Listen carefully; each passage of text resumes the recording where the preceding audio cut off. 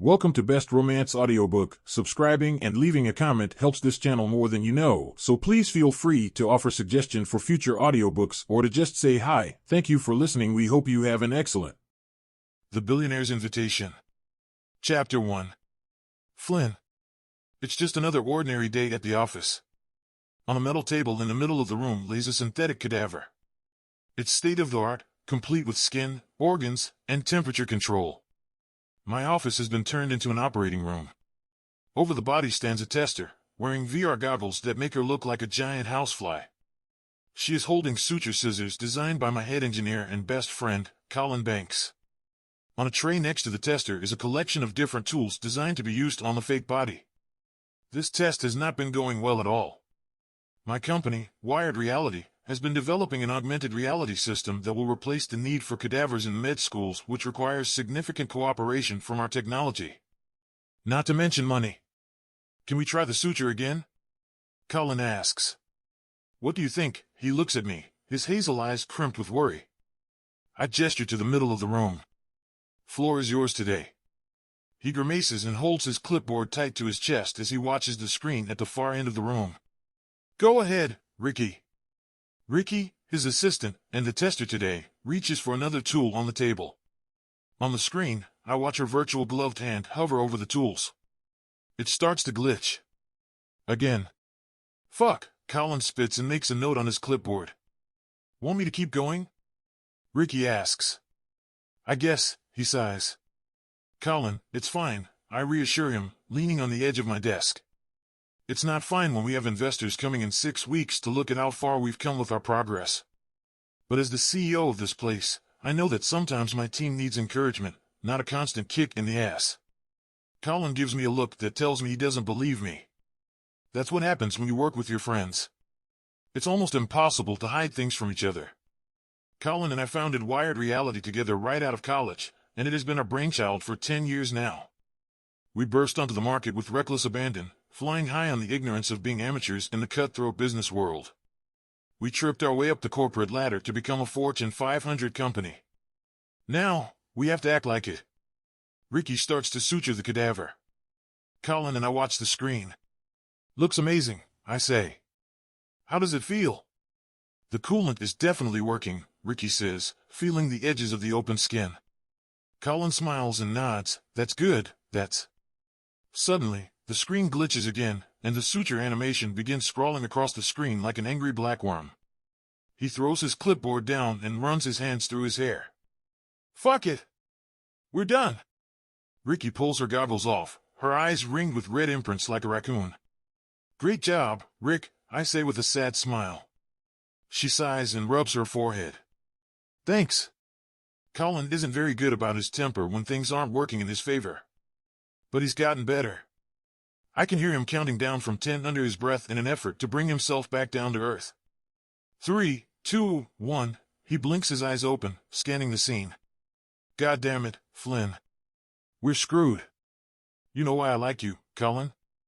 I say, crossing my arms over my chest. You're so fucking optimistic. Colin's face sours, but before he can reply, there is a knock at the door. I'm saved from whatever cloud of negativity he's about to spew my way. Come in. My assistant, Wendy, an older woman who still wears her hair in a perm of curls and has signature hot pink lipstick, enters breathlessly. Mr. Madden, there's a guest here to see you. I raise an eyebrow. I wasn't expecting any guests today. Normally, I wouldn't interrupt your, very important work, but she glances towards the table in bewilderment. Despite wanting to escape Colin's feral anger, I know that leaving right now would just make it worse. I'm afraid I don't have time for an impromptu guest, Wendy. Feel free to offer them something on my schedule, but... Mr. Madden, I really think you're going to want to speak with her. My ears perk up. Usually, when I have an unannounced guest, it's a man. They feel much more entitled to my time. That's why I prefer to have female investors. Do I know this visitor? Suddenly, I notice Wendy's expression. Deathly. Almost like she's seen a ghost. She nods solemnly. I frown. No. It couldn't be. Is it? She nods again, more vigorously this time. And that's how I know who is on the other side of that door. Flynn. My eyes shoot to Colin. He knows, too. It's clear by the look on his face. You don't have to talk to her. Oh, but I do. It's been 2 years since I've been in the same room with her. I tried for months to get her to speak with me, only to be brushed off continuously. Now she's walked right into my office. No doubt wanting to talk. But, about what? I swallow so hard it's audible. Clear the room, please. Colin is already a step ahead of me. He knows me too well at this point to think I'm not going to talk to the one woman who has been on my mind for 2 years. He collects his equipment and hustles Ricky out the door with one last look at me over his shoulder. If you need anything, call. I'll be headed out early to meet Stella, so I'll be fine. Colin nods. You got this. I try to smile, but don't know what I got. I don't even know what she could possibly want to say to me. Or what she might want from me. Send her in, Wendy, I say softly. Right away, sir. Wendy disappears out the door. I have only a minute to decide where I will receive my guest. Should I sit at the desk, or is that too formal? At the edge of the desk, or is that too posed? At the windowsill, or is that lame? By the time I hear the door unlatch again, I haven't moved an inch from the center of the room. That is where I receive Adelaide Fraser. My ex-girlfriend. And man, she looks fucking amazing. Her blonde hair is pulled back into the most perfect, messy bun, strands of hair framing her face as if she's some sort of fairy princess. Her green eyes pop against her slinky, sleeveless olive-colored dress, well-suited for July in NYC. Every bit of loathing I've had for her since she left me disappears. I can't deny how much I still want her in every way possible. Aren't you going to say hello? She asks, a smirk on her tawny-colored lips. Well, of course, I'm going to say, breathe, Flynn. Hello, Adelaide. You look well. Her smirk turns into a grin. Adelaide closes the space between us and grabs my hand. My heart pounds. Fuck, I always hoped when I would see her, I wouldn't care, and yet here I am, ready to fawn all over her. She kisses my cheek gingerly and then retreats. So do you, Flynn. Oh, I'm all right, I say, absent-mindedly rubbing my chin, wishing I had shaved this morning instead of last night. Always so self-deprecating, Adelaide says, rolling her eyes. It's not hard when you're, I gesture to her, at a loss for words. Wherever Adelaide goes, she leads with her beauty. And she knows it. When I met Adelaide Fraser, she was an up-and-coming model. Since then, she's taken catwalks and magazine covers by storm, competing with the likes of the Hadids and Kendall Jenner. I always felt like Roger Rabbit next to her with my glasses and lanky awkwardness. It turned out I had reason to be worried when our relationship came to a screeching halt after she left me for football player Theo Wadolski. Taller, stronger, and objectively more handsome than me. I just wish she'd had the decency to break up with me before falling into his bed. Adelaide quirks her head to the side. Can we sit? Stop acting like an idiot. Yes, of course. Wherever you want. I like the new place. Thanks. Yeah. We've expanded quite a bit, so we needed to spread out, I say. I guess I have something to show for our 2 years apart. Wired Reality has grown from an industry name to a household name. Our valuation has skyrocketed, and there's nowhere to go but up. Adelaide takes a seat in a gray, boxy lounge chair so gracefully it's like she's choreographed the routine. Can I get you anything? Water? Coffee? I'll only be a few minutes, she says, waving her hand. Come sit, come sit. Of course, she only has a few minutes. When it came to being Adelaide's boyfriend, my life ran on her schedule. Which, as you can imagine, was superbly inconvenient as a CEO of a hugely successful, yet young tech company.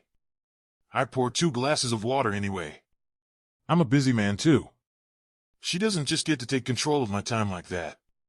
To what do I owe the pleasure of your visit? Adelaide reaches into her Chanel purse and produces a cream-colored envelope. You're officially invited, love. I ignore the shiver the word love sends down my spine and take the envelope, confused. My name is on the back in gold calligraphy. Oh no! What's this? Why don't you open it up and find out? I split the envelope open and pull out a hefty invitation that sputters golden glitter onto my lap. You're cordially invited to celebrate the engagement of Adelaide Fraser to Theo Wadolski. You're engaged, I say, trying to process it. I am, she answers excitedly. I force a smile. Congratulations. We haven't gone public yet, so I hope you'll keep it discreet, Adelaide says, gushing. Keep reading. Join Addie and T. I stifle a gag. On a Mediterranean cruise, August 1st, 14th. A cruise? I can't hold back my utter shock. You want me to come on a cruise with you? Adelaide seems nonplussed by my reaction, pulling out a pack of cigarettes from her purse and lighting one up. Of course. That's why I've invited you, silly. I try to ignore the swelling smoke wafting into my nose. I never liked the habit, but she says it keeps her skinny. Why? She sighs and looks off wistfully. I know things didn't go the best between us, Flynn, but you have to know I care for you. Don't you? Is that why I haven't heard from you in 2 years? Adelaide purses her lips. We needed time apart. She needed time away from me to get rid of the guilt. That's how I've always seen it. But you were so important to me, Flynn. I grew so much because of you. I've never forgotten that. I don't know if that merits an invitation to an engagement party. She takes a deep inhale of the cigarette. I pray that the sprinklers don't go off. Of course, it does. I still have love in my heart for you, Flynn.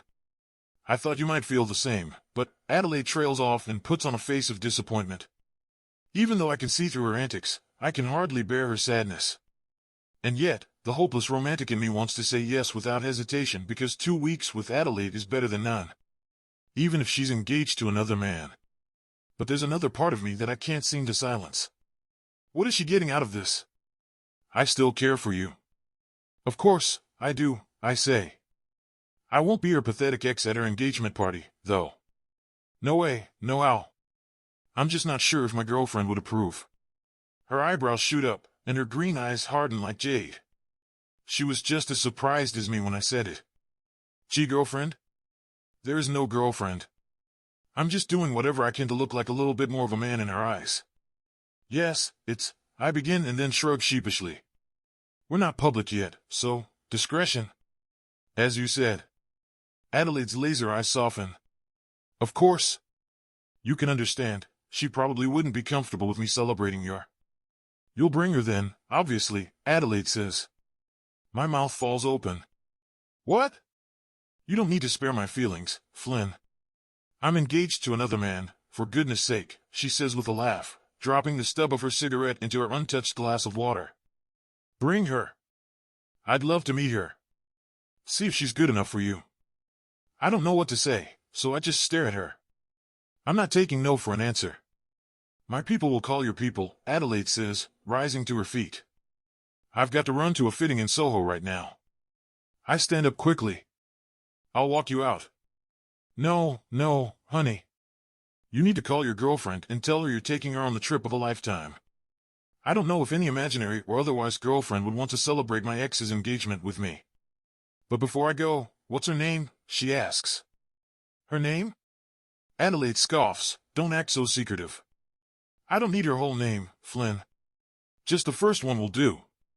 And I say the first name that comes to mind, Stella. Stella and Flynn. Ah. Adelaide pats my chest. I'm looking forward to meeting Stella. I can barely utter a goodbye as she walks out. What have I just done? How am I going to tell my best friend I've just said his little sister is my girlfriend? Stella. I loop down into the box on the floor, halfway hoping it's empty. But no. As usual, an empty box around here only means one thing. Puppies or kittens. Today, it's puppies. Just my luck. Hey, little guys. Look at you, huh? I reach in and wait for one to sniff my hand. A little white pup with a gray splotch over its eye is the lucky winner. I pick him up and cuddle him to my chest. Goodness gracious, why are you so darn cute? The issue with puppies is that they're way more work than kittens. And the work is way more heartbreaking. They're so much more emotional, expressive, and needy. Sounds familiar. The shelter is at capacity.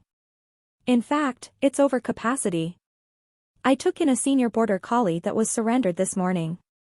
Freckles' mom is being moved into memory care and no one can take in the poor pup. How am I going to say no to that? And now this. Puppies. Lucky for me, puppies go fast, but still. 5 more teeny mouths to feed and not enough hands to hold the bottles. The puppy in my hands is straining to kiss my chin. I giggle and bring him higher so he can reach my face. Damn it, what do I do with you? Animals have always taken a liking to me, and me to them. They're much less complicated than people, even though we don't speak the same languages. That's why I have 2 dogs at home, Herbie and Otis. And as much as I'd like to take this little guy home, too, I just can't add another animal to my current menagerie. We don't have room, Stella. I look up at Maurice. Maurice is retired but volunteers at the shelter every day. We've become good friends over the last couple of years I've been managing the shelter.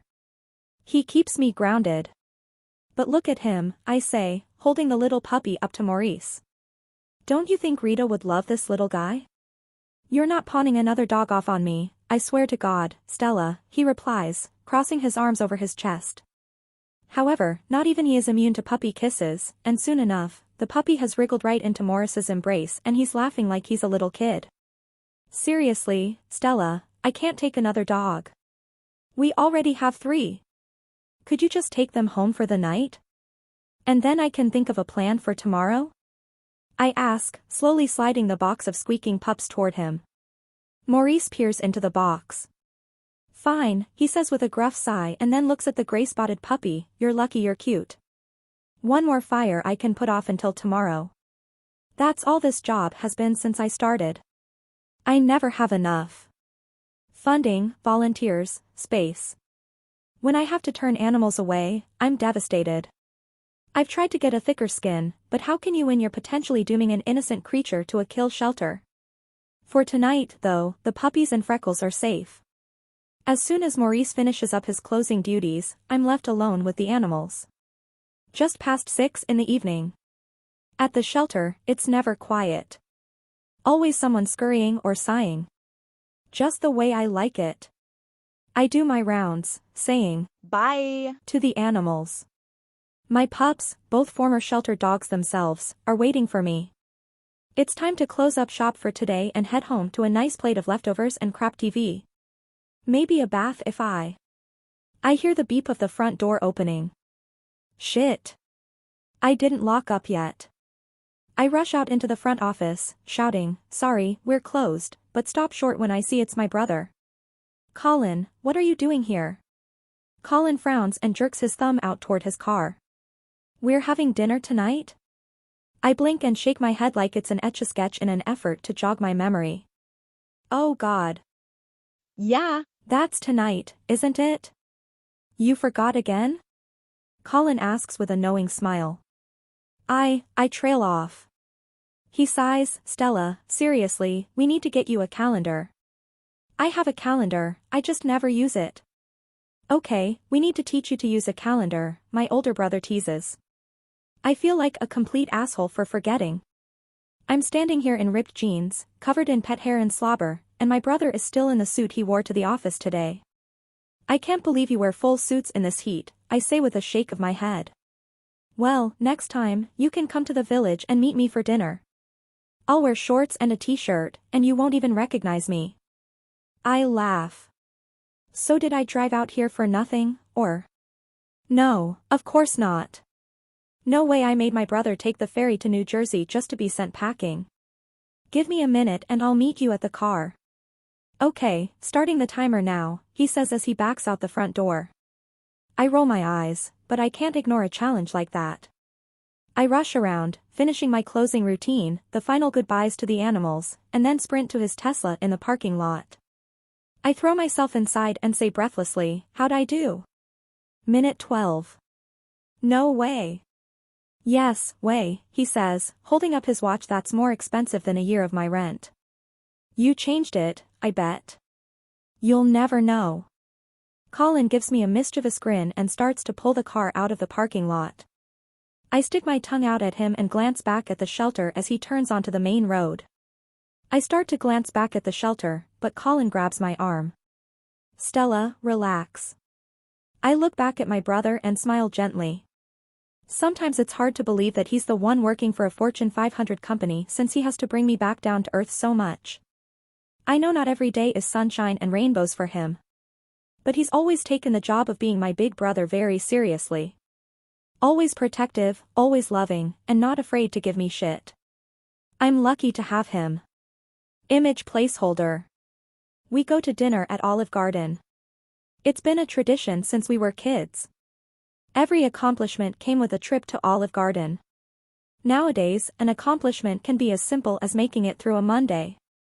Neither of us cares for the fancy schmancy dinners. He begrudgingly goes to plenty of those for work. Olive Garden is just fine for both of us. Colin always picks up the bill. I know he'd like to pick up quite a bit more. For years now, he's wanted me to capitalize on my biology degree by going to veterinary school, but it's just never been the right time for me to leave the shelter. Of course, when is the right time for anything that takes that much effort? The shelter isn't your life, Stella, Colin always reminds me. However, it has become my life. I think about these animals all the time. And I love them. The pay is shit, of course. I just can't justify leaving them. Or maybe I'm too scared too. If I left, I'd have to think about all the parts of my life that have been left untended. My love life, my friendships, my goals and ambitions, what even are those anymore? After dinner, we go to a local ice cream shop and sit out on a plastic picnic table, lapping up ice cream before it melts in the blazing summer heat. You think we look strange together? I ask, glancing at my brother. Colin frowns. No, why? I give him another up and down. He's removed his suit jacket, thank God, but he's still in his expensive slacks and dress shirt. I don't know, you don't usually see capitalists and hippies hanging out like this. Colin laughs heartily. Well, at the very least, people can tell we're related. It's the hair, he says, pulling on a curly lock of my long hair. Hey! I reach out and grab a curl on his head and yank harder. Whoa! Easy. You don't know your own strength, he replies, rubbing the back of his head. Serves you right, I say, licking my strawberry ice cream. Colin shakes his head. You're a brat. Yep. Anne. He chuckles and we both sit, finishing our ice cream, as the sky swims with orange and pink, the sun getting lower and lower. Thanks for coming to visit me, I say eventually. Don't I always? Yeah, but I should come up to you, probably. Colin shrugs. I prefer you to stay out of the city. I laugh. Yeah, I'm much safer in Jersey. Better than New York. Whatever, bro. I can feel Colin's eyes harden on me. He gets this look when he's about to say something very parental. I glare at him. What? What? You're staring at me. Colin sighs. I didn't mean to. Yes, you did. Say it. Say what? What you want to say? I exclaim and then stuff the bottom of the cone in my mouth, enjoying the melted ice cream mingling with the sweet, crunchy cone. He folds his hands between his knees and slides them back and forth nervously. I just wish you weren't so committed to doing everything on your own. What the heck are you talking about? Like going back to school or maybe moving in with me or... You just said you didn't want me in the city, I say pointedly. Colin groans. Well, if you lived in the city, it would be different. Why is that different? It just is. You wouldn't be a Jerseyan waltzing and gawking at the skyscrapers. I do not gawk. Stella, trust me. You're a gawker. You don't want me in town. I'd cramp your style. He snorts. What style? Colin Banks, tech engineer at the biggest company since Tesla. Also, a full-on idiot. You know. Your big tech bachelor style. Ew. Okay, I'm taking you home. I laugh and tease him the whole drive to my apartment. When he parks the car, he gives me a look. Will you be okay until I see you next? Colin, I'm a grown-ass woman. Yeah, and someone has to worry about you. Might as well be me. My brother. Ever since our parents passed away a few years earlier in a car accident, he's been overprotective. I also feel protective of him, but it's innate in his blood as a big brother to always be making sure I'm all right. Text me when you get home. I lean over and hug him. Colin pats my back. Turn on the light to let me know you're safe. You're a worrywart. You're correct. I get out of the car and give him a wave just before I unlock the entryway door. My apartment is up the stairs, the first one on the right. I can already hear the dogs at the door. Herbie, the white pit bull, and Otis, a blonde chihuahua with an underbite, greet me with kisses and impatience to be let out. Before I do anything, I let them out through the kitchen door into the backyard. Then, I hurry to the front window and turn on the table lamp. I wave down at the Tesla even though he can't see me. As soon as Colin pulls off down the street, I'm left with a sinking feeling. I do like animals more than people. They give unconditional love and are mostly uncomplicated. I prefer that to humans disappointing me. Specifically, men. After all, what good are they? And yet, unless it's a rare night I don't have plans, I come home to two beautiful creatures who will never understand me and all my complications. I haven't let anyone see the real me in a long time. I honestly don't even know how to anymore. Flynn. What do you mean you said you have a girlfriend named Stella? Shoo! Lower your voice.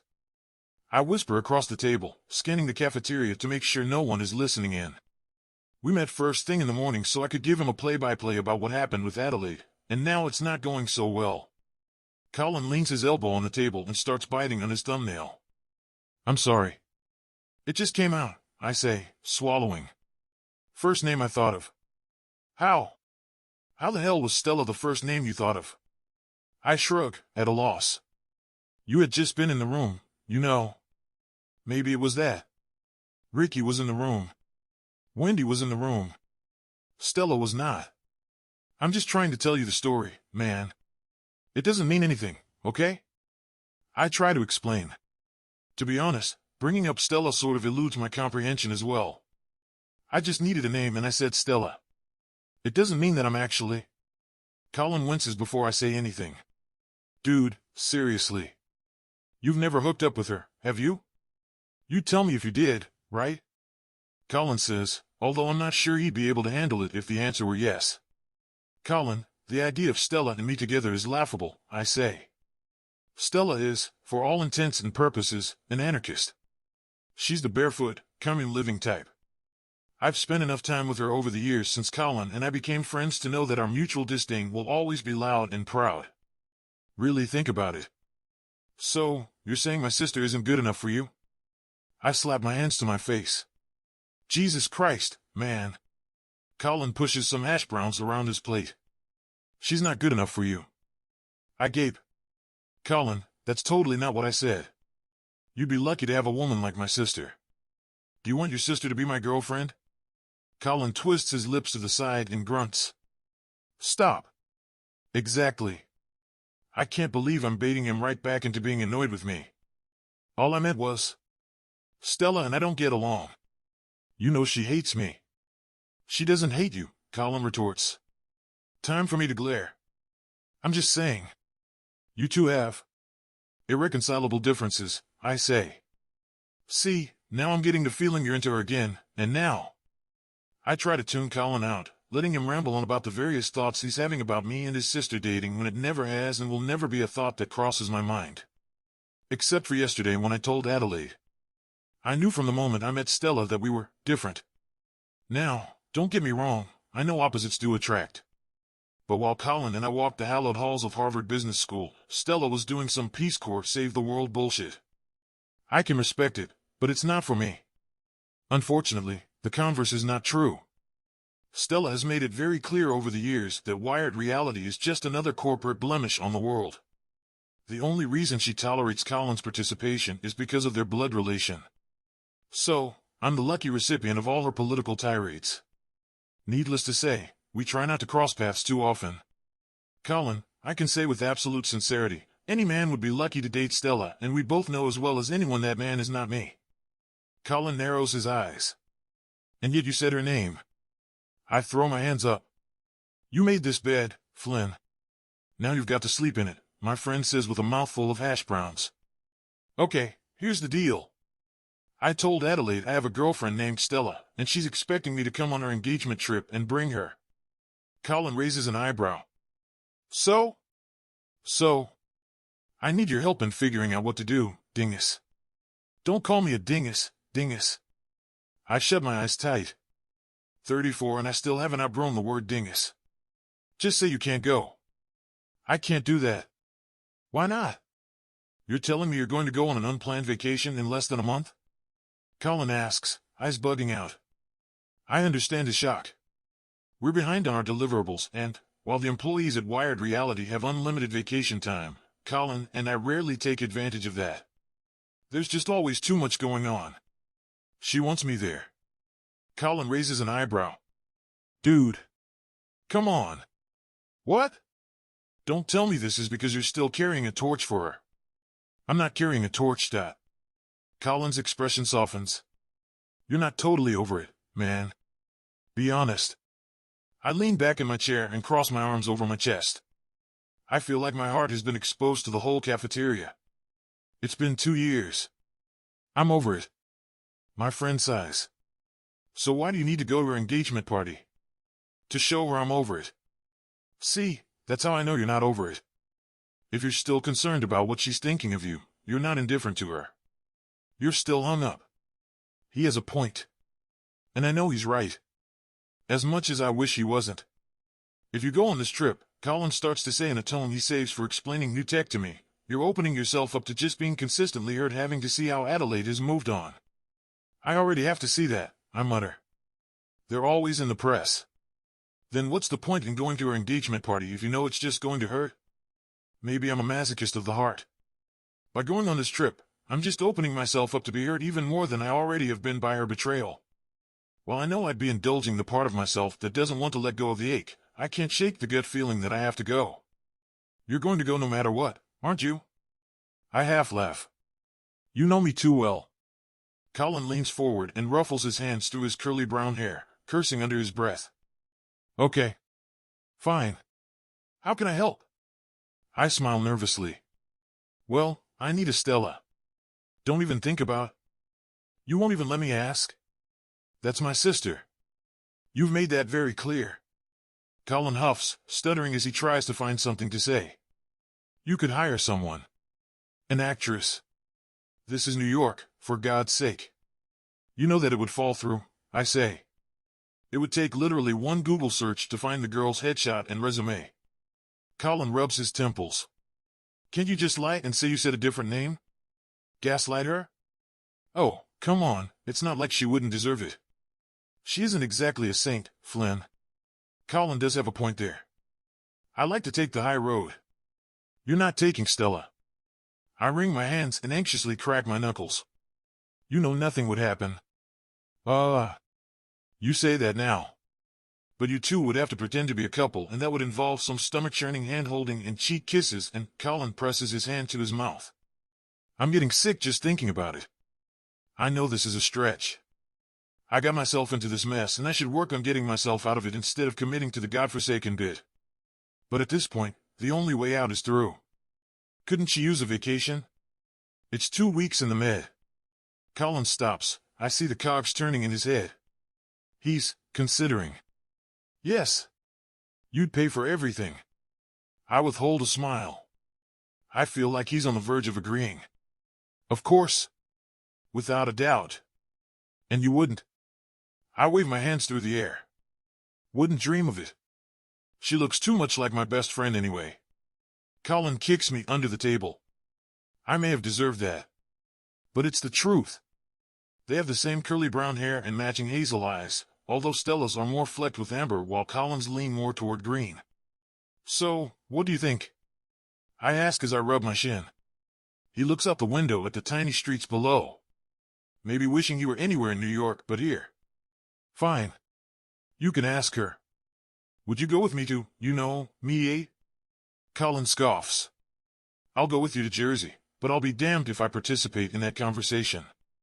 I nod. That's more than I deserve. I owe you. Colin narrows his eyes at me. But if she says no, you can't beg. I can't make a promise that I won't beg at least a little, but I nod. Deal. And if she agrees, you better make sure she doesn't get into any trouble. I know how those people can be. Any trouble she gets into will be of her own accord. Flynn. What? Stella's a free spirit. Isn't that in her Instagram bio? Stella's gonna do what Stella is gonna do. Colin hums. He knows I have a point there. And you'll be a perfect gentleman the whole time. When haven't I been? Colin lowers his chin, eyes nearly rolling back all the way into his head. I'd like to inform you that every time you think you've gotten away with a quickie at the office, you haven't. I open my mouth to respond, but I have nothing to say. I need you to be a gentleman for real this time, Flynn. Colin holds his hand out across the table. Shake on it. I grab his hand and shake firmly. You have no reason to worry, Colin. He pulls his napkin off his lap, bunches it up, and throws it down on the table before getting up. Oh, I know I don't. There's a 90% chance that Stella tells you to fuck off before you even get your question out, he says with a laugh. Meet me in the garage at 4 p.m. sharp. Today? Yes, Flynn. You're going to ask my sister to be your fake girlfriend today, Colin says, nearly gagging on the words. Then, he walks off without another word, leaving me to clean up our trays. Now, how the hell am I going to get Stella Banks to come on a 2-week vacation with me as my fake girlfriend when I know she hates my guts? I've got until 4 to figure it out. Stella. I am happily helping the 3 new puppies, currently named Snap, Crackle, and Pop, nurse on baby bottles jerry-rigged into a milk crate. It's positioned on a slant so they can sit their little butts down and let gravity do the work of getting the milk into their little bellies. The gray one that went home with Maurice is staying home with Maurice, thank goodness. Rita took such a shine to the little guy, as did the 3 other rescues they already have at home. 1 puppy down, 3 to go. Hoping to have these little guys in homes by the end of the week. Then, there's sweet Freckles. She's graying around the snout and seems to keep mostly to herself, still mourning the loss of her owner. It breaks my heart to see her. The only time she's eager for pets is when I have handfuls of treats. I'm already foreseeing a future where she's stuck here 6 months down the line. We give them all the love we can, but every animal deserves to live their last days in a happy home, not here at the shelter. It's the thick of the afternoon, but there's a nice breeze in the air which makes sitting outside with the dogs extremely pleasant. Some of them are roaming around, others have found a patch of sun in which to take a nap, and others are playing with some of the volunteers. Snap gets confused and starts pushing his sister Crackle off of her bottle. I have to pick up his wiggly body and readjust. There you go, Snap. Let your sister eat in peace. Typical boy. Geez, that's a lot of dogs. My body goes rigid at the sound of his voice. God, that voice. Flynn Madden. The embodiment of devil's advocate, aka the worst kind of person. The only reason I've ever put up with him is because he's been my brother's best friend since their very first day of college. What the hell is that voice doing here? I whip around and see Flynn and Colin standing on the patio overlooking the yard where all the animals are frolicking. Some dogs have already noticed them and are tromping up for pets and scratches. Colin is happy to give them. Flynn, on the other hand, is flustered. Someone must have let them through because they recognized Colin. Can I help you? I call out with a bewildered expression. There she is, Colin says. His expression looks rather grim. I can't imagine what kind of news he's delivering or what he might need from me with an expression like that. He forces a smile as he leads Flynn over to me. Hey, sis. I'm about to reply, but we're interrupted when Flynn groans. He picks up his foot, dog shit plastered to the bottom of his leather shoe. I laugh loudly. Gotta be careful where you step around here. Flynn laughs without smiling and pulls a handkerchief out of his pocket to wipe off the bottom of his shoe. If I didn't think Flynn was an East Coast wasp before, the handkerchief really pushed him over the edge. To what do I owe the? I'd say pleasure, but I'm not sure that's why you're here, I say, quirking my eyebrows at my brother. Can't a guy come to play with some dogs? Colin tries to smile. A guy, I gesture to Colin, can.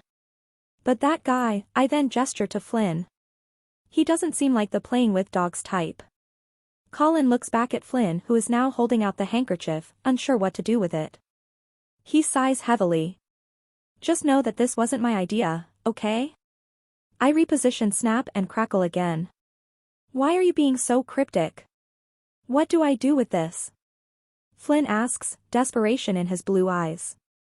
I'll take it. You talk to her, Colin says. He snatches the handkerchief from Flynn, holding it a foot away, and goes to dispose of it. A few of the dogs follow at his heels and Colin starts to make a game of it. This leaves me with Flynn. He stares down at the box of puppies. That's quite a contraption. Easier than doing it one at a time. I can imagine. How old are they? I don't know why he's trying to be pleasant or why he's feigning curiosity about my work, an interest he's never really had before. I've always been a do-gooder in his eyes, sacrificing my education and potential to spend my day petting animals. If only he knew how complicated this job really was. From the looks of it, about 8 weeks. Hard to be sure. Someone found them in a box on the side of the road and brought them in last night. Wow. Yeah, this is extremely awkward. I can't help but shake what Colin said, this wasn't my idea. What the hell am I in for? What are you doing here, Flynn? Interested in adopting? Flynn laughs. No. No, animals aren't my thing. Would have never guessed, I say sarcastically. Once again, I have to move Snap off of Crackle's bottle. Seriously, dude? To my surprise, Flynn hikes up the fronts of his slacks and plops himself on the ground across from me. I actually came to talk to you. I don't take my eyes off the dogs. About what? Well, he half laughs to himself. I remain stoic. It's a funny story, actually. Is it? Flynn's blue eyes flick to mine and for a brief second, my heart leaps into my throat. I've never been able to ignore that he's an attractive man. He just lacks a personality to match. Always chasing after model types and making his work his personality. You remember Adelaide, right? How could I forget? Adelaide Fraser, supermodel ex-girlfriend.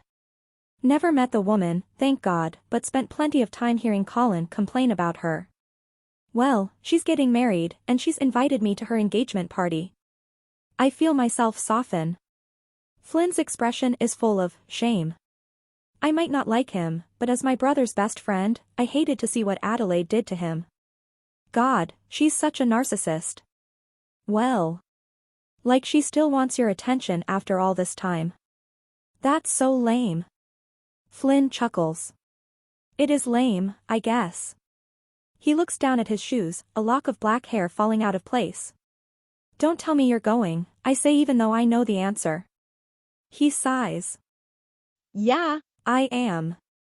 No, Flynn. You're much better than that. Well, apparently not. Flynn half smiles at me. To make matters worse, it's a 2-week cruise. I groan. Oh God, you're kidding. Nope. You rich people. Flynn doesn't get a chance to respond before Freckles nudges her black and white snout up against his shoulder. Oh, hi, he replies, leaning away. Freckles tries to lick his chin, but he's just out of reach. So, she crawls into his lap. I smile. She likes you. Apparently, he replies, dodging her eager tongue. I reach out and scratch her side. She doesn't like anybody. So, you're saying it's a compliment. Or she just has bad taste, I say dryly. Flynn rolls his eyes, attempting to tame Freckles' affection with head scratches.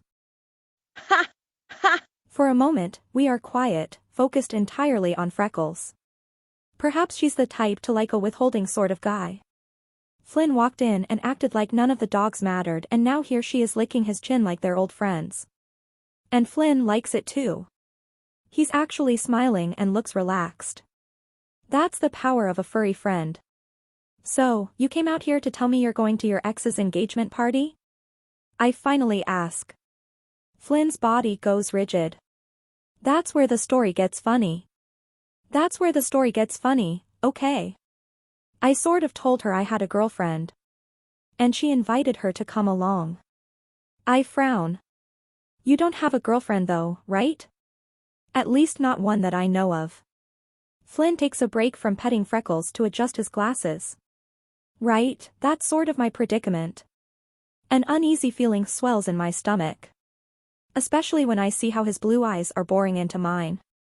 Why are you looking at me like that? I need someone to pretend to be my girlfriend. I'm so stunned I don't even notice that Snap, Crackle, and Pop are still sucking on empty bottles of milk until Pop takes a tumble trying to hop up onto my leg. Oh my god, I grab the little guy and hold him to my chest, like he's suddenly an emotional support dog. You're not about to ask me, are you? Flynn glances over his shoulder at Colin, who is trapped in a cuddle puddle with a bunch of dogs.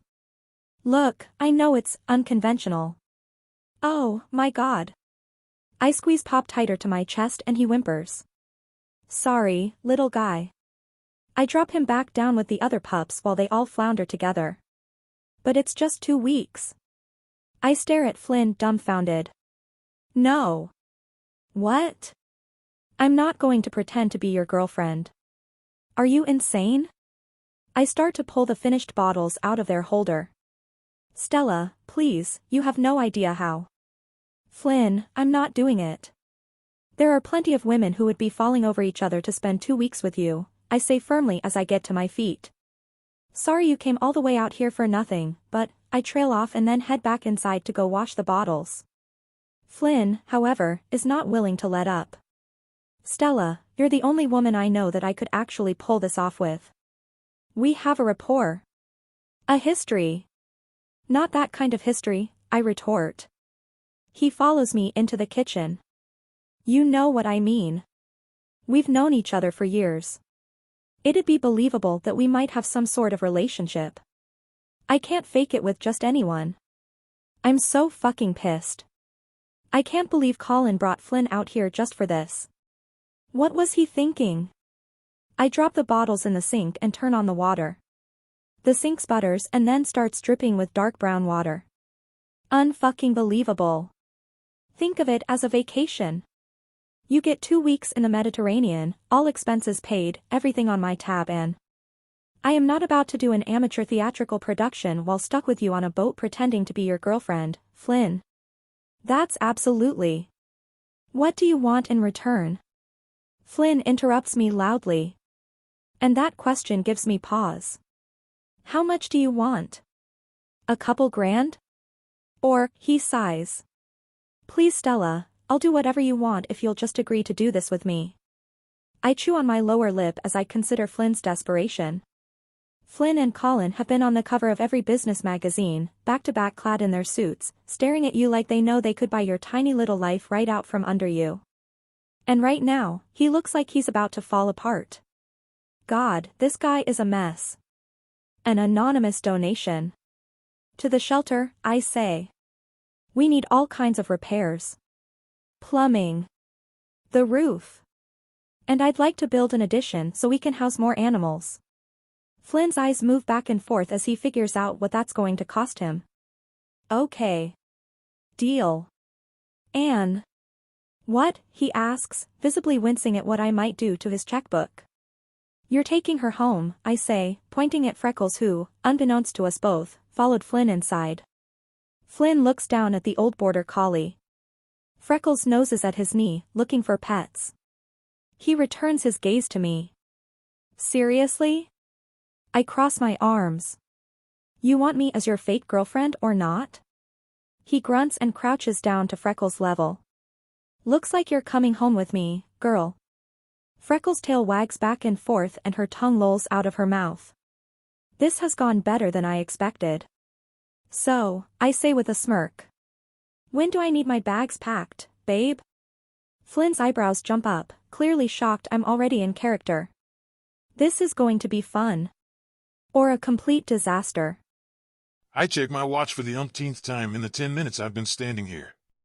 Stella's not even late, but I'm terribly anxious. What if she changed her mind and went back to the States? What if I'm going to be left standing here on a dock at the port of Piraeus, already sweating in the Grecian heat, doomed to have to force a smile for 2 weeks while I watch my ex-girlfriend tromp around with her brain-dead fiancé? I start tapping my foot anxiously and pull out my phone to check our text messages back and forth. The last one was sent about an hour ago. Waiting for car now. But she never said if she got in the car. What if while she was waiting she said fuck it and fuck Flynn, I'm going home? That's not out of the realm of possibility for her. I knew we should have flown out together. But I wanted to have a day in Athens to rest before this trip, which will doubtlessly be the death of me. Stella couldn't join me, wanting to make sure the shelter was prepared to deal with her absence. She has not let me forget that she's taking vacation time and sick days in order to go on this trip with me. I have to make it worth her while. Just breathe, Flynn. Traffic in Greece is horrible. Right? Isn't that a thing? I scratch my jaw, which is smooth, if not a little irritated from shaving first thing this morning. I stare out at the blue-green waters. I've never been one for yachting, but that's a requirement when it comes to the lifestyle I've chosen. 2 weeks on a boat is not ideal. I'm already picturing myself knocking my head on a low doorframe or the shower head. Even the most mega of yachts fail to cater to us tall guys. The boat is docked a little down the way. I've managed to stay out of sight, not wanting to be recognized by any of Adelaide's old friends. I've been watching as a steward with space buns is greeting guests at the gangplank while the crew is grabbing the overabundance of luggage. I have had a few weeks to prepare for this. But there's not enough preparation in the world that could make this situation any easier. Flynn! I leap into the air at the shock of hearing my name. Christ! I turn around and find Stella rushing down the dock toward me. Her brown curls are pulled back into a messy mop on her head and sweat is dripping off her brow. More noticeable, though, is her outfit. Striped overalls that make her look like a fucking train conductor over a light cotton blouse that is so see-through I can make out the shadow of her collarbone through it. And some beat-up tevas. Dear God. I was looking for you, she says breathlessly, skittering to a stop in front of me with her bright purple suitcase. Didn't you, my calls? Your calls? I was calling, I couldn't find. I pull my phone out and notice I don't have any bars. Shit, I didn't have service. I'm sorry, No worries. Stella holds up her hand. Give me a minute. She grabs her shirt and fans it away from her chest. Jesus Christ, it's hot here. It's the med. It's the med, she replies in a mocking tone. I roll my eyes. This is already off to a bad start. You know you can't talk to me like that once we're on the boat. We talked about this. I know. I'm just getting it out of my system, she says, then takes a deep breath, putting on a serene smile. Okay, I'm better now. Hello, honey. My body braces at her term of endearment. She always says it facetiously, but it does feel nice to have someone call me that, even if we're faking. Hello, dear. Dear? How old are we, Flynn? What do you want me to call you? Darling? Lover? Lover? You! That's so. Stella, I scold, taking a step closer to her. What did I say? She demurs her head to the side, fluttering her lashes. Even people in a relationship give each other shit, Flynn. I suddenly realize how close I've gotten to her. I can smell her perfume mixed with her sweat, sweet and salty at once. It's intoxicating. I clear my throat and take a step back. Just don't make a sour face when I try to be sweet to you, all right? Then don't look like I've just kneed you in the balls when I call you honey, Stella says dryly. Is that really how I looked when she said it? Stella nods her head toward the yacht. That the boat? Then, she starts walking in that direction. I follow her, dragging my suitcase behind me. Whoa, slow down. Why? Doesn't it leave port in half an hour? Stella, we need to talk about what you're wearing, I say. Even though she set a quick pace, my long legs keep me on an even keel. Oh yeah, it's cute, right? She says with a sneaking smile. I try not to let my frustration be visible as we close in on the steward. What happened to the wardrobe I got you? Relax, it's packed, Stella says. I just got off an international flight. I wanted to be comfortable. I glanced down at her ridiculous purple suitcase. You could have changed in the airport. I want you to make a good impression. Stella snorts in laughter. Wow, are you telling me I don't look nice?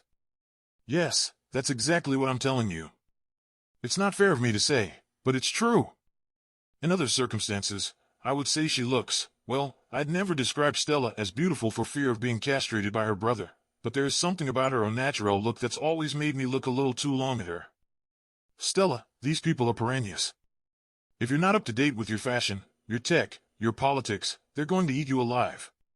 She smirks. Flynn, do you trust me? I take a pause. You trust me enough to be your girlfriend for 2 weeks, she says in a voice low enough for only me to hear over the wheels of our suitcases. Right? I guess that's true. Stella slows down as we approach the boat steward, a bold grin creeping over her lips to greet them. Then trust me when I say that I can handle myself. Wait, I stopped just short of the steward being able to greet us. This isn't about you, Stella. This is about me. I'm trying to make a good impression on. I gesture to the boat and stop speaking. You know? Stella's hazel eyes glint and she cocks her head to the side, a few curls falling askew. Why are you so hung up on her? I'm not hung up, I whisper. Well, you care an awful lot about what she thinks of you, Stella retorts, crossing her arms over her chest and leaning into her hip. I care what everyone thinks about me. That's not true and you know it. Her words hit me like a ton of bricks. Stella is not shy about being direct and to the point. She also knows how to cut right to the heart of the matter without really considering if someone is ready to acknowledge the truth. She left you, Flynn. She embarrassed you. And you, why do you care about what she thinks? She's a bad person. I feel an impulse to defend Adelaide, but I hold my tongue. I don't want this conversation to continue any longer. Come on, we have a boat to catch. Stella sighs. All right. Let's do this. We are greeted by the crew who have been idling, waiting for us to wade through our bullshit so they can greet us. After the crew takes our bags, the steward directs us up the long gangplank. It feels like I'm entering the underworld. A beautiful, blissful facade. On the deck, we are greeted by another stew and the captain, an older man with white hair and a matching beard. Captain Caracas, he says with a light Grecian lilt.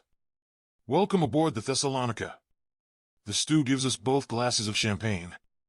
Everyone is on the aft deck, she explains with a gesture down the length of the boat. We thank her and then head down the deck. Take my arm, Stella says, slipping her hand into the crook of my elbow. I don't say anything, chewing on the inside of my lower lip, trying to decide what I'm going to say when I see Adelaide again. I've gone through this moment over and over since I accepted the invitation. And it's never gone right in my head. Don't be nervous, Stella murmurs like she can read my mind. You look great, you've got a cute girl on your arm, and you're literally a billionaire. What she got? Legs for days? So what? I laugh despite my nerves. I guess all of those things are true, although I didn't know that Stella thought I looked great too. That feels nicer than it should. Say something that makes me laugh, Stella says, tugging on my arm. What? Stella bursts out laughing as we walk out onto the aft deck. Stop it, you're ridiculous. I laugh too, trying to keep my eyes on her even though I can feel Adelaide's presence pulling my gaze toward her like a magnet. Well, look who it is. Adelaide announces loudly to the group that is already gathered. Finally, I look over at her, and she's stunning. What can I say? All legs and arms, her blonde hair is now done in perfect curls down her shoulders, a macrame dress that shows off pieces of her tan skin underneath. Too bad she's standing next to the boulder of muscle that is her fiancé. So glad you could come, darling. Adelaide struts over to me and gives me kisses on both of my cheeks. Then she looks down at Stella, lips perked, and eyebrow raised. Is this Stella? That's me, Stella says. I detect a little edge of nervousness in her voice. Even she can't always be full of swagger. Stella sticks her hand out toward Adelaide. Nice to meet you. Adelaide eyes Stella's hand and then takes it limply. The judgment is pouring off of her, palpable like rain falling from a gutter. Well, she's just charming, isn't she? She says to me. I'm looking forward to getting to know you, Stella. This is a special man. Now my heart fluttering at that. He is. I'm lucky you got rid of him, Stella says, leaning into me and patting my chest. Geez, thanks, Stell. Adelaide forces a laugh and then gestures to the rest of the guests. Well, now that we're all here, how about a toast? She returns to her fiancé and the two of them start some sickly sweet toast about their love and how special it is that they can share this moment with their closest friends. I don't know why I'm included when the guest list is so exclusive. Thanks, I whisper in Stella's ear. She smirks and knocks her hip against mine. No problem. Pissed. We look over at the woman standing nearest us.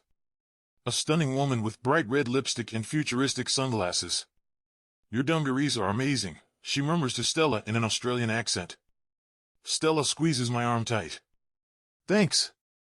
I got them on sale. Maybe this is going to go better than I thought. Dinner is an amazing feast. Somehow, they've managed to cram all of us down a long banquet table on the aft deck. I'm wedged in between Flynn and a football player. Or should I say soccer? The groom is an American footballer, but for some reason, he has a close friend who is a British footballer. I'm trying not to get too bothered with all the details since all of these people are going to be mere memories in 2 weeks' time. We're seated right at the head of the table near the happy couple. At first, I wasn't sure why, but now that I've watched how Flynn fawns over Adelaide, I get it. She's just making him suffer. How long have you two been together? Adelaide asks, brushing a hand through her hair. I take a deep breath. Flynn and I went through all the details. We both know this answer. 5 months, we answer in unison. Oh shit, you've already got the same brain, Theo, her fiancé, whose neck is so thick he looks like a thumb, doltishly laughs. Flynn and I exchange a look. You're Colin's sister, right? Adelaide asks. You remembered, Flynn says as if remembering the name of his best friend's sister merits a Fulbright. Course I did, silly. Barf. I didn't remember you by name, but when I saw the names on the RSVP, I could put 2 and 2 together. Adelaide's green eyes zero in on me. I can't imagine Colin was too happy to see you move in on his best friend. I start to speak, but Flynn takes over. It was me, actually. I was the one who made the move in. Yeah, he had Colin's blessing, I add. I mean you've known each other for years, right? What made you want to make a move after all that time? Adelaide pushes her fork around her plate, eyeing Flynn carefully. Flynn pauses. Any sort of emotionality or sense of romance. We left out any sort of emotionality or sense of romance when we talked through the relationship planning. After all, this is a business transaction more than anything. Well, she's a very compassionate person. And you know how hard it can be to find people like that when you're always in the public eye. Zing. She doesn't give a shit about pretense. For better or worse, I guess, Flynn says with a chuckle. Grounds me. Those were nice things to say about me. I don't know if he believes them, but the compliments are appreciated. Aww. That's sweet. Isn't that sweet, T? Adelaide asks, leaning herself onto her future husband's broad shoulders. Why did you ask me out? I can see Flynn wince out of the corner of my eye. Because. I mean, your Instagram. Have you seen yourself? Theo says, looking to his soccer buddy for support. The two of them laugh. Adelaide's face sours. Well, anyway. Yeah, anyway, Flynn says. I wouldn't blame him if he lost his appetite after that. How is Colin, by the way? Adelaide asks me. I keep the conversation on Colin for a good, long, boring while. I love my brother, but his work sounds hellish compared to getting to hang out with dogs. Lucky for me, I can filibuster like a politician and watch as Adelaide gets bored to tears, wishing she had sat literally anyone else in the 2 seats beside her. Dinner goes on, and different conversations spark up around the table like fireworks. I'd love an earful of each one. I recognize some of the faces. 2 women at the end of the table are also models, Brandy Mars and Chiana Barisi. I wouldn't have been able to name them off the top of my head, but when we were introduced, I recognized the names. Brandy brought her girlfriend, Sloane Baylor, a famous pop musician with a spiky blonde cut whose music I hate. I of course told her it was an honor to meet her. Then there are a couple of Theo's teammates and their wives who all have the whitest veneers I've ever seen. And then there's me and Flynn.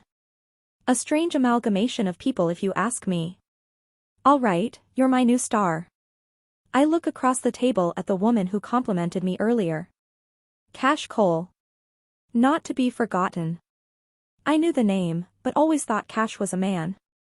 It turns out, Cash Cole is a gorgeous, diminutive Aussie who truly gives off goddess vibes. Beg your pardon? I ask. Your style. It's magnificent. Isn't it, Gregory? Gregory, I've come to understand, is her assistant. A stocky man with a dangling earring and hair bleached so blonde it's silver. Magnificent, he replies. His talent is repeating exactly what she says back to her. Cushy job.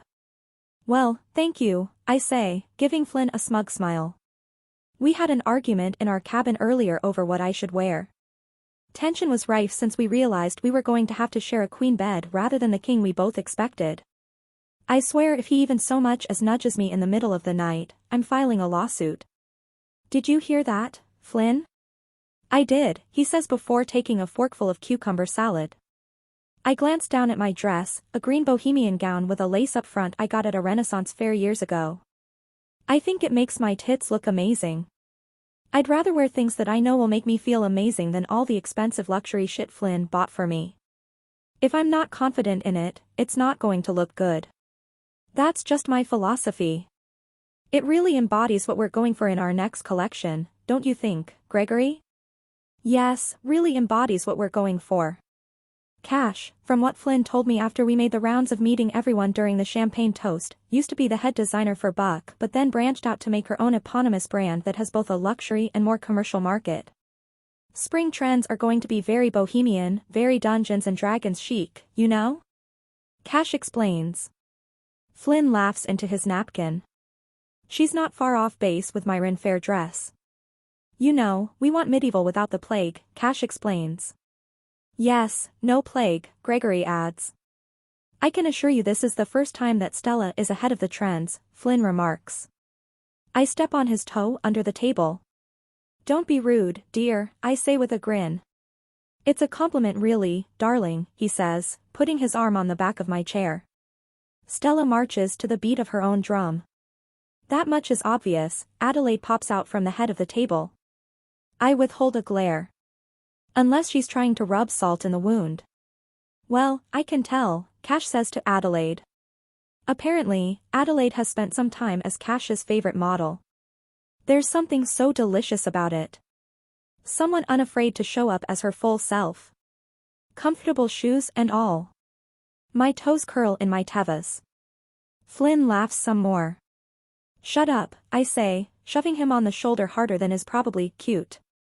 Yes, shut up, Flynn. You showed up in the same linen suit every other man here is wearing. Stella dared. Well, I don't know about that, but... Hush, Cash interrupts. You're my new icon. I can feel Adelaide glowering at me from the head of the table. Have you ever modeled? My eyes widen. No. She's lying, Flynn? Cash points at Flynn with her fork. Flynn glances at me. I haven't. Swear to God, I intervene quickly and then sip my small glass of ouzo, grimacing at the flavor of anise. Cash shakes her head. That's criminal. Criminal, Gregory echoes. I agree, Flynn says. I do a double take. What? I mean, he shrugs. He's just being nice because he has to be. Because we must feign attraction and love. I think you'd be a great model. No, that's silly, I reply, swiping my fork through the last bit of tabbouleh on my plate. Flynn shakes his head adamantly.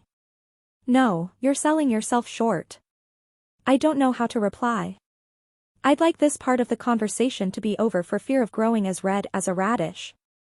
Don't look so surprised. This is your boyfriend, isn't it? Cash teases me. No, yes, I know, just I glance at Adelaide. Time to appease the evil queen. Modeling isn't just something everyone can do. Adelaide smiles smugly. She's right. Well, you don't have to be a supermodel. You could have someone take pictures of you. I think you'd be, Flynn trails off, his blue eyes in mine. You'd be good at it. My heart is thumping in my chest. He's a very good actor. Or maybe. Flynn's exactly right. And you also don't have to be a supermodel to walk on a runway. Which is why I'm going to insist that you walk in my show in September. I nearly spit out my tabbouleh. What? Right, Gregory? I insist. She insists, Gregory adds. I shake my head. I couldn't possibly. Don't be silly. You're doing it. Tell her, Flynn. Cash snaps at Flynn. I can't even look at him. I'm half hoping he'll come to my defense by saying that I'm an ugly ogre who doesn't belong on a runway. Instead, he adjusts his glasses and then says carefully, I think you'd be great. You should do it. I look up at him. I mean, you're gorgeous, he goes on. It doesn't come out as forced as I would expect. And I've seen the way you walk over to break up dogs who are playing too roughly. I laugh loudly. How does it look? Well, when I see it, I think Giselle Bunch and who? I laugh even harder, touching his arm. It's both to uplift our false narrative and because I don't mind being close to him as much as I thought I would. You two are adorable, aren't they? Cash says, leaning back in her chair. Gregory concurs. Very. I look over at Adelaide. She looks like she could laser me off the earth from the intensity of her stare. And it doesn't scare me one bit. I've realized my purpose here. More so than pretending to be Flynn's girlfriend, I'm here to protect him. Whether he knows it or not. So, if he's going to be putty in her hand, I'm going to be the exact opposite. I'm going to be the thorn in her side. Okay, I finally say. Sure, why not? Cash and Gregory cheer. Flynn puts his hand on my upper back, sliding it back and forth tenderly. Maybe he really does like me. Or care about me. I'm shocked that when he draws his hand away, I wish he'd kept it there. We've managed to work out most of the bugs, but for some reason, the program is shutting down after 15 minutes. I sigh as I pace back and forth on the pool deck. Well, that's not good. Understatement, Colin retorts.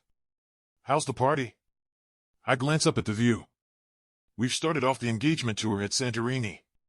White buildings with blue roofs pepper the hillside while the blue sea sparkles with the midday sunday. We've made our first stop in Santorini. Pool day, I say dryly. You say that like it's a punishment. I wish I could enjoy it. But my mind has been racing ever since I landed in Athens. There's always something to think about that is taking me from the present moment. For one, leaving wired reality behind wasn't the smartest move. We are supposed to be providing our investors with a finished product by September for a projected first quarter release next fiscal year. For another, the whole reason I'm here is Adelaide. She's been on my mind persistently since we arrived, even when I'm not near her. Sometimes I feel my blood boil thinking about her and Theo in the master suite together doing God knows what.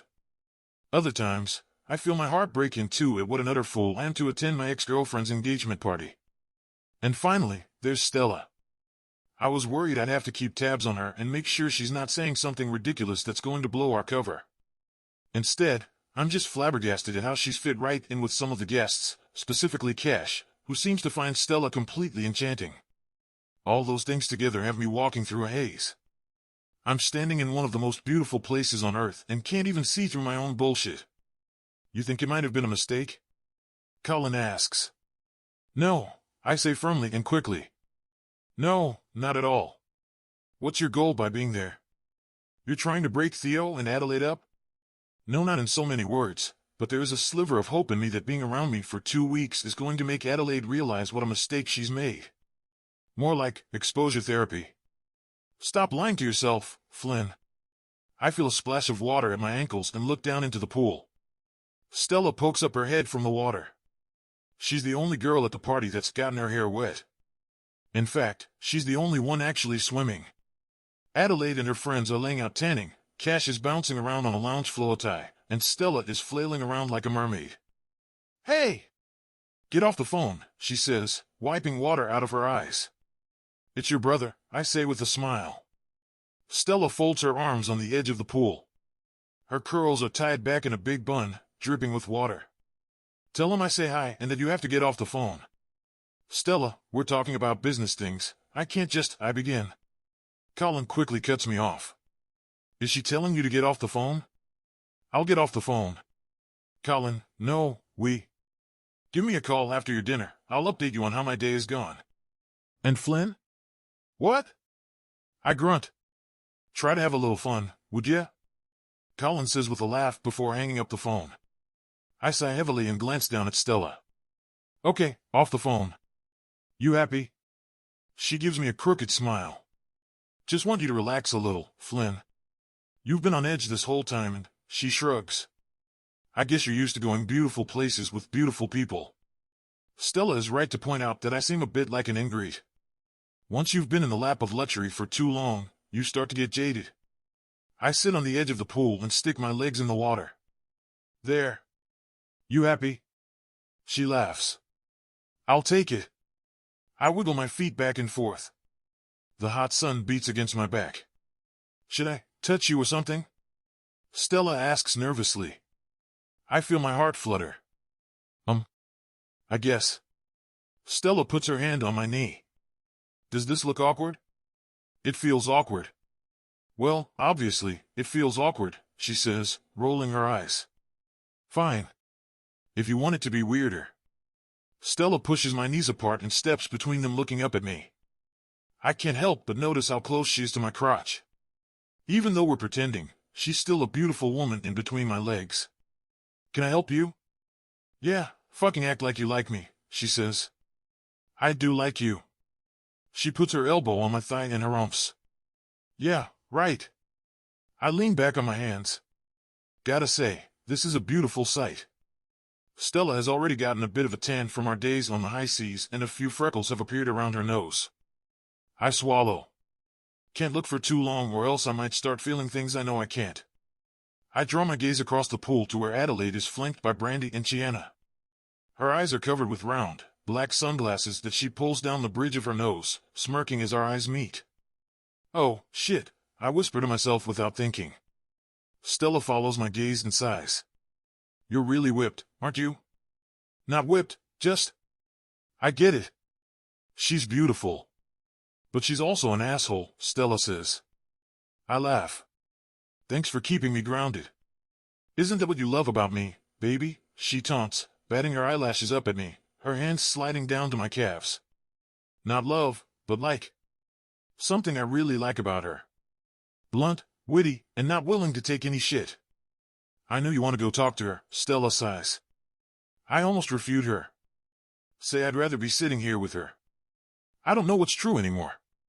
Take off your shirt, Stella says abruptly. I touch the t-shirt I've been wearing since we docked. What? Come on, Flynn. Take it off, she says with a sneaking smile. You look like a dad who is chaperoning a pool party with that thing on. Isn't that what I kind of am? Not when you're packing those abs under there. I raise an eyebrow. I share a room with you, dummy. Haven't tried to look on purpose, she says, and then pushes herself off the wall, floating away. Just saying. You might like the attention. I watch Stella's form obscured through the water. I've been sharing a room with her too, and got a few glimpses of what I shouldn't have out of the corner of my eye or reflections of the mirror. Her body is dynamite. Nothing like that of a long, lithe model. She's got hips and ass that don't quit no matter the time of day. I try so hard not to look, but Stella's a knockout. And if she thinks there's something to write home about my body too, well, I'd like to give her that satisfaction. I pull my shirt up over my head and am immediately met with a hoot and holler from Cash and Stella. Stella didn't tell me you looked like that under there. Cash cries out, nearly spilling her alcoholic slushy into the pool. Some things I like to keep to myself, what can I say? Stella giggles. I look back up to see if Adelaide has clocked it, and, boy, has she ever. She's removed her sunglasses and is biting her tongue. When did you get those, Flynn? She asks. Of course, she'd be surprised by them. I wasn't in such good shape back when we were together. The gym was a part of my therapy regimen. Too bad it couldn't make me forget her, only try and spite her with all my new muscles. 2 years ago? Adelaide's curiosity sours, her lips pouting out. Stella's a lucky girl. I glance at Stella, who is standing in the water with her arms folded over her chest, and she's blushing, I think. You'd have to ask her that, I say, tilting my head back smugly. I wouldn't want to presume. Stella's eyes widen as she looks between Adelaide and me. You know, I need to put more sunscreen on. Cash, can you help? Without another word, Stella swims to the opposite side of the pool and pushes herself out, hustling over to the lounge chair with all her beach sundries. Cash looks over at me. You heard her. She needs more sunscreen. She asked you to do it, I say. Are you two saving yourself for marriage or something? Cash retorts. Go rub some sunscreen on your girlfriend's back. I scratch the back of my head, looking at Stella who is toweling off, and then back to Adelaide who isn't even looking at me anymore. In fact, she's on her feet standing with Theo, her little string bikini barely holding her in. Their fronts pressed together. They should just go find a room or have sex in the cabana if they're going to fondle each other in public. Guess that was an easy decision. I stand up and walk over to Stella. She started rubbing the white lotion into her arms, taking measured breaths. Can I help? Stella looks up, hazel eyes wide. Cash told me I had to help because you're my girlfriend. Oh, how romantic, Stella says. She squeezes another portion of lotion onto her hand and leans down to get her legs. I purposefully look away from her so as not to stare at her ass. Don't worry about it. I can get my back. I grab the bottle of lotion. Stella, let me help. I told Colin I'd take care of you. Not going to let you get burnt to a crisp. She stands back up and puts her hands on her hips. I'm not going to get burnt to a crisp, she snaps. Would you just let me put some sunscreen on your back? I'm not asking for your hand in marriage, for God's sake. Stella stares at me, pursing her lips. Fine. She sits on the end of the lounge with her back toward me, and I sit beside her, squeezing some lotion into my palm. I rub my hands together and then at the plane of her back. What's the best course of action to make this as quick as possible? I start at her shoulder blades and smooth my hands from the center of her back to her shoulders. Sorry, I just feel weird, Stella says softly. I know, it's a weird situation. I just didn't realize how much people talking about us like we're, she lowers her voice, together. I hum. Yeah, it is a little strange. I spread the lotion down her back, digging my thumbs into her skin. Stella giggles. What? That feels nice. I smile to myself. I've been known to give a good massage. Well, your next girlfriend will be very lucky. I decide against offering to give her one later. Might sound like a come-on, even though it comes from a pure place. I don't want you to feel stressed, Stella. All you have to do is be yourself, I murmur, getting another splat of sunscreen. I thought you didn't want me to be myself. I push my hands onto her lower back, right above the waistband of her bikini. My mouth dries thinking about what's underneath. I think we're both more comfortable when you're comfortable. Does that make sense? Stella glances over her shoulder at me. Her hazel eyes feel as though they're drawing me closer. I'm already too close. If I got any closer, our lips might meet, and I'd be done for. Really? I nod. Really, Stella? I chew on my lower lip and let my eyes fall from hers so as not to fall deeper into her spell. Makes this feel a little more normal. So, you're saying I should bully you more? Would that make you feel more normal? She teases. Go right ahead. It'll be like we're back in that States. We both laugh. And before I can draw away, Stella leans into me and kisses my cheek. Her lips are so tender. Perhaps we are both more special to each other than we've previously acknowledged. After all, we share Colin, someone so special to us in completely different ways. What was that for? I ask softly. Stella shrugs. For pretend. I try to remember this the rest of the day when I feel my cheeks flushing when she looks my way or my nerves trembling when she's next to me. Suddenly, this isn't feeling so pretend. I feel a gust of wind up my short dress. Tonight, I've opted to wear something Flynn bought for me. We're out at a club in Mykonos, or should I say I'm outside a club in Mykonos. Everyone else is inside enjoying themselves in a private lounge with bottle service and mood lighting. I feel like a fish out of water. As much as Flynn tries to make me feel comfortable or Cash compliments me, I just feel like I'm living a lie. I guess I technically am. That doesn't bother me in and of itself. It's just when Adelaide or her two goons watch me, their eyes trained on me like a lion trying to catch a wildebeest, I start to feel that they can see right through me. I'm a normie. Not famous, not special. I'm not skinny and I don't follow a diet and I don't really care if my hair gets wet or if my leg hair is a little long. It's funny how I've always been jealous of the model types. I've spent too much time in my life striving to diet or exercise my way into a size 2 and too much money at the salon to get my hair looking exactly the way I want it. I feel like they see me as a woman who gave up. And maybe I did. Maybe that's how Flynn sees me. I am leaning up against the wall of the club, watching the line of people grow longer and longer as they wait to get inside. The air smells like salt water and cigarettes. I can't seem to shake that smell, even on the boat. Adelaide seems to go through a pack a day. How could Flynn want to kiss an ashtray? I feel my phone buzz in my clutch and pull it out. Call from Colin. Perfect timing. Hey, I answer quickly. Didn't think I'd catch you. How are you doing? I've been better, I say quietly. Sounds busy where you are. Yeah, we're at a club. I'm just outside because it's a little too intense for me. Colin hesitates. Is everything okay? Yes, everything's okay. Don't be a worrywart. This is just a lot to take in. It's only been 4 days since I landed in Athens, yet I feel like it's been weeks away from my home. He sighs. Yeah, it can be. I've stayed away from almost all of the fray of Colin's career. Colin and Flynn are considered two of the most eligible bachelors in the tech world.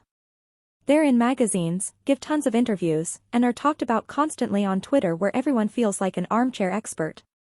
But to me, it's just my brother and his best friend.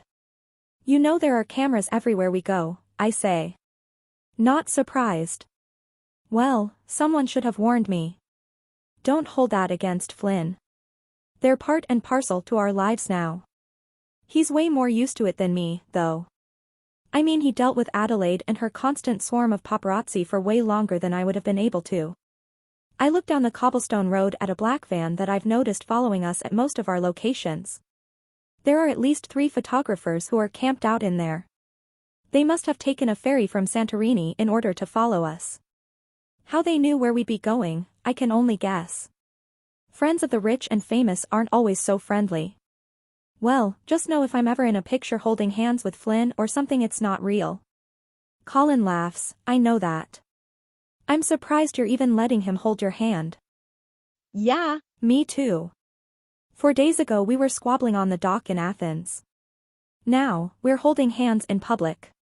We might be acting, but I can't ignore what it's been doing to my insides. Mush, right away. And sleeping next to him the past few nights has been nice. I haven't slept beside anyone except my dogs in a couple of years. Which reminds me. How's Freckles? She's good. She won't eat the dry food, though. Colin has been watching Freckles. I hate to give her separation anxiety right away, but I'm happy to know my little senior dog has a home with Flynn when he returns. Stella. What? You're stalling. Just go back inside, have a couple of shots, and enjoy yourself. This is a vacation, Colin reprimands. Is it though? To be on edge at all moments pretending to be Flynn's girlfriend while quietly nursing the littlest nugget of a romantic attraction to him? Relax, Stella. If you spent this much time with any man, you'd probably be in love with him. I need to get back on the apps once I get home. I've been single for too long. Okay, fine. You just text me if you need a boost, alright? Love you, Colonel. You too, Stell. Bye. I hang up and slip my phone back into my clutch. Take a deep breath of the warm Mykonos air, and bask in the starry night. Hey, I've been looking for you. I turn to find Flynn poking his head out of the door of the club. He's looking absolutely fine tonight. Light blue linen shirt unbuttoned just enough to start giving me a peek at that beautiful chest and a pair of khakis. And, of course, he's wearing his glasses, which is just adorable. And he was looking for me. That counts for something. Yeah, just needed some fresh air, I say, taking a few steps toward him. The cigarette smoke will do that, Flynn replies with a grin. He takes a step closer to me. We can go back to the boat if you're not having fun. I quirk my lips to the side. Who says I'm not having fun? He shrugs. No one. But since you snuck off, I had to wonder if... Flynn. Flynn. Over here.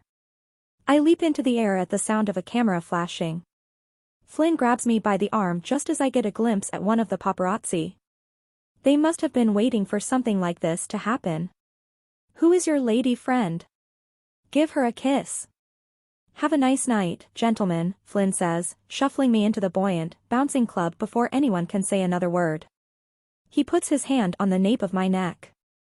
You okay? Better now. Yeah, I'm fine. Flynn's hand slides down my back, but just before he can withdraw entirely, I grab his hand. Let's do shots. What? I need to loosen up. And I can't do shots alone, I say, trying not to sound like I'm begging. That'd be embarrassing, right? Flynn concedes with a nod. Suppose you're right. Then he smiles. Okay. Let's do shots. Image placeholder. Flynn ends up sending 3 rounds of shots to our little VIP section, which tips several party guests from drunk to drunker and a couple of others from drunker to drunkest. Me, though, well, I'm feeling warm and wonderful. Stella, Stella, Stella. Cash grabs onto my arm. Gregory and I are going dancing. Oh, you don't want me to get in your way, I say. I've been sitting next to Flynn since we returned, and I'd hate to leave the warmth of his hip pressed up to mine. More than that, I'd hate to leave Flynn alone with Adelaide and Theo. Half of me worries about what she'll do and the other half worries about what he'll do. Besides, I glance at Flynn, not sure what to say to finish that sentence. Flynn cracks a smile. The alcohol has seeped in along his brow. He's usually so serious and stern. Now, he's at ease. Don't worry about me. You go have fun. Without another word, Cash pulls me up off the sofa with more strength than a woman of her stature should have. Come on. Daddy said you can come out to play. Let's go. Cash, Gregory, and I wade out of the safety of the VIP area onto the dance floor. I glance back at Flynn, who gives me a big thumbs up. Inside, I cringe. That's not a gesture you make to a girl you might be attracted to. Not that he should be attracted to me. But I'll admit, it would be nice. Adelaide and her friends can't be as freewheeling since they're so recognizable. Plus, I bet Theo's a better dancer than her. I asked him if footballers really take ballet, and he said it was his favorite part of the job. Theo is an interesting man, I can say that much. Over the loudspeakers is some pop song mashed together with different thumping and squealing sounds. The DJ up front is feeling the music with everything in her. I've heard her name before but wouldn't know the first thing about famous DJs. The 3 of us start dancing in a triangle, making a spot for ourselves among the other wasted clubbers. I start to lose myself in the music, putting my hands in the air and wriggling my hips in time to the beat. Cash and Gregory sing the lyrics and I suddenly recognize the song too, singing along with them. The alcohol completely did the trick. This feels like freedom. From time to time, I look back at Flynn, waiting to be disappointed to see him talking to Adelaide. But every time his eyes are squarely on me. Thank goodness too. After not too long, I feel a hand slink around my hip. Some tall bastard with a grip like Rocky Balboa pulls me up against his crotch. I look at him with disgust, but he seems very pleased with himself. What, you don't want to dance with me? No, I say angrily and try to pull away. You play hard to get, then? I'm not playing at all. I smack him on the chest. Let me go, let me. Hey, man, she's with me, I hear Flynn's voice over the music. The man releases his grip on me, and I trip back into Flynn's chest. Flynn wraps his arm around my waist protectively. Sorry. Forgive me, the stranger says, holding his hands up in the air. He's not speaking to me but to Flynn. Fury bubbles inside of me. Flynn doesn't say anything else, moving in between me and the man. Are you okay? God, what a fucking jackass, I say. Of course, he won't listen to me, but the second a man steps in. Hey! I stop speaking and look up at Flynn in surprise. It was a very emphatic, "Hey. You are having fun," he says. "You should keep having fun." He's right. Fuck that guy. I'm going to keep having a good time. I grab Flynn's hands, looking up into his blue eyes. "Dance with me?" Flynn laughs, his voice cracking. "I'm a bad dancer. Everyone's drunk." "We're all bad dancers," I reply and grab his hand. "Please?" "Would make me feel safer." It's only a half-truth. It would make me feel safer. But it's not why I want him to dance with me. Flynn looks around the club and puffs up his chest. "Okay." I smile and put his hand on my waist. His touch is electric. Or maybe it's the tequila. Whatever it is, it feels amazing. "Just follow my lead." He chuckles. "I can do that." And he does. All it takes is a couple of seconds to get into the groove of the music before the two of us are working the floor, closer and closer until our chests are pressed together. Flynn isn't as bad as he'd warned me. In fact, once he gets out of his head, he's got a few steps in him, spinning me around and gyrating his hips. We laugh as we weave in and out of each other on the floor. I forget about everyone else. It's just me and Flynn and our fake relationship that's starting to feel a crumb more real every moment. Flynn grabs my hand. "I'm gonna spin you out, ready?" "Oh God, I might fall." I cry out, but it's too late. He flicks me out away from him and I spin out onto the floor, nearly tripping over my own feet. Flynn's grip is tight and sure, though. He swings me right back into him so my back is up against his chest and I can feel him through his pants, a slight bulge at my back. Is this for real? Is he turned on? "What am I going to do with you, Stella?" he asks, hot tequila breath on my face. I tilt my head back. Seem obvious what comes next. "I think you know." And then he kisses me. Flynn Madden kisses me. And not just a kiss for show. A real kiss. A kiss that says, "I want more." For once he didn't question me. Didn't argue with me. He just did it. I slide my hand around the back of his head, drawing him further into me. Fuck it. If he's my fake boyfriend, then I'm going to act like it. Consequences be damned. I blink my eyes open to find a mess of brown curls crowding my vision. Somehow, my vision is perfectly clear. I must have slept in my glasses.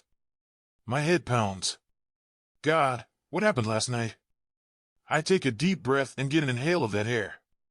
Smells like fruity shampoo, cigarettes, and tequila. The memory of last night hits me all at once. I shudder away from the scent and leap out of bed. Damn any unfolding hangover, I need to get as far away from that smell as possible. I stare down at Stella in the bed next to me. Her limbs are flung in different directions and she's snorting lightly, mouth hanging open. I touch my chest. I still have my shirt on. I move my head a little lower, still have my pants on. Thank God. I can't imagine if anything had happened, I would have had the wherewithal to put my trousers back on. Then, my lips tingle. We may not have had sex, but we certainly kissed. In fact, I remember kissing a lot. Even one kiss is one too many. Stella Banks is totally off limits. Stella flips over onto her belly into the spot I left in bed and lets out a long, sleepy sigh. I hold my breath for what feels like a whole minute, waiting to see if she's still asleep. I tiptoe into the bathroom and slide the door closed. Get yourself together, Madden. I turn on the faucet and splash some water on my face, relieving some of the pain in my head if only for a moment. I stare at my reflection in the mirror. God, I look like a wreck. My hair is all pushed to one side, my shirt mussed, and my skin looks sallow from the alcohol. My eyes flick to a spot on my neck, dark and purple. Is that a hickey? I touch it carefully and wince. Yep. That's a hickey. Things really got out of hand last night. My stomach flips and nausea creeps in. Not only am I hungover, but I'm on a boat hungover. That's a combination for losing my lunch if I ever heard one. Flynn? I hear Stella call out in a weak voice. Yeah, I'm in here. I slide the bathroom door back open and find Stella sitting up in bed rubbing her eyes. I have to suck in a tight breath. Stella looks gorgeous, all crinkly with slumber. Morning. What time is it? She asks, massaging her forehead. God, my head. Not sure, I just got up, I say. And have no idea where my phone is. Stella drops her hands, the strap of her silvery mini dress falling off her shoulder, nearly exposing her chest to me. I don't remember getting back on the boat last night. Me either, I say, retracing my steps through the tiny cabin for my phone. Oh God, did we? No! I say, all too aggressively. I mean we did, but we didn't. Stella furrows her brow. What's that mean? Then, her eyes widen. What happened to your neck? That kiss must have unlocked something in me because I can't even look at her now without fearing I might get hard. I focus harder on finding my phone, tossing one of the blankets aside to find it twirled up in a sheet. You happened to it, I think, I mutter, checking the time. Nearly 11. Stella's shoulders drop. Oh God, Flynn, I'm sorry. I swallow. I wish she wouldn't apologize. It probably shouldn't have happened, but that doesn't mean I didn't enjoy it. Don't apologize. I was there too. Right, of course, just. I should have known what tequila would do to me. It's clear she regrets it. And that hurts more than I'd like it to. Listen, we were both drunk, sometimes it just happens. I think we can both agree on that. Yeah, of course. Of course, Stella says. I can't stand in this small cabin with her looking all bed-flushed and beautiful. I can practically smell her from here, and it's getting hard to resist these feelings that have been building in me. Let's just pretend it didn't happen, Stella murmurs softly. How the hell am I supposed to do that? Agreed. It was a mistake, I reply, though I don't mean it. It's as if all the closeness we've built in this short time disappears into thin air. Back to begrudging pretend lovers. We've got a sea day today and half of tomorrow, so let's just try and take some space, Stella says, pulling the blankets up over her chest as if she's naked. I feel my cheeks burning with heat, my stomach starting to twist not just from the leftover alcohol, but shame. I can't believe I was so dumb as to kiss her. More than that, I can't believe I let myself want her. I need some air, I say, and leave the cabin without another word. I don't just need some air. I need a cold plunge in the ocean or a slap in the face. I need to get as far as possible from Stella as possible. Image placeholder. Beers! Theo shouts, cracking open the cooler. I've joined the guys out on the tender for a day of fishing, which apparently was just a guise for us all to get obnoxiously drunk in the middle of the ocean. I'm definitely the odd man out. Everyone else is a sportsman. You've got Theo, of course, and then his teammates, Will and Franklin, who look like they could each pull a freight train. And then his friend Simon, who is a player for Manchester United. He's much more my type of guy frame-wise, but he's all soccer up in the head. Surprisingly, Gregory also joined us. In fact, he's the only one fishing. I guess I shouldn't have assumed the gay guy would want to hang back with the girls. Turns out, he grew up in the Pacific Northwest and spent lots of time on his father's boat pulling an halibut the size of a sow. He tried to show me his technique earlier, but I ended up snapping my line trying to pull on a piece of driftwood. I gave up after that. Might as well drink my problems away. Your neck is looking better today, Flynn, Theo says, pointing to his own vascular neck, before throwing me a beer. I nearly lose it over the edge of the tender, the metal slipping through my fingers and into my lap. Thanks, I grumble. For a man sharing a bed with a beautiful woman, you sure are a grumpy Gus, aren't you? Simon says in his spry British accent. I glare at him. Oh, trouble in paradise, huh? Theo says, thwopping one of his brothers on the chest. I sigh. Something like that. Since leaving the cabin yesterday morning, Stella and I haven't said more than a few words to each other. Even at dinner last night we barely shared a glance. I spent most of yesterday on the deck, hurling my guts out over the side of the boat as we plowed through the beautiful Med waters. So, this morning, when Adelaide suggested that once we anchored the boys and girls should split for the day, I jumped at the chance. Who cares if they're all meatheads? Better than having to avoid Stella all day. Growing pains, eh? Simon asks with a jolly grin. How do you mean? Simon shrugs. You know. The plateaus of a relationship. I open my beer and take a thoughtful sip. I would say that Stella and I are in the exact opposite of a plateau. It's more like a volcano is heating up, feels close to exploding. I guess things are feeling a little stilted. Well, how long have you been together? Get the facts straight, don't blow your cover. 5 months, plus a little extra. But you've known each other a while, right? Adelaide says you work with her brother, Theo says, kicking his feet up on one of the seats. Yes, I've known her for, here goes the mental math. Gosh, 14 years, I guess? The guys all exchange looks. What's that look for? Have things moved fast? Will continues the questioning. You could say that. Yeah, I guess. And you're just now putting a label on things? Yeesh, brother, Franklin says, which receives laughter from the other guys. What's wrong with that? I don't know why I'm indulging in this. It's not even a real relationship. I guess I'm just interested to hear how it looks from the outside. Let me know if we're doing a good job of faking it. Well, when you have a history, girls expect you to move faster, Franklin continues.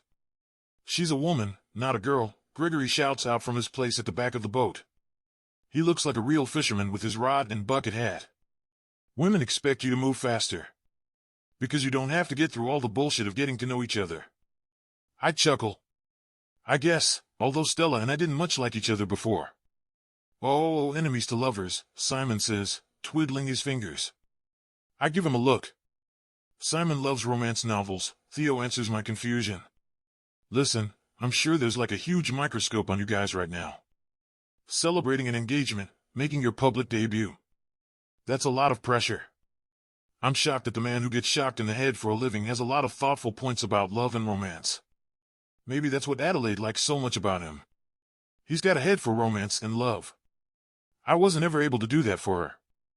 I was so concerned with wired reality and everything my company needed. Past the honeymoon stage, I think I took her for granted as someone who would always be there. Then she wasn't. I think if I got another chance now, I'd be a great boyfriend. Perhaps not for Adelaide. Maybe someone else. Not naming names, though. Well, you guys have seen us together. What do you think we're missing?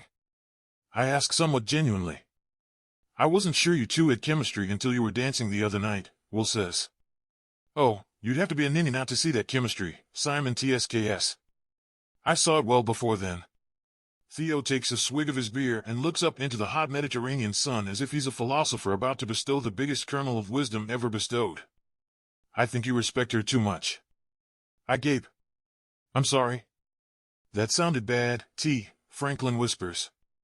Let me explain, all right? Don't get your jockstrap in a bunch, Theo replies, spreading his arms out to take the floor. What I mean to say is you've spent a lot of time being her friend. Friend might be a stretch. And now, you're concerned you're going to hurt her. You're not willing to take risks. Tell me if that feels familiar. I nod slowly.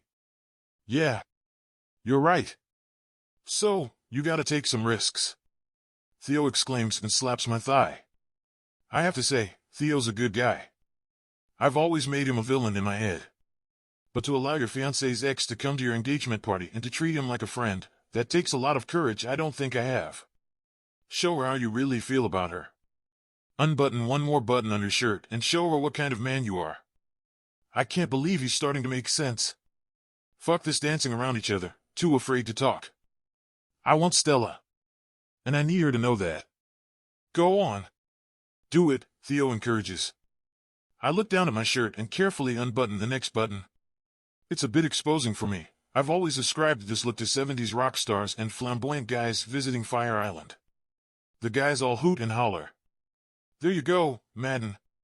Simon gleefully shouts, slapping me on the back. Suddenly, the boat lurches backward and Gregory shouts, guys. A little help. He's struggling to reel in a fish, the rod bending further and further toward the water. All right, guys, Theo announces, leaping up. Let's do this. The other guys all run to help Gregory. I just get in the way so I stay put.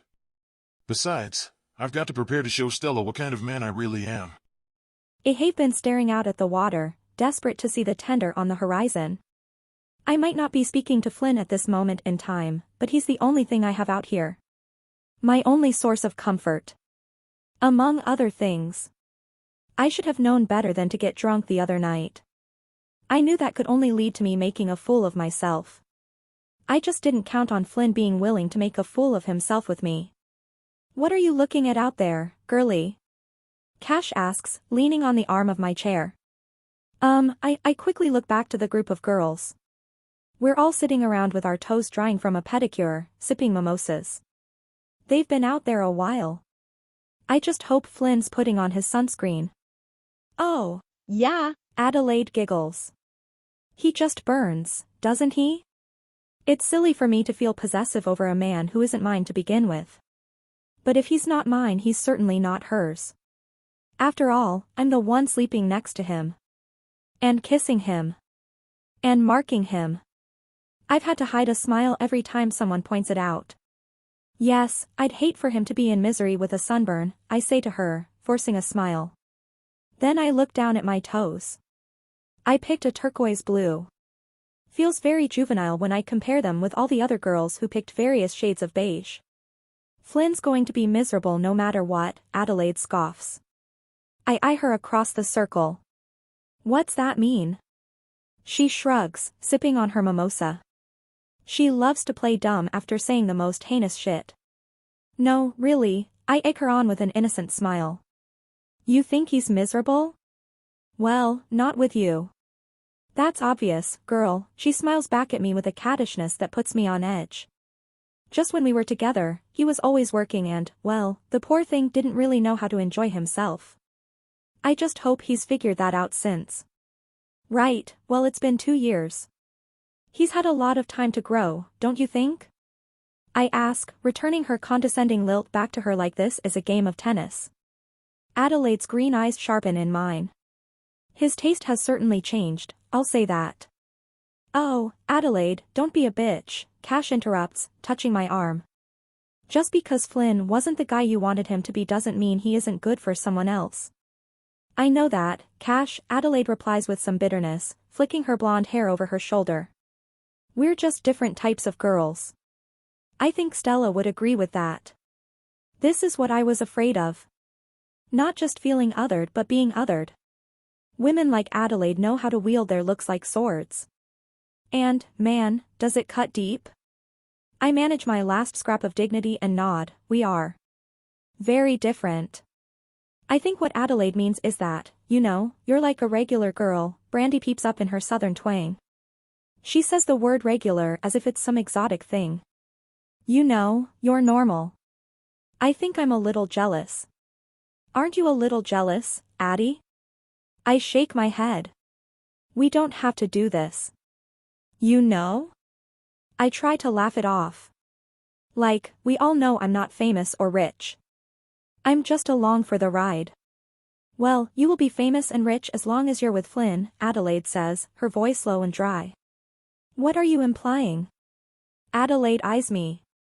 She takes a long sip of her mimosa. Then, she licks her top teeth. I'm just saying I wouldn't blame you if that was a big part of why you're together.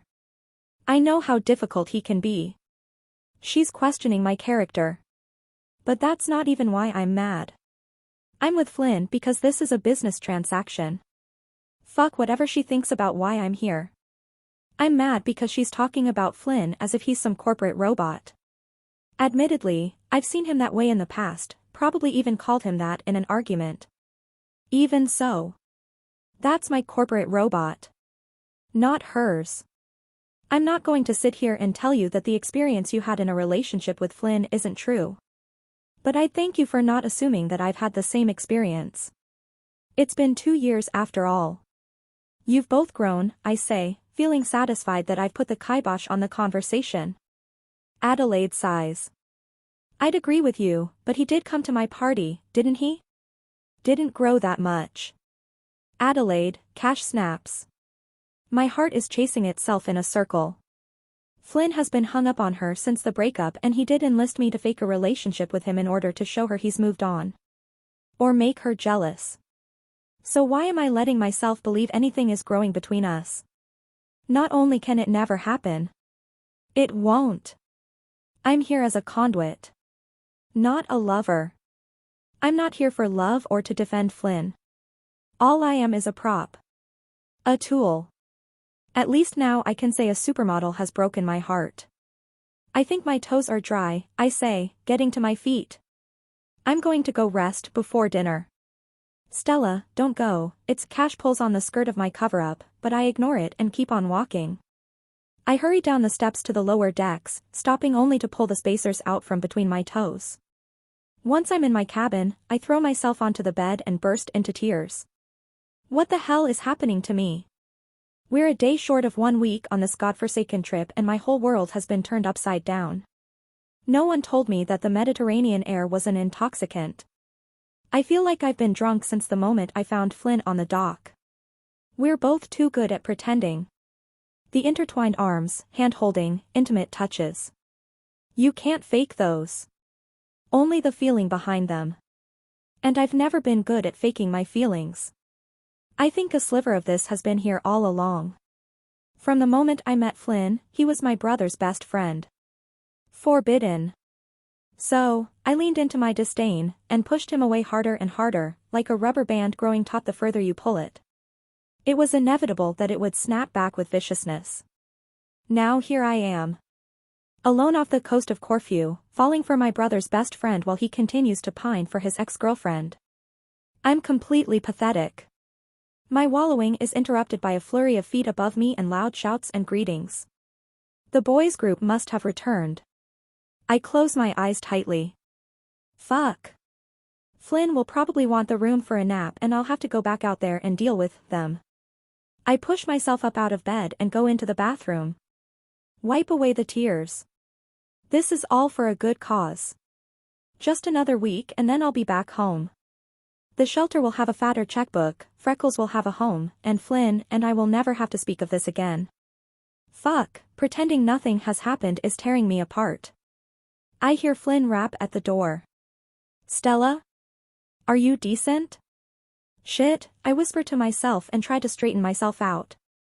Just a second. I call out. I adjust the front of my cover-up and smooth my hair, twisting my fingers through the curls. Deep breath. Okay, you can come in. I hear the door open and force myself not to peek out of the bathroom to look at Flynn. I don't want to see his sun-kissed skin and blue eyes somehow tinted bluer from the sea. That just might give me a heart attack. How was fishing? Good, Gregory caught something, he says. Really? That's amazing, I say, feigning a good attitude. He doesn't need to know that Adelaide was attacking me. Then I'd have to tell him what she said about him. I don't know if Flynn could handle it. I hear his boat shoes pad closer to the bathroom. How was it here? Good. Got a pedicure. You want to see? I ask. Flynn chuckles. Sure. Before I can step out of the bathroom, Flynn steps into the doorframe and leans against it with his forearm. Fuck, he's tall, but the low ceiling makes him look even taller. He smells like coconut sunscreen and sweat. Delicious. And his shirt, holy shit, it's like halfway unbuttoned, revealing more of his chest than I've seen in a couple of days. Blue. Nice, he says. Right, he's looking at my toes. I glance down at my feet. Yeah, turquoise. Oh, sorry, turquoise, he replies. I look at him hesitantly. Why does he have to stand so close? Yeah, you know, I like to teach you a thing or two every now and then, I say with a half smile. Flynn's smile fades. I hear him gulp, his Adam's apple bobbing. His blue eyes fall from mine. Were the girls okay? Oh, yeah, they were fine. I don't know if they like me but, yeah, they were fine.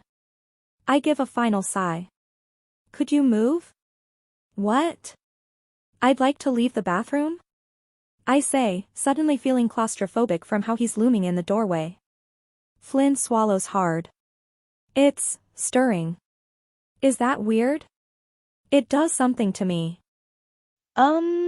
I can't do that. I'm not even paying attention to what he's saying. His voice is low and luscious. Only for me.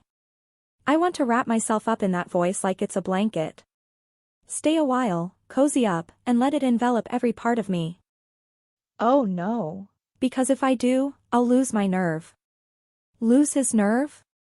What's he talking about? Unless. Suddenly, I realize just how close we are. I haven't been able to ignore that since we've arrived.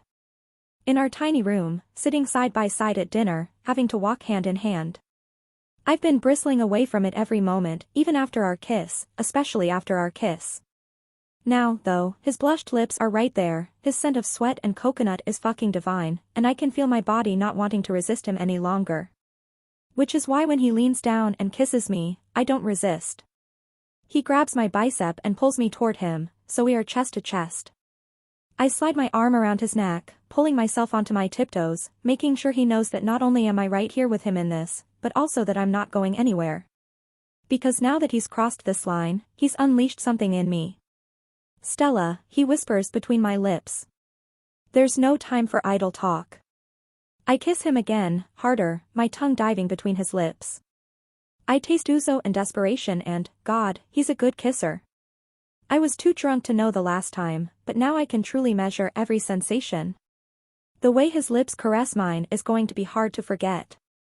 I have to make this count. I throw myself into Flynn's arms, he stumbles back, nearly falling. Instead, we crash onto the bed, a flurry of arms, legs, and lips. I pop my head up and touch his chest. Are you okay? Yeah. I'm fine, he nods eagerly. I touch his chest carefully. Sorry, I got a little carried away, My eyes meet his and I lose my train of thought. Flynn's lips perk into a tiny smile as if to say, don't be sorry.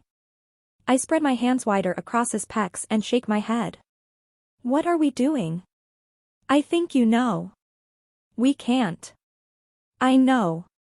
I close my eyes, gripping the front of his shirt. Flynn, what am I supposed to do? He chuckles. What do you mean? You know what I mean. We are both silent for a second. I drop my forehead down to his chest. I want to kiss it so bad.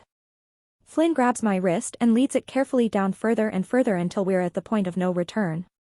My fingers brush over his groin. Then, he settles my hand against him over his hardened length. Holy shit, he's huge. Stella, I need you. My eyes snap back to his. Oh God, the look in his eye is so full of need. Blue eyes trembling like the sea before a storm. He continues through clenched teeth. Need you so bad, it's... Who am I to deny a man this desperate? Especially when I can feel my center trembling for him already. I squeeze his cock in my hand through the front of his shorts. Flynn winces, pushing his head back into the comforter and gasping. No more talking, Stella. Action. We both want it. It's obvious. Forget everything else. I need to fuck him. Our lips collide once again as I position my hips over his. I undulate my hips, pressing his hardness against my panties. It's revving me up, getting me wetter and wetter. Flynn's hands slide down my back, lower and lower, until he's reached my backside. Carefully, he scrunches the fabric of my sundress up over my ass until he can feel it with his bare hands. He moans into my mouth. Fuck, Stella, you feel so good. I'm glad we're so close together that he can't see me blush. It's been a long time since I've been in bed with a man, and I've forgotten how it feels to be worshipped. So fucking beautiful, he whispers, moving his mouth into the crook of my neck. He begins to kiss it ravenously. I can feel his teeth nipping at my neck. Payback, I think, and begin to laugh. Abruptly, Flynn flips me onto the bed, my wrists trapped under his hands. But his lips don't break away, not for a second. I cry out in surprise, relishing his weight on top of mine. He lifts his mouth from my neck, lips parted. We both breathe heavily as our eyes are locked. I can feel him, 100% man, laboring against my clothed entrance. I want to fuck you so bad, Stella, Flynn says in a wanting voice like I've never heard. An animal that needs to be released. I wiggle my hips under him. Do it. He takes a deep breath, chest puffing outward, pushing himself up to his knees between my legs. I want to see you, he adds softly. Now I know I'm blushing, but there's no point in being self-conscious at this point.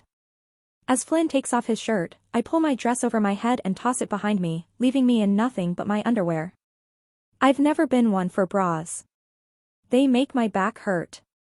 And they make moments like this much easier. Flynn has paused in his own disrobing, staring at my chest. He shakes his head, smiling. Fuck. What? You know what? I laugh hard. I do know what because I feel the exact same way about him. His chest is beautiful. Not overly worked, but toned just enough that he looks strong with a spattering of virile hair across his pecs and trailing down from his belly button. Flynn starts to undo his shorts, but I have other things in mind. Wait. Let me. I sit up between his legs and push his hands away from the waistband. Carefully, slowly, I undo the closure and kiss the spot right at the base of his sternum. His skin is covered in goosebumps. Then, I look up at him tucking my chin against his front just as I push his shorts down. They fall to the ground. I can feel his cock. Lol. Against my breast. If I wasn't desperate to have him inside, I would swallow him up without hesitation. Flynn cups the back of my head in his hand, fingers looping through my curls. Your turn, I whisper before reclining back on the bed. Flynn hums and hooks his fingers around the waistband of my panties. As he works them down, my hips rise off the bed, out of my control. Wanting. This is perfect for his purposes because the second my panties fly off my ankle, he's pushed himself up in between my thighs, sliding his cock through my juicy center. You're so warm. We kiss softly as he explores my folds. As desperate as I feel, I want him to feel taken care of. He's not just a man I met in Greece. He's Colin's best friend. He's a part of my life. If we have to go back and pretend like this never happened, at least we can have memories filled with tenderness. The head of Flynn's cock nudges my entrance. Is this okay? I nod. Yes, please.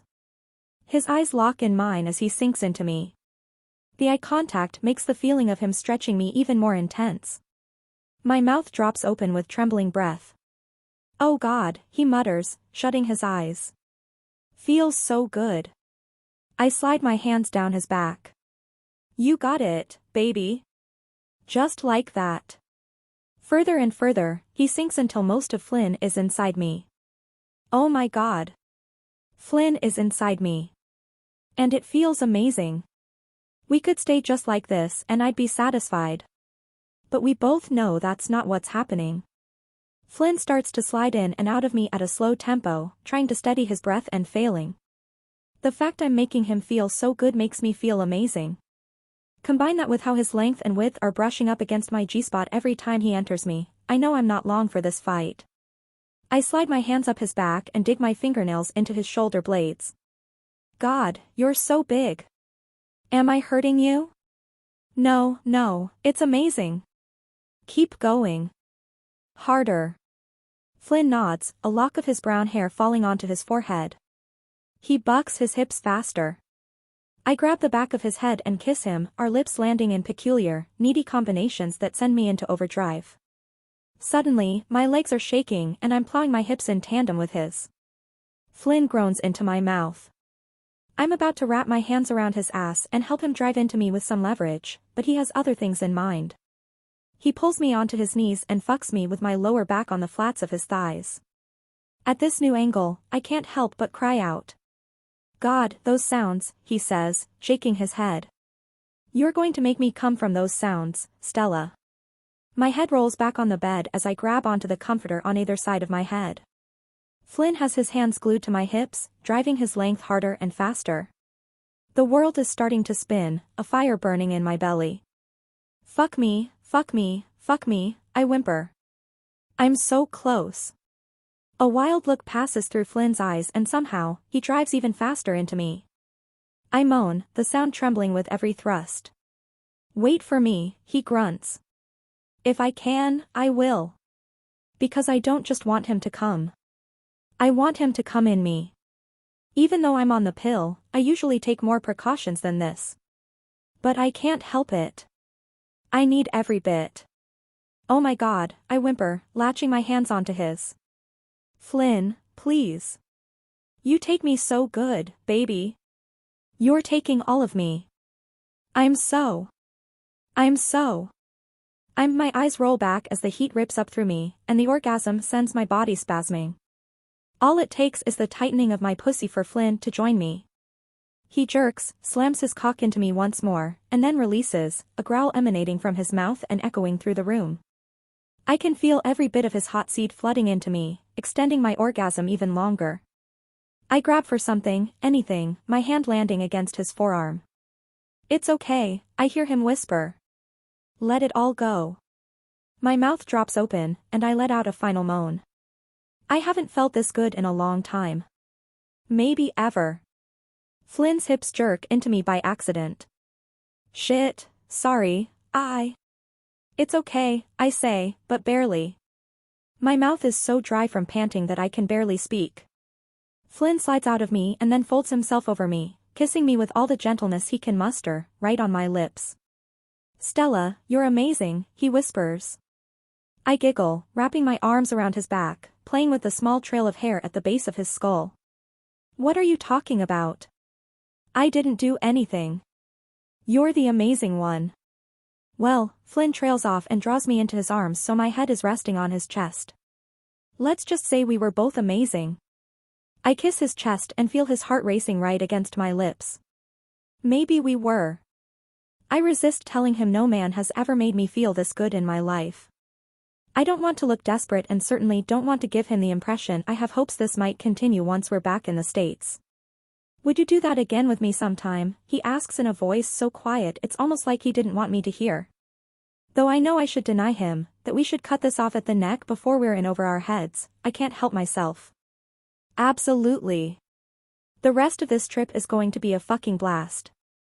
When one of the stews approached me this morning and asked if I'd like to take my girlfriend on an excursion, I was taken aback. Apparently, she could sense my shock. I beg your pardon if I'm intruding. You two just seemed to be so in love last night, and I couldn't help but think you might want some time apart from the rest of the group, she explained.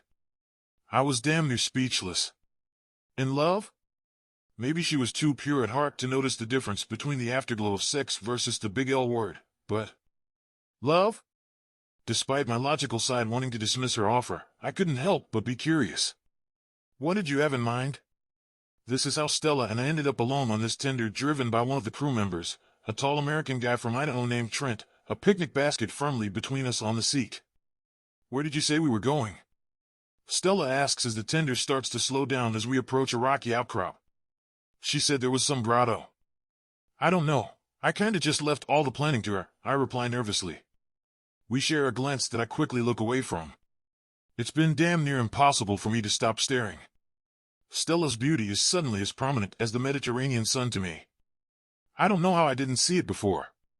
From her mop of brown curls piled on her head to her flushed freckled cheeks to her elegant collarbone to, well, everything else. If eyes could eat, mine would be overstuffed. Didn't know you could be so shy, Flynn, she remarks in a low voice. I feel a zip of electricity up my back. I'm not shy. Really? Is that why you keep looking away from me? As if we didn't, Stella cocks her eyebrow upward. 3 times yesterday? Yes, it wasn't just once before dinner. It was twice before dinner. And once after. This doesn't even include our encounter we had first thing this morning between the sheets, our eyes barely open. Beyond her quirky exterior, Stella is a goddess in the bedroom. A sheer marvel. And I have a whole nother week to enjoy her before. Well, let's not think about going home. Let's just enjoy the present. I can't help it. You make me nervous, I mutter softly. Me? Your sworn enemy? I laugh. Not my sworn enemy. Sure, whatever you say, Flynn. Stella reaches over the basket and kisses me lightly on the lips. Doesn't matter if her touch is passionate or gentle. It sends sparks through every inch of my body whenever she touches me. I sigh. God, what am I going to do with you? I have many ideas, she smirks. All right. We're coming up on the grotto right up ahead, the first mate announces, pointing up ahead at a bend in the blue water. I'd been so caught up in Stella I didn't even notice how the boat had slipped in between 2 cliff sides, leading us further and further into a maze of rocks. Shortly after, just as promised, a grotto, the water's so clear you can see the bottom. The sun is just enough out of the way that the light is indirect, cooling down the hot mid-air immensely. Wow, Stella says, looking over the edge of the boat. The grotto is edged in on 3 sides, with a large floating dock anchored in the center, and a very small rocky plateau against the north wall. The tender edges up to the dock. Trent leaps out and helps us onto the dock along with the picnic basket. I'll be back in 2 hours. If you need anything, I'll leave a com with you. Thanks, Trent, I say with a curt nod. The cheerful younger man leaps back into the tender and drives off. His departure feels as slow as molasses. I want Stella all to myself. The sooner, the better. Oh! Bree! Stella chirps. I turn around to find she's already broken into the picnic basket. I was hoping to get in a quickie before our bellies were full, but that's fine. If you want to swim, you should do that first. Or what? The leeches will get me. You might get a cramp and we're all alone out here. I'd have to save you. Stella scoffs. Fine.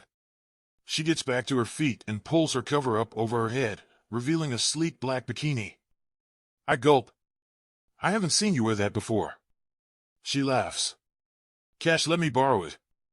When she heard we were going out, she was all like, "You can't wear that stodgy one-piece on a date," Stella mimics in an Australian accent that is damn near perfect. I scratch the back of my head and sigh, my eyes traveling up and down her figure. I've delighted in it now 4 times, her buxom ass, the soft and slight curve of her lower belly. It's making me hard just looking at her. Well, it suits you. Suits you. I see what you did there, Stella giggles. Like a swimsuit? I blink. You didn't mean to do that? I shake my head. Giving me more credit than I deserve for a pun like that. Stella shrugs. Think faster next time. Then, with the grace of an Olympic swimmer, she dives into the water. I'm used to women who don't want to get their hair wet and who can't imagine breaking a nail. She's down for almost anything except capitalism, which is a big one in my book, but her free-spiritedness speaks to my soul. When she comes up above the water, she grins. Come on in. Water's warm. Unlike the poolside back in Santorini, there are no prying eyes watching our every move. Here, I have no one to impress. Except for Stella. So, I fling off my shirt and dive in after her, a bit clumsier, but still. We float around for a bit, enjoying the beautiful sunlight and water softly lapping around us. Then, Stella swims over to the rocky plateau and finds that the water gets shallow enough to stand in. I follow her, gliding through the water until my feet touch the bottom, sooner than hers could. You're right. The water's nice. She shrugs. Of course, I'm right. I smile, but again, when her hazel eyes meet mine, I look away. What's wrong with you, man?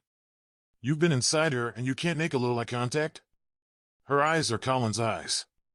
When I see that brown edged in green, all I think about is how I've betrayed my friend. Did you see Adelaide's face when we were boarding the boat? I look back at her with a frown. No. I didn't even know she was watching. Of course, she was, Stella says, crossing her arms. From the aft. Well, what was her face?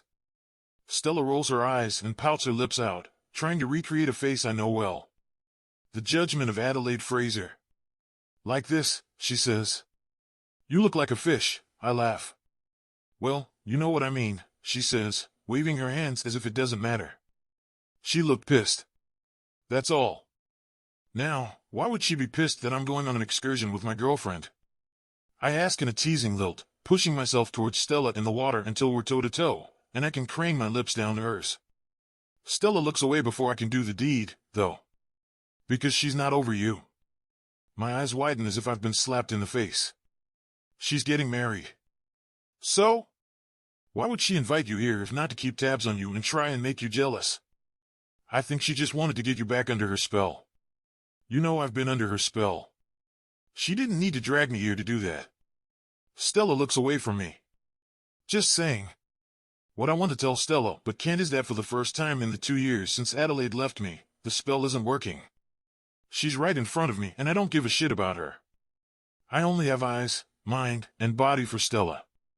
I'll have to work that out in therapy in a week. Hey, I say softly, tilting her chin up toward mine. Look at me. Hazel against blue. I don't look away this time. I'm not thinking about her right now, Stella. Feels safe enough because it's true and doesn't betray the depth of my growing feelings for her. She smiles, and this time, she lets me lean down and kiss her. And kiss her, and kiss her. In the blink of an eye, I have her pressed up against the rocky sea wall. I'm already hard. God, I've really got it bad for her. Turn around, I murmur between kisses. Stella doesn't move fast enough for me, so I spin her around, pressing my cock up against the back of her ass, her hips flush with the rock. She gasps. I want you here. Can I have you here? I ask against her temple, slick curls against my lips. I feel her nod. Yes. God, yes. I reach under the water and pull the crotch of her bikini aside, then unsheathe myself. The good thing about fucking so much in such a short period of time is we are both eagerly primed for one another over and over. I pop inside her, relish the complicated moan she emits, and then let the pleasure of her tight pussy hit me. It's like standing up when you've been drinking, not realizing how drunk you really are. A brilliant, strange high. I start to bob back and forth inside her, the water creating resistance on my hips. Stella's head lolls back on my shoulder in pleasure, her breath landing against my wet neck. You make it impossible to resist you, I murmur to her. Flynn, her hand grips a ridge of rock, and she whimpers. Baby. I can't resist her when she calls me names. Even when they're the sweetest things you've ever heard. I lay my hand on top of hers, giving me the leverage to pump faster into her. Look at me. She does, but it lasts only a minute before my forehead falls to hers. I grunt, arousal swelling inside me. I forget about our magical surroundings. If anything, it makes this tryst feel even more secret and contained. Like our own mythology. Just for us. Stella reaches her free hand around my jaw, kissing me softly, then rakes her fingers back through my hair. Keep going. I got you. Am I the only one that seems to be spiraling out of control? We are creating tiny waves with our thrusts. Our moans create echoes off the rocks. It all swirls around us, setting the scene for an absolute explosion between us. I drop my mouth to her shoulder, tasting seawater and a trace of sunscreen. Oh God, I have to. You have to, baby, you have to, she says, almost pleading with me. That's when the dynamite lights. One more thrust and then I break, a violent moan against her shoulder, my body shaking as I try to hold her as close to me as possible, and my cock releases everything I had saved since this morning. Shouldn't be that much, but with Stella, well, she's milking me dry. Give me your hand, she whispers raggedly to me. I catch her meaning without asking for clarification. I slide my hand into the crotch of her suit, my fingers skimming her clit. From the groan she emits, I know I've struck gold, that perfect blossom of her clitoris. I jerk my hand back and forth over her clitoris. Perhaps if I wasn't still clouded from orgasm, I would take a bit more time and be a bit more careful, but I want to give her the pleasure she's just given me and then some. I'll make you come, don't worry. I'd never walk away before you've. Lucky for me, Stella was not far from her peak. Barely a minute of me working her and she's bending her neck over my shoulder, her chest heaves with a moan, perfect breasts arching toward the sky. I remain strong for her. I've got her. She won't fall. I'd never let that happen. Stella melts in my arms, panting. I kiss her softly on the jaw. So good. You're so good. Stella merely smiles. Entirely spent. I turn around and take her limp arms over her shoulders. Hold on to me. I'll take you back. We swim back to the dock and spend the rest of our time in the grotto with our legs intertwined as we devour every last bite of the picnic. Brie, a French baguette, chocolate-covered strawberries, honey wine, all so delicious. In between conversation and laughter, I can't help but glance her way with all the longing in my heart. It's a longing that has existed without me knowing for a long time. The truth is becoming clear. Now that I have Stella Banks, I'm not sure I'm going to be able to let her go. When Flynn told me the group was touring the Côte d'Or for the day, I mistakenly imagined a historical tour. I had read in my Googling about beautiful, unsung churches and fortresses dating back hundreds of years. Silly me, thinking my cruise companions want anything to do with historical tours. No, very much the opposite. Today, we're shopping. To hell with the beautiful scenery and all the history. We've opted for a tour of the premier Porto Montenegro, which boasts luxury shops that all these gals can easily find walking down Fifth Avenue. I can't really complain. I get to walk around on Flynn's arm the entire day, watching everyone go gaga for Dior purses and Rolex watches. Flynn is really a man after my own heart. The two of us hang back at every store, merely taking a gander around and then finding the nearest place to sit where we can chat and idly touch each other's hands. It's gushy, I know. I can't explain it, but for the past 3 days, I've been over the moon about our fake affair. Although, it's starting to rub people the wrong way. Namely, Adelaide. If you two are just going to sit there with bedroom eyes, I think you should go back to the boat, she says, walking past us with her nose in the air. Flynn and I exchange a look. Neither of us is going to mention that Flynn mentioned that to Adelaide before we left the boat, and she explicitly said no. Sorry, would you rather me save them for someone else?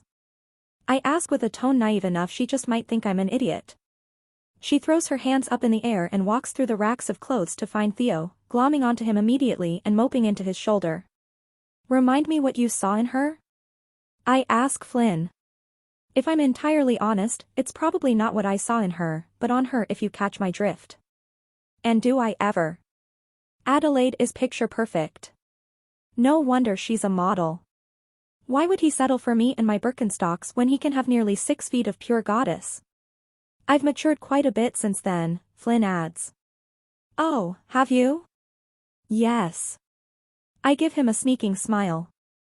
Are you saying that you don't think I'm cute? When did I say that? Flynn gapes. Just that you see what's on the inside rather than what's on the outside, I say, gesturing to my outfit. Khaki shorts and a crop top. Not exactly luxury. Now, you're just putting words in my mouth, Stella. He leans toward me, mouth to my ear. You are the full package. If we're still playing pretend, we don't need to compliment each other or exchange sweet nothings. And he certainly doesn't need to kiss me when no one is looking. And yet here we are. 3 days deep into our real affair, 9 into our fake one. Don't worry about her. She's just jealous. We're interrupted by Cash's droll Aussie accent. She's already hit the stores hard today, with bags hanging off both her arms. Jealous? I ask. Of course. Cash sits on the arm of my chair and looks down at me and Flynn. Don't think we haven't all noticed how the two of you have just come to life the past few days. It's hard to ignore. You're making us all jealous. I flush, glancing at Flynn. Sorry. Are you kidding? No. I'm teasing you. Besides, Cash looks off in the distance at Adelaide. She deserves to be humbled. Yeesh. I hope my friends aren't saying things like that at my engagement party. A bit later, we're heading out of the store, on the hunt for lunch. You're sure you don't want anything? Flynn murmurs as we walk past another store. It's not my speed. I pat his arm. Besides, you're not buying me anything. I'd be happy to. Seriously. There's something in his voice that's almost desperate. This is why the upper echelons of society boggle my mind. They have all the money in the world and know that any big purchase for them is just a drop in the bucket, yet simultaneously understand it to be a prime show of affection. What would Colin say if I were carrying around a Gucci purse? I snort. Well, Gucci wouldn't be your speed, but something from Versace would. I smack Flynn on the arm. Don't even think about buying me Versace. He laughs. He's showing his teeth more. His canines are quite pointy, but unlike all his friends, he doesn't have veneers. Just Flynn. Makes me smile. Hey, lovebirds! Franklin catches up to us and nods up ahead. You've got a stop to make. I frown. What are you talking about? Will appears on the other side of Flynn. We're not letting you be trapped in 2 years of will they won't they like Waddlesky and Fraser. Will and Franklin loop their arms through ours and pull us ahead of the group toward the store. Guys, seriously, we're just having a nice time, can we? Flynn tries to argue with them, but they silence him. Not taking no for an answer. Franklin practically sings.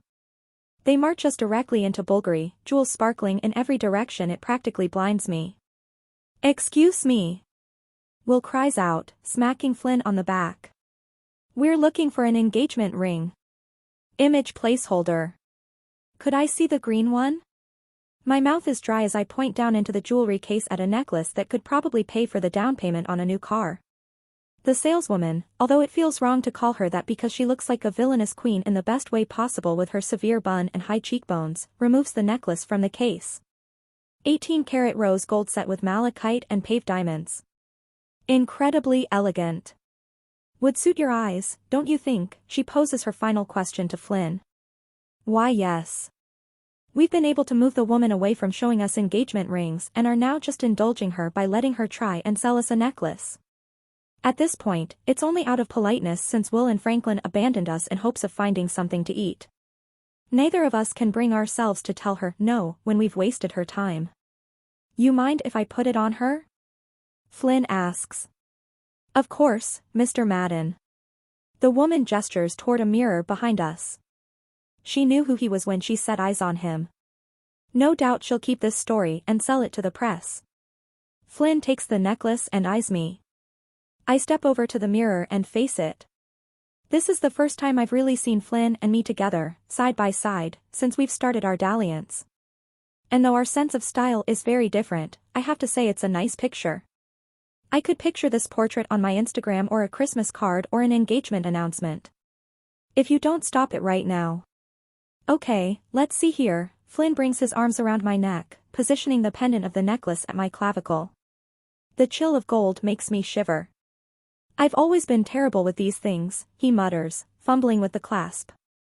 I giggle. It's all right. You're doing great. There. He draws his hands away and looks back into the mirror.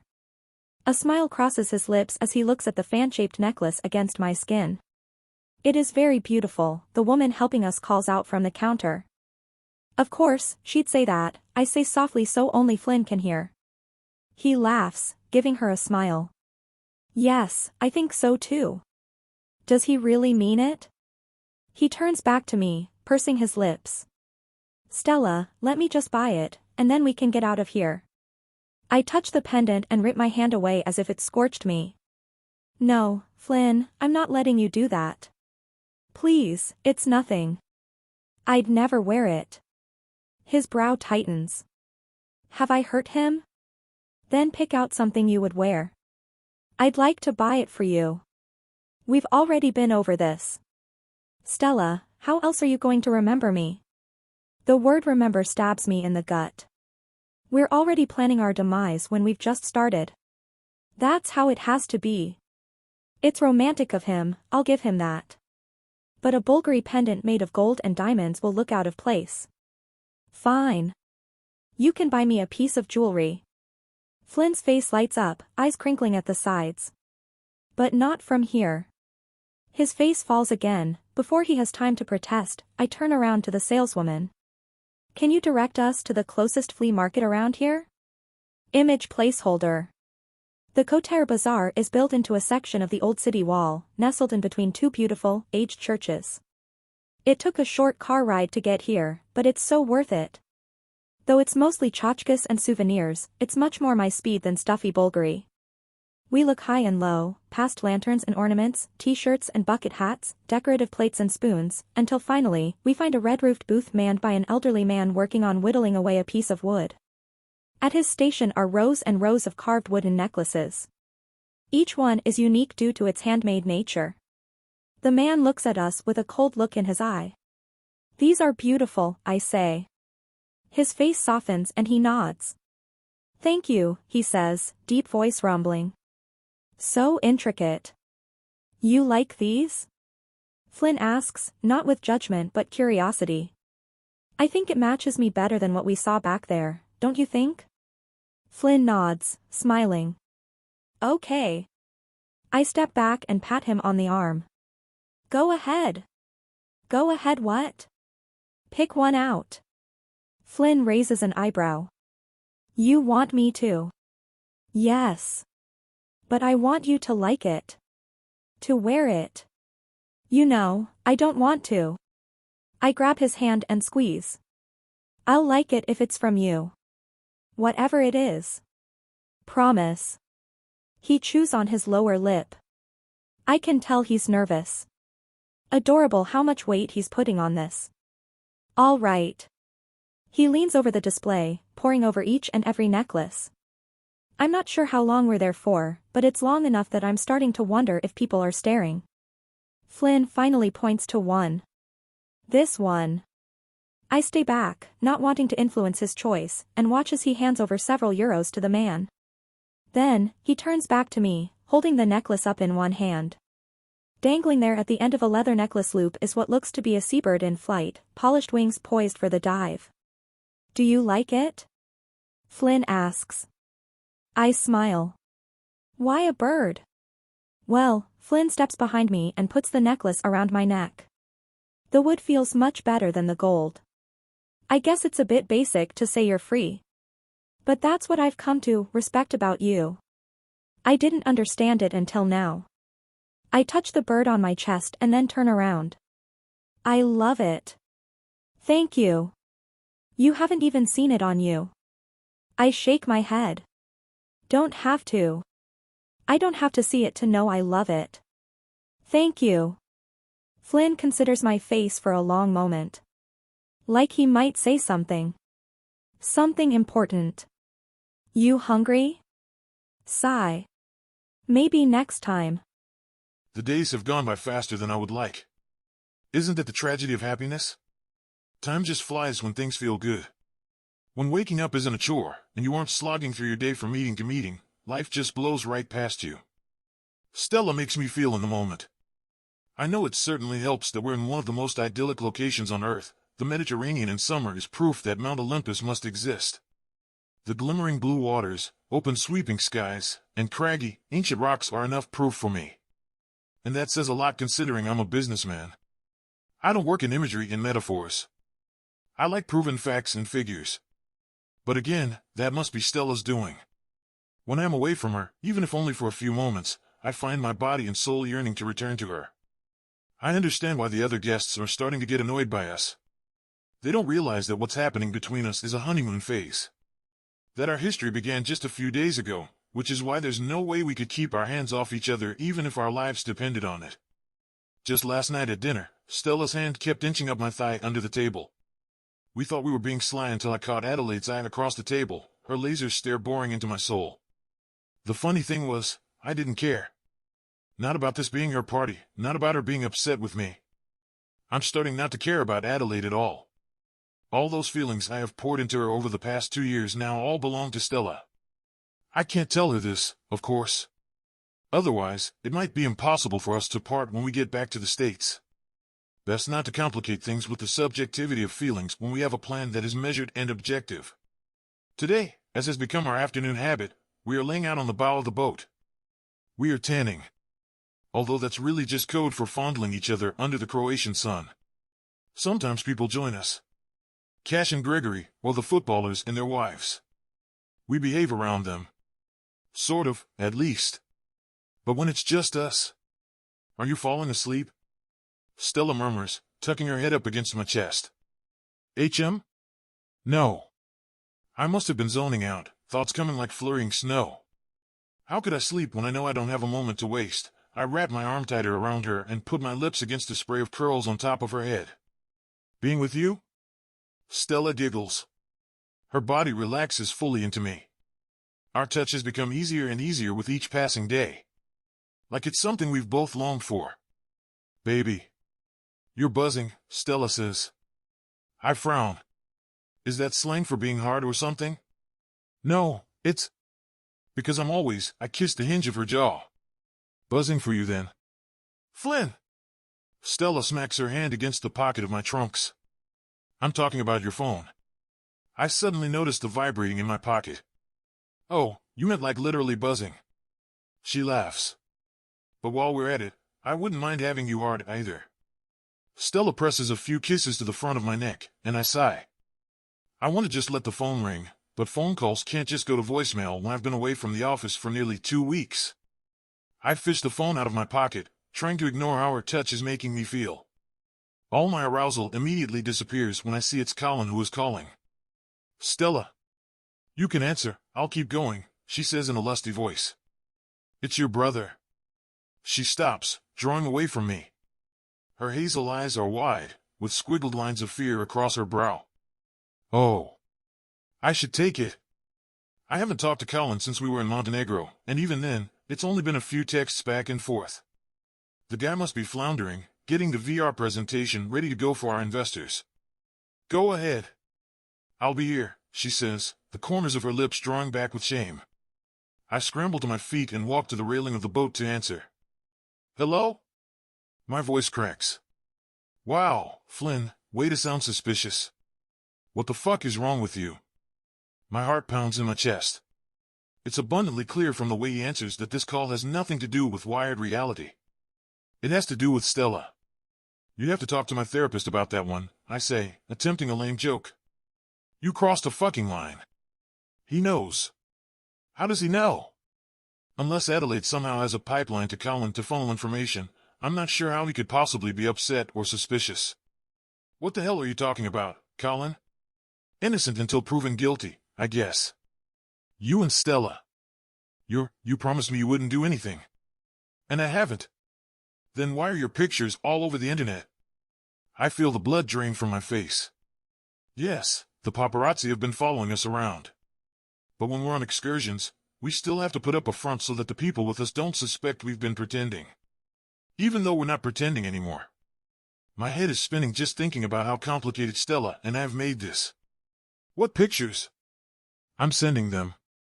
I pull the phone away from my ear and wait for a text to come through from Colin. Only a few seconds later, a picture appears in our chat. It's a grainy photo of Stella and me on the bow of the boat. We're in the same position we were just in before Colin interrupted with his phone call.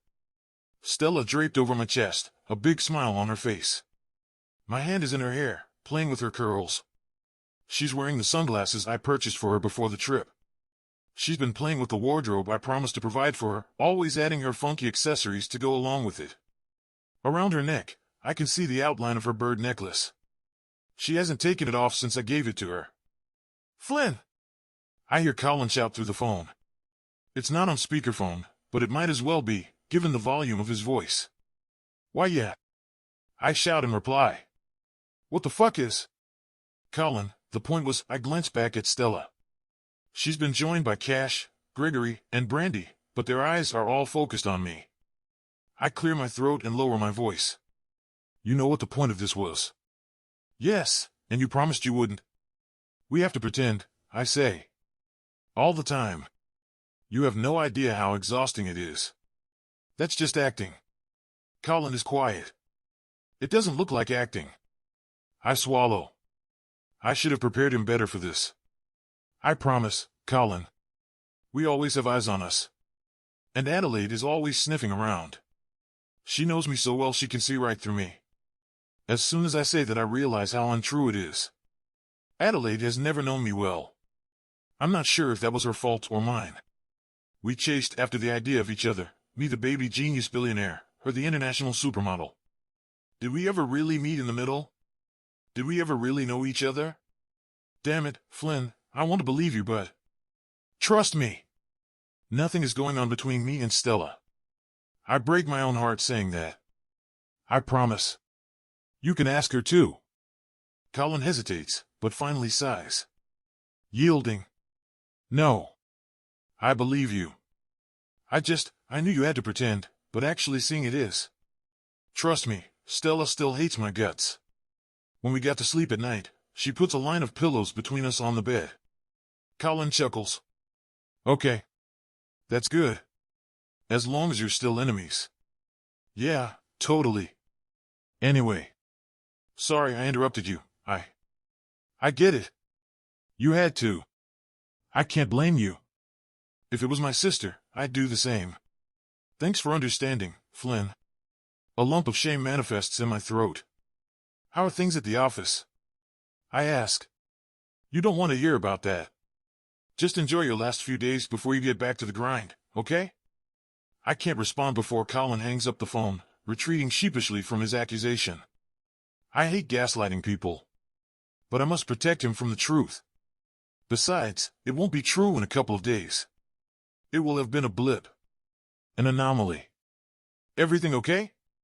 Stella calls out.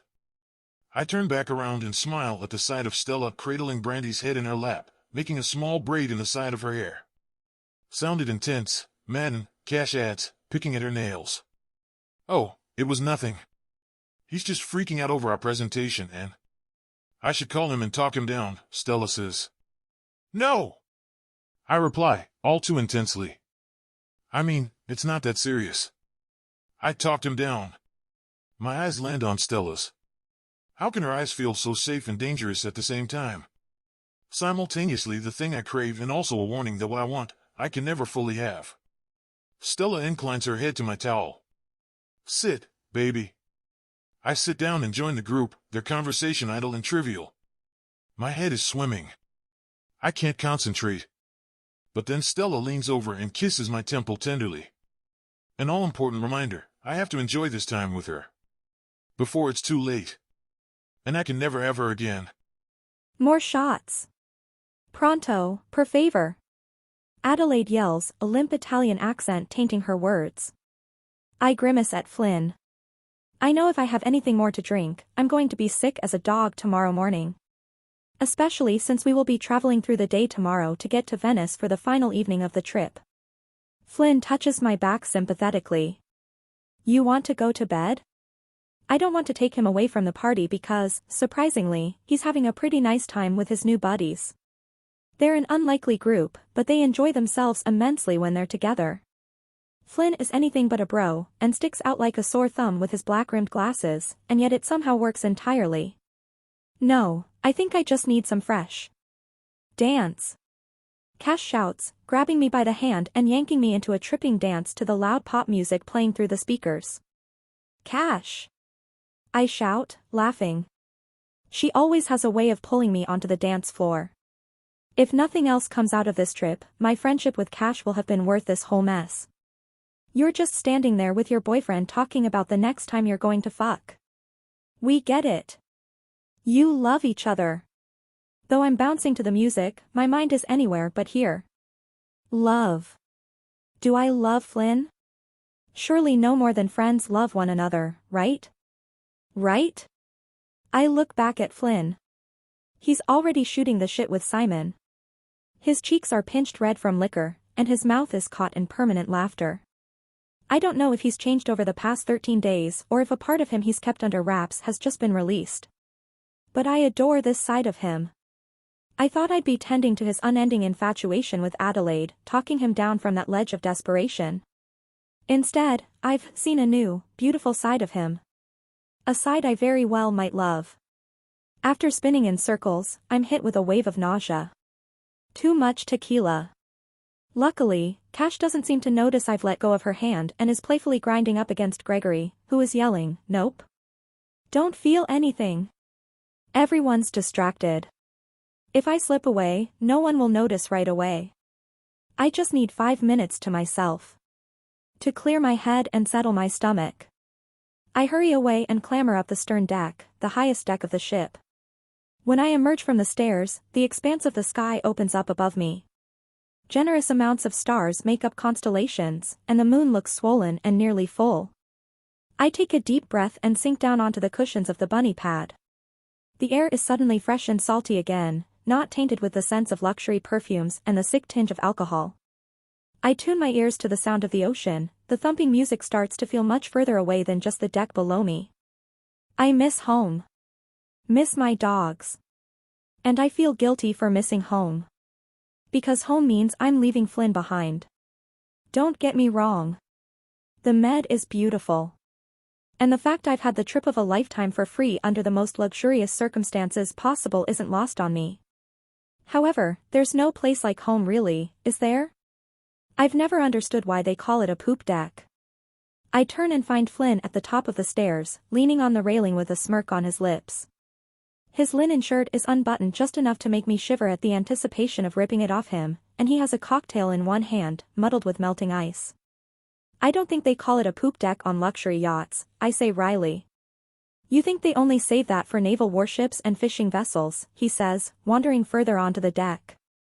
I lean back and stretch my body out long. I'm wearing a dress Flynn picked out for me. White and blue stripes. Very Martha's Vineyard. The expectations of changing outfits so many times every day have left me with an empty suitcase, and honestly, I don't mind indulging him now. You really want to come up here and start talking to me about a poop deck? Oh, I'm sorry, am I ruining the moment or something? Flynn asks, pulling one knee up on the bunny pad. Kind of. Me, the stars, the moon. A threesome. Precisely. Flynn downs the rest of his drink and puts it down on the deck before crawling up onto the bunny pad. Is there room for one more? Maybe, I say, eyeing him carefully. Flynn sidles in between my legs, lingering over me. What if I say please, he asks and then kisses my collarbone. Flynn, I say with a sigh. There's so much more I want to say. All that I can manifest is his name. I get it, I get it.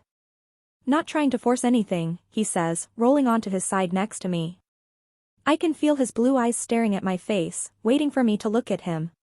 What's wrong, Stella? My body tightens at the sound of him saying my name. Flynn hesitantly wraps his arm around my middle. Out of the corner of my eye, I see him frown. Did I do something? I feel tears well up in my eyes. No, you didn't. You're crying. Not yet. Tears haven't started to fall. But I'm nearly there. And he's noticed. What's wrong? I shake my head and blink to set my tears free. Just hold me. Please, just hold me. Flynn engulfs me in his embrace, his height making me feel so small and safe in his arms. What's wrong, Stella? Please tell me. I bury my face in his chest and sob. He splays a hand out against my back. I don't want to go. I lift my head. God, I probably look like a wreck, all snotty and tear-stained. I don't want to lose you. Flynn pinches my chin between his fingers. I'm expecting him to tell me that this is the way it must be. It's what we agreed upon. There's no world in which Stella and Flynn exist outside of the Mediterranean. I don't want to lose you either. I stare at him. What? He brushes a few tears from my cheeks. I don't want this to end, Stella. My mouth falls open. I wait for him to add, but we can't, or something that would inevitably break my heart. But he doesn't. In fact, I can tell he's at a loss for words himself. Didn't expect to say that out loud. What else can I do but reward him with a kiss?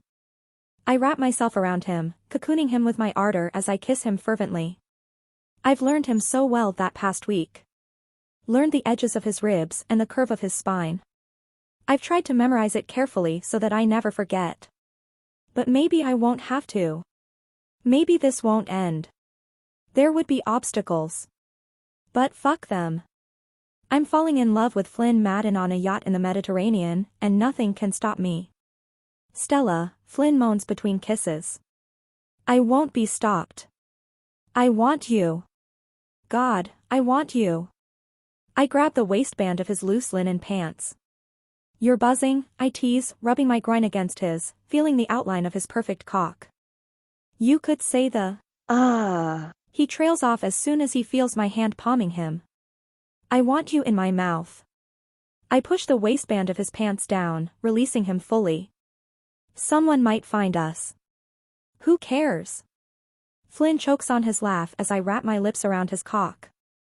I've had it in my mouth before. Salty against my tongue.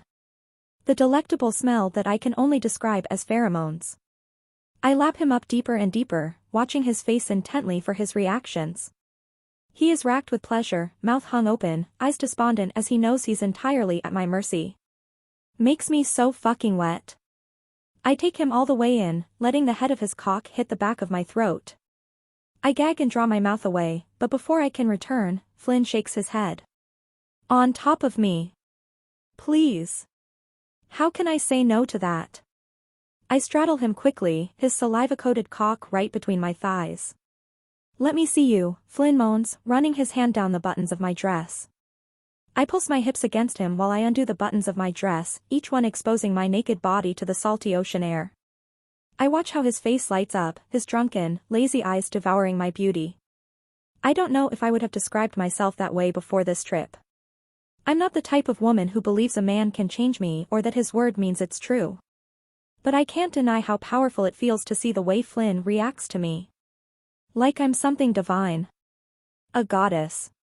Flynn places his hands against my hips and lets his hands travel up my body slowly, feeling every inch of my torso until he reaches my breasts and cups them softly.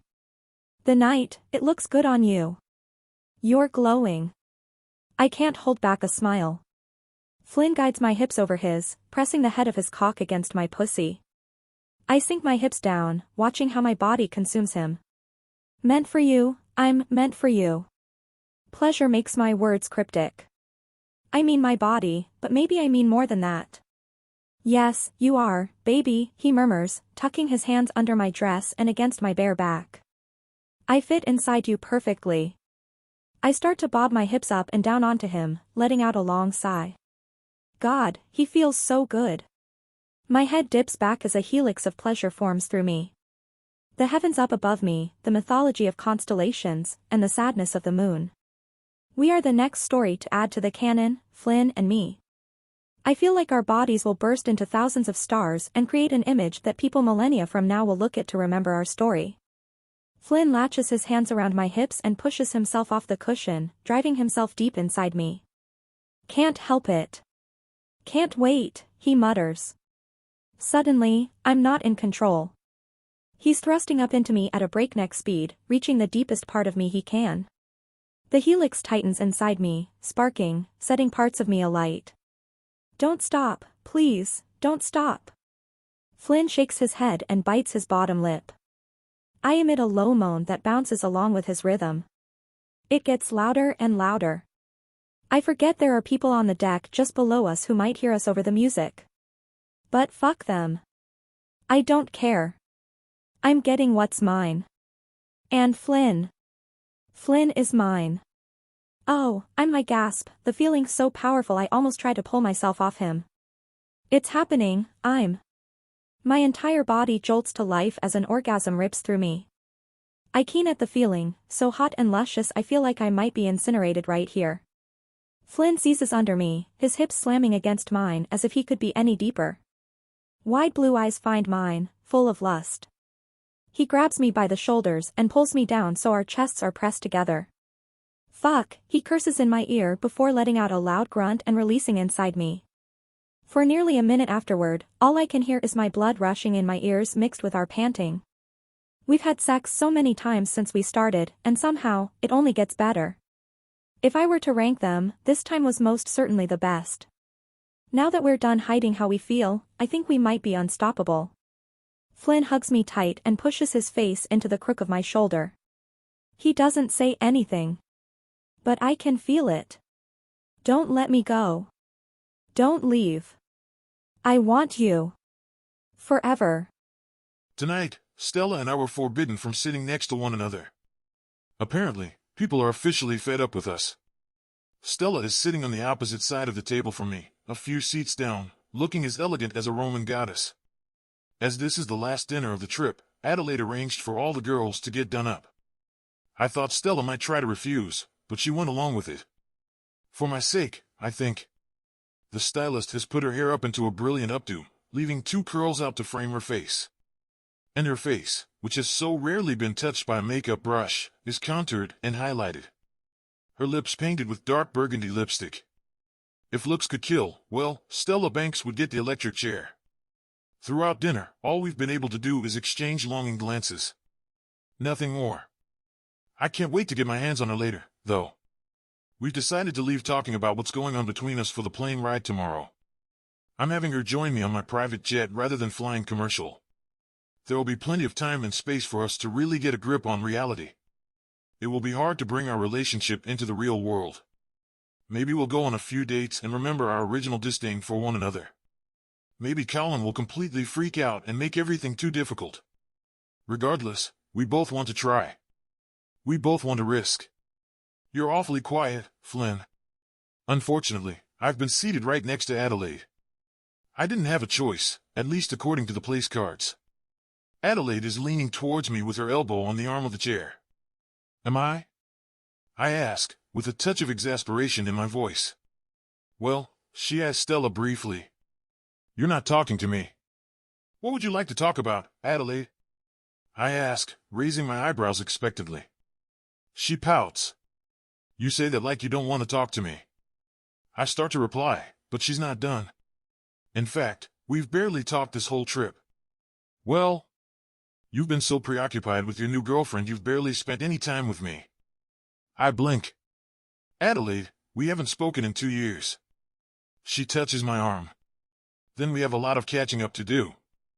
I glance at Theo beside her. He's caught up in conversation with his brothers, not paying a speck of attention to what his new fiancée might be doing. I always wondered what she saw in him, but now that I've met him, I wonder what he sees in her, other than her obvious exterior beauty. He's goofy and friendly, and doesn't take things too seriously. Adelaide always has a bee in her bonnet. It definitely seems to be a case of opposites attract. Makes me wonder what I ever saw in her. I thought you'd be excited to see me, Adelaide says softly. For once, she sounds like a human. I clear my throat. I am. Don't lie. We exchange a look. Her usual posturing has been dropped. I can see the girl that I knew. Far away, but still, she's there. Her pretty green eyes needing reassurance, and her hand desperately needing to be held. No, Flynn. It's not real.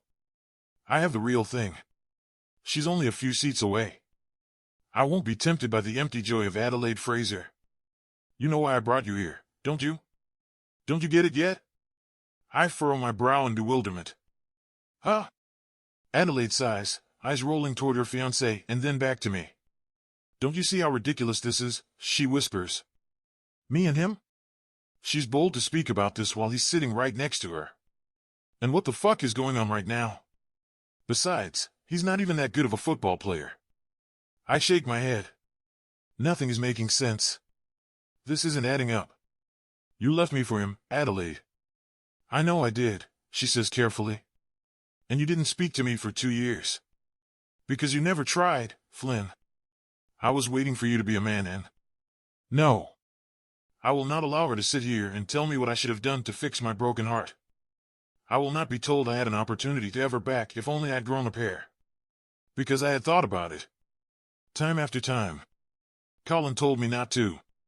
Hell, Stella told me not to a couple of times when I needed a little extra reassurance, and she was able to put our rivalry aside. But now that Adelaide is telling me things might have been different if I had fought for her, begged, maybe. My head is spinning. Flynn, baby, Adelaide grabs my wrist. I yank it away and stand up in a rush. My chair scrapes the floor loudly, garnering the attention of everyone at the table. I can feel Stella's eyes on me. She's obviously worried. I don't deserve her. Deep breath. Bathroom, I say, and then skitter away from the group. I don't know where the fuck I'm going as I weave in and out of servers and guests of the flouncy Venetian restaurant. I'm sure I hear my name called out a few times. Mr. Madden, may I help you? But no one can help me. Not right now. I finally make it to the front door and burst forth into the hot summer night. The street is still dense with people. There's a line to get into the restaurant to my left, and a palazzo filled with activity to the right. Fucking Italy. Just like New York. You can never be alone. Flynn! I hear Adelaide's voice call after me. I start to quickly walk down the street toward one of the canals. I will happily get lost in the throes of Venice for a few hours, allowing the scent of dying fish to clear my head. From behind me, I hear Adelaide's high heels clicking after me. Damn, how the hell could she run in those? Flynn, please wait. I'm getting blisters. I'm halfway over a bridge when she finally gets to me, her hand glomming onto my arm, nails digging through my sleeve. Stop, please just... What do you want? I spit, turning around angrily on my heels to face her. Her blonde hair has fallen out of place, but, of course, her makeup is still pristine even after practically sprinting after me. This is all so fucked, isn't it? Adelaide asks. She touches my arm softly, gazing up at me. You shouldn't have invited me. Then why did you come? To show off your little girlfriend with her Birkenstocks and boho clothes? I clench my fists at my sides. Don't talk about her like that. Flynn, what we had was real. I never stopped thinking about you. I only wanted to know you were thinking about me, and then you actually would have come back? I ask in disbelief. Adelaide hesitates. Maybe. Typical Adelaide. She's the type of woman doomed to want what she doesn't have. She will never be happy. That's what fame and fortune do to you. Always makes you seek out the next shiny thing. People aren't things, Adelaide.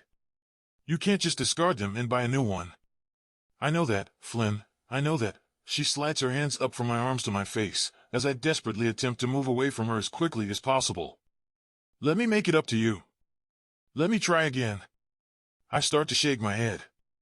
I'll break things off with Theo. Tonight. We'll get on a plane. We'll fly somewhere far away. Just you and me, away from all this mess. And we'll pick up where we left off. Can we do that? My cheek flinches as fury burns inside me. She is so fucking entitled. How could she possibly think I'd agree to this? Please, Flynn. I don't even have time to react when Adelaide tugs on my head and pushes her lips up against mine. I turn my head as quickly as possible to avoid her lips, but it's too late. Suddenly, the flash of a camera goes off, followed by a flurry of several more. I get a burst of fortitude and push Adelaide off me, scanning the crowd of paparazzi that have found us here on the bridge. Adelaide clings to me again, her hand on my chest. Oh my God, how did they get here? It's the tone of her voice, the hollow disingenuousness that catches me off guard. She's never been a good actress. And her feigned surprise is proof of that. She planned this somehow. She wanted us to get caught. A way to get into the news cycle, a PR stunt, I don't know what it is, and I don't care. I'm done. I push Adelaide off me again and elbow my way through the blockade of paparazzi on the bridge. I've got to get out of here.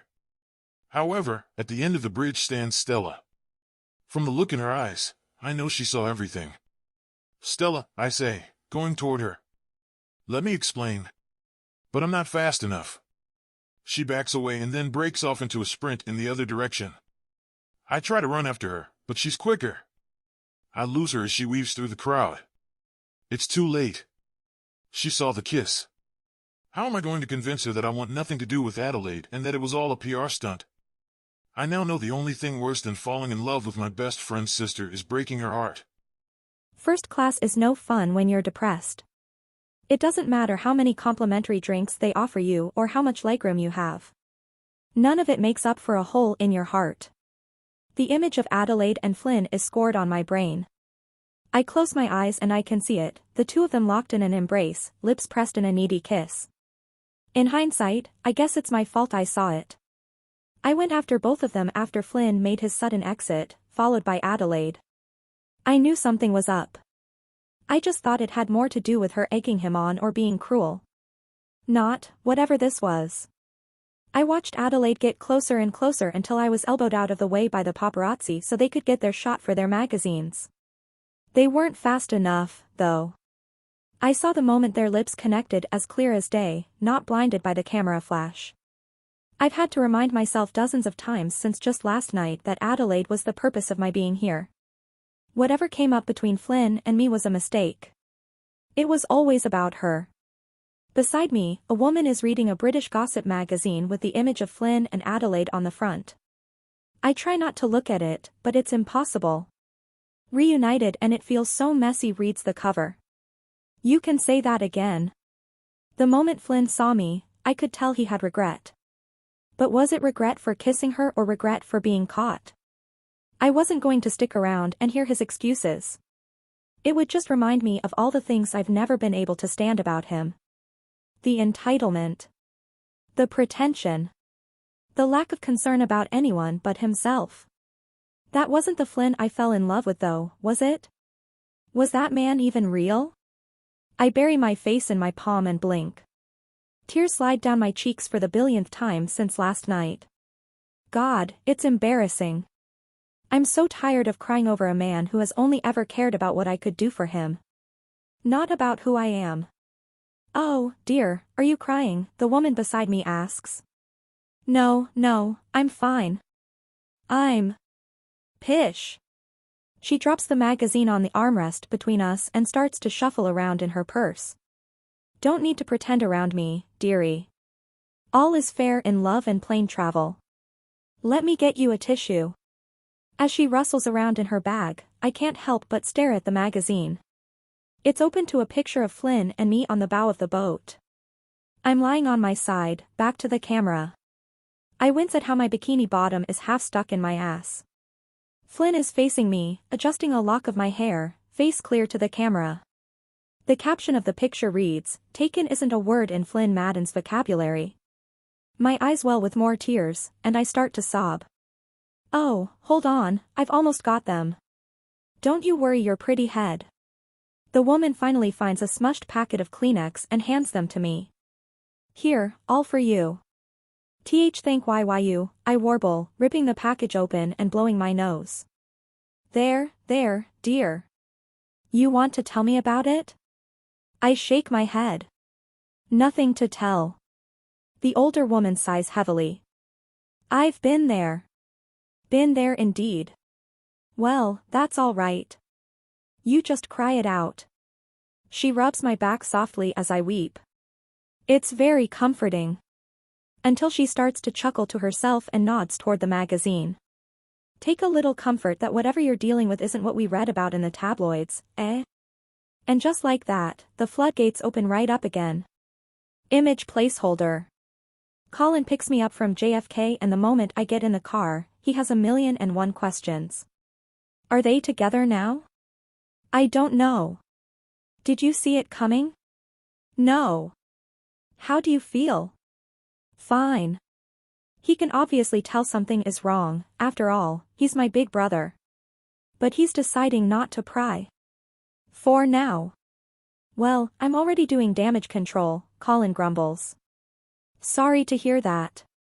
You know, our investors hate when shit like this happens. This is the equivalent of Elon tweeting something stupid. Except worse, Colin explains as he navigates the car through the chaos of arrivals. I laugh sadly. Well, then maybe you should have done a better job of convincing him not to go. I feel Colin's eyes jump to me, but I keep my gaze firmly out the window. Yeah, maybe, he says and then pauses. Stella. I'm fine. You don't seem fine. I sigh. I'm tired. Not just from traveling. From everything. From all of it. Life. Yes, but it seems like you're not saying something. I seal my lips together. I was stuck on a boat with some of the most horrible people I've ever met, Colin. Not a friend in sight. I'm exhausted. I know you and Flynn don't like each other, but you can't say he isn't a friend. I can say that and more. I can now say he is my nemesis. The only thing better than that would be for me not to care a lick about him anymore. I know that's not possible. Not yet.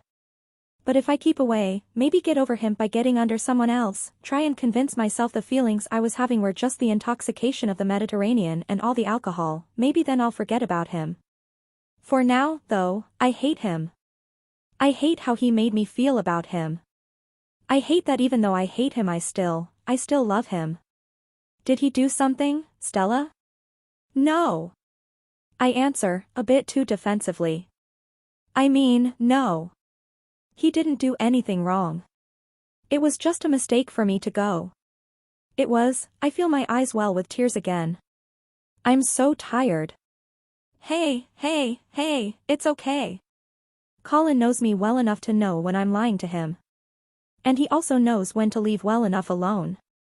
He knows better than to harp on it any longer. The dogs are going to be so happy to see you. I feel my insides relax. The thought of my little babies makes the clouds part in the sky and a smile spread across my face. Were they good? Yes, although I think I might have been overfeeding them. Colin. What? They're so cute, I can't help it. I'd be a monster not to give them a treat. We both laugh and then exchange a look. Though he smiles, his brow is still furrowed in concern. I can't look at him for too long without remembering the heartbreak. They missed you, Stell. I nod. I missed them too. And, shockingly, I missed you too. I smile and lean my head over gently onto Colin's shoulder. He rests his cheek on the top of my head, eyes still glued to the road. You can tell me, you know. I won't be mad, he whispers. Where would I even begin? Even if we hadn't broken the main covenant of this trip, how would I even begin to explain how my thoughts and feelings transformed over the course of 2 weeks only to leave me desperate and heartbroken, unsure of how to pick up the pieces? When you're ready, you can tell me. I don't reply. Because the truth is I don't think I'll ever be ready to relive those memories. I want to forget the Mediterranean and Flynn Madden as quickly as possible. I stare out the window of my car at the entrance to Wired Reality. On a normal day, I would do the normal person thing and just get out of my car and go inside. Except there hasn't been a normal day in 2 weeks. 2 weeks. 2 whole weeks of this shit. I'm about to snap. Every day since I returned from Venice, the entrance to Wired Reality's corporate office has been swarmed with reporters and photographers. Don't they have anything better to cover right now? Aren't people dying all around the world? Isn't it the real news?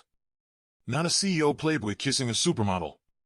You want me to go around the block again, Mr. Madden? My driver asks in a kindly voice. I look at Freckles beside me. She's been very clingy since I've returned, and honestly, keeping her by my side most hours of the day is good for both of us. She pushes her snout forward. I take it in my hand and give it a soft scratch. Then, I sigh. No. I don't think they're going anywhere. The veil of reporters and photographers is thicker than it's been the last few days because Adelaide shot off her mouth. Again. It's not bad enough that she is now in a very public breakup with Theo, now I have to be implicated in it at every turn. Last night, a clip of Theo on TMZ dropped. The interview asked him if he thought it was karma that his relationship was ending like this. He spouted off a string of expletives so long the cameraman legitimately backed away from him. Then, just this morning, people dropped an issue with Adelaide on the cover with the headline, "We never stopped loving each other." Mind you, I haven't spoken to her since the night she kissed me. I made it very clear once I got back to the boat and saw Stella's things were gone that I would not be speaking to her again. Maybe Theo deserved the karma for being the other man. But I think I deserved the karma for being hung up on her for so long. I finally got what I thought I wanted, and ruined my whole life in the process.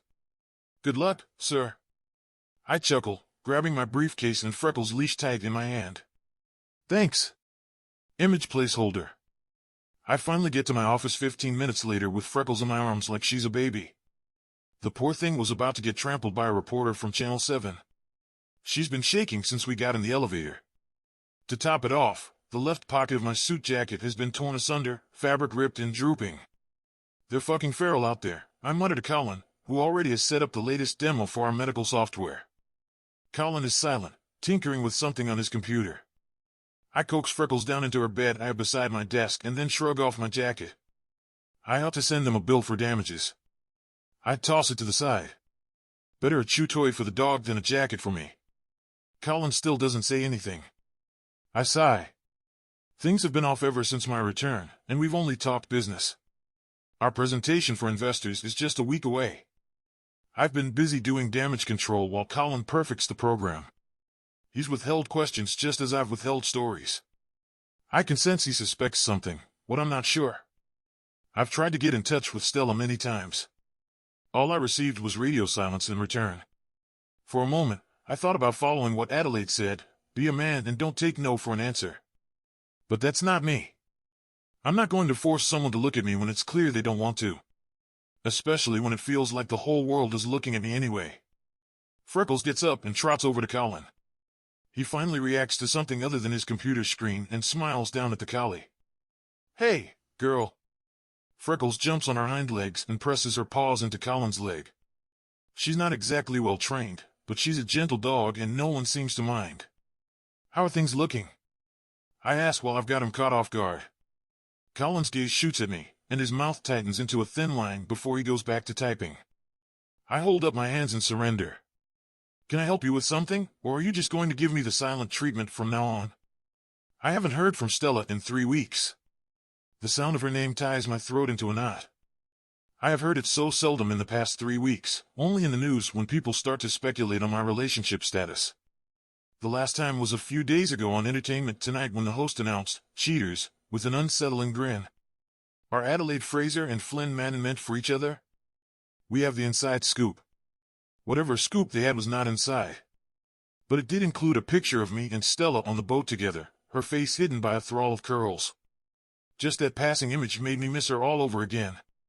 It happens to me several times a day. I'm trying to make it through working hours, trying not to be distracted, and then I'm hit with the memory of her perfume or the sound of her laugh. I miss her so badly. You think something is wrong? I ask carefully. Not in a life or death way, Colin says. He finally raises his eyes from the computer and crosses his arms over his chest. Come on, Flynn. Tell me what happened. I raise my eyebrows in alarm. What do you mean? Something happened between you two. I know it. Because she was acting like a weirdo when I picked her up from the airport, and you act like a weirdo every second of the day in. I'm fucking stressed. I'm trying to do damage control so our investors. Bullshit. You're avoiding me. That's true. It'd be foolish of me to believe he didn't notice. We're both working hard. Stop, Flynn. Just stop, Colin snaps. His hazel eyes. Stella's eyes fall onto mine. I want the truth. What did you do to her? He asks it like I must have hurt her. Did you reject her? Did you make a pass at her? No, it was nothing like that. Then what? What was it? We liked each other. Colin's brow screws together. What I mean is, I clear my throat. The pretending turned into not pretending. My friend starts to recoil, his face bending with disgust. I know we weren't supposed to. I promise we both tried. Oh my God, I knew it. I knew it the second I saw those photos. Neither of you is that good at pretending. He folds his hands over his face. And then you lied to me about it. I bite my lower lip. I'm sorry. I asked you and you lied to me. I know, I just didn't know what to. You could have told me the truth. How? When you made it explicitly clear that we weren't supposed to do more than just tolerate each other? Colin winces again. How old is he? 5? So let me get this straight. You and Stella started. We were talking about dating when we got back to the States. And then you kissed Adelaide? Without a breath, he jumps across the room toward me and grabs the collar of my shirt. You cheated on my sister? I struggle against Colin's grip. Damn, all that CrossFit is really doing the trick. Adelaide kissed me. I promise. Likely story. You're hurting me. You broke my sister's heart. Colin, I love her. Colin's eyes widen and his hands go slack. I break away and try and catch my breath. You what? He asks in a small voice. Did I really just say that out loud? I think I love her. You love her or you think you love her? I feel a migraine coming on. Colin, don't make me say it again. Colin blinks. I think for a second he's about to punch me, but instead, he opens his arms wide and embraces me, patting my back. Freckles wants in on the action too, dancing around our feet, pawing our legs. I'm stunned. You're hugging me. Of course, I'm hugging you. But I did the thing I wasn't supposed to do. Colin pulls back and nods. Yeah. You did. This doesn't make any sense. Do you want her back? Huh? These aren't hard questions, Madden. Stop thinking and just act. Do you want her back? I stutter briefly, though my chin is nodding before the words come out. Why, yes. Are you willing to fight for her? Yes. Colin smiles. Then you've got to get her back. But what about what you said about? I'm still pissed, don't get me wrong. But if you love her and are willing to do right by her, I'm not going to stop my sister from getting the type of man she deserves. I give him a dopey grin. Are you serious? Yes. Now. To New Jersey. Now. My smile fades. What? No time like the present. I shake my head. No, I couldn't possibly. You want her or not? What if she says no? Colin and I stare at one another. That was a possibility once before when I needed her help pretending to be my girlfriend. Colin was clear then, if Stella says no, it means no. And he doesn't have to say it again. You at least have to give it a fair shot. One more fair shot, right? Colin says with a shrug. All right.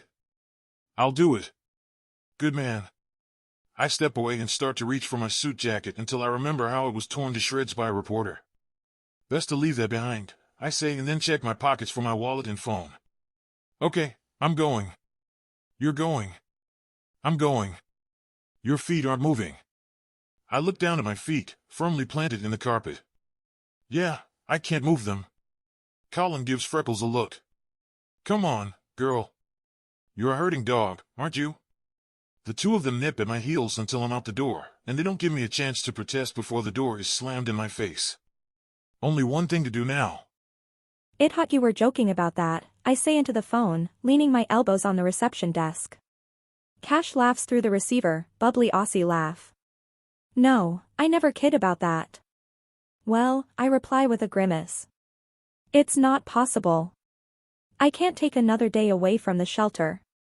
Especially not now that Flynn's donation has come through.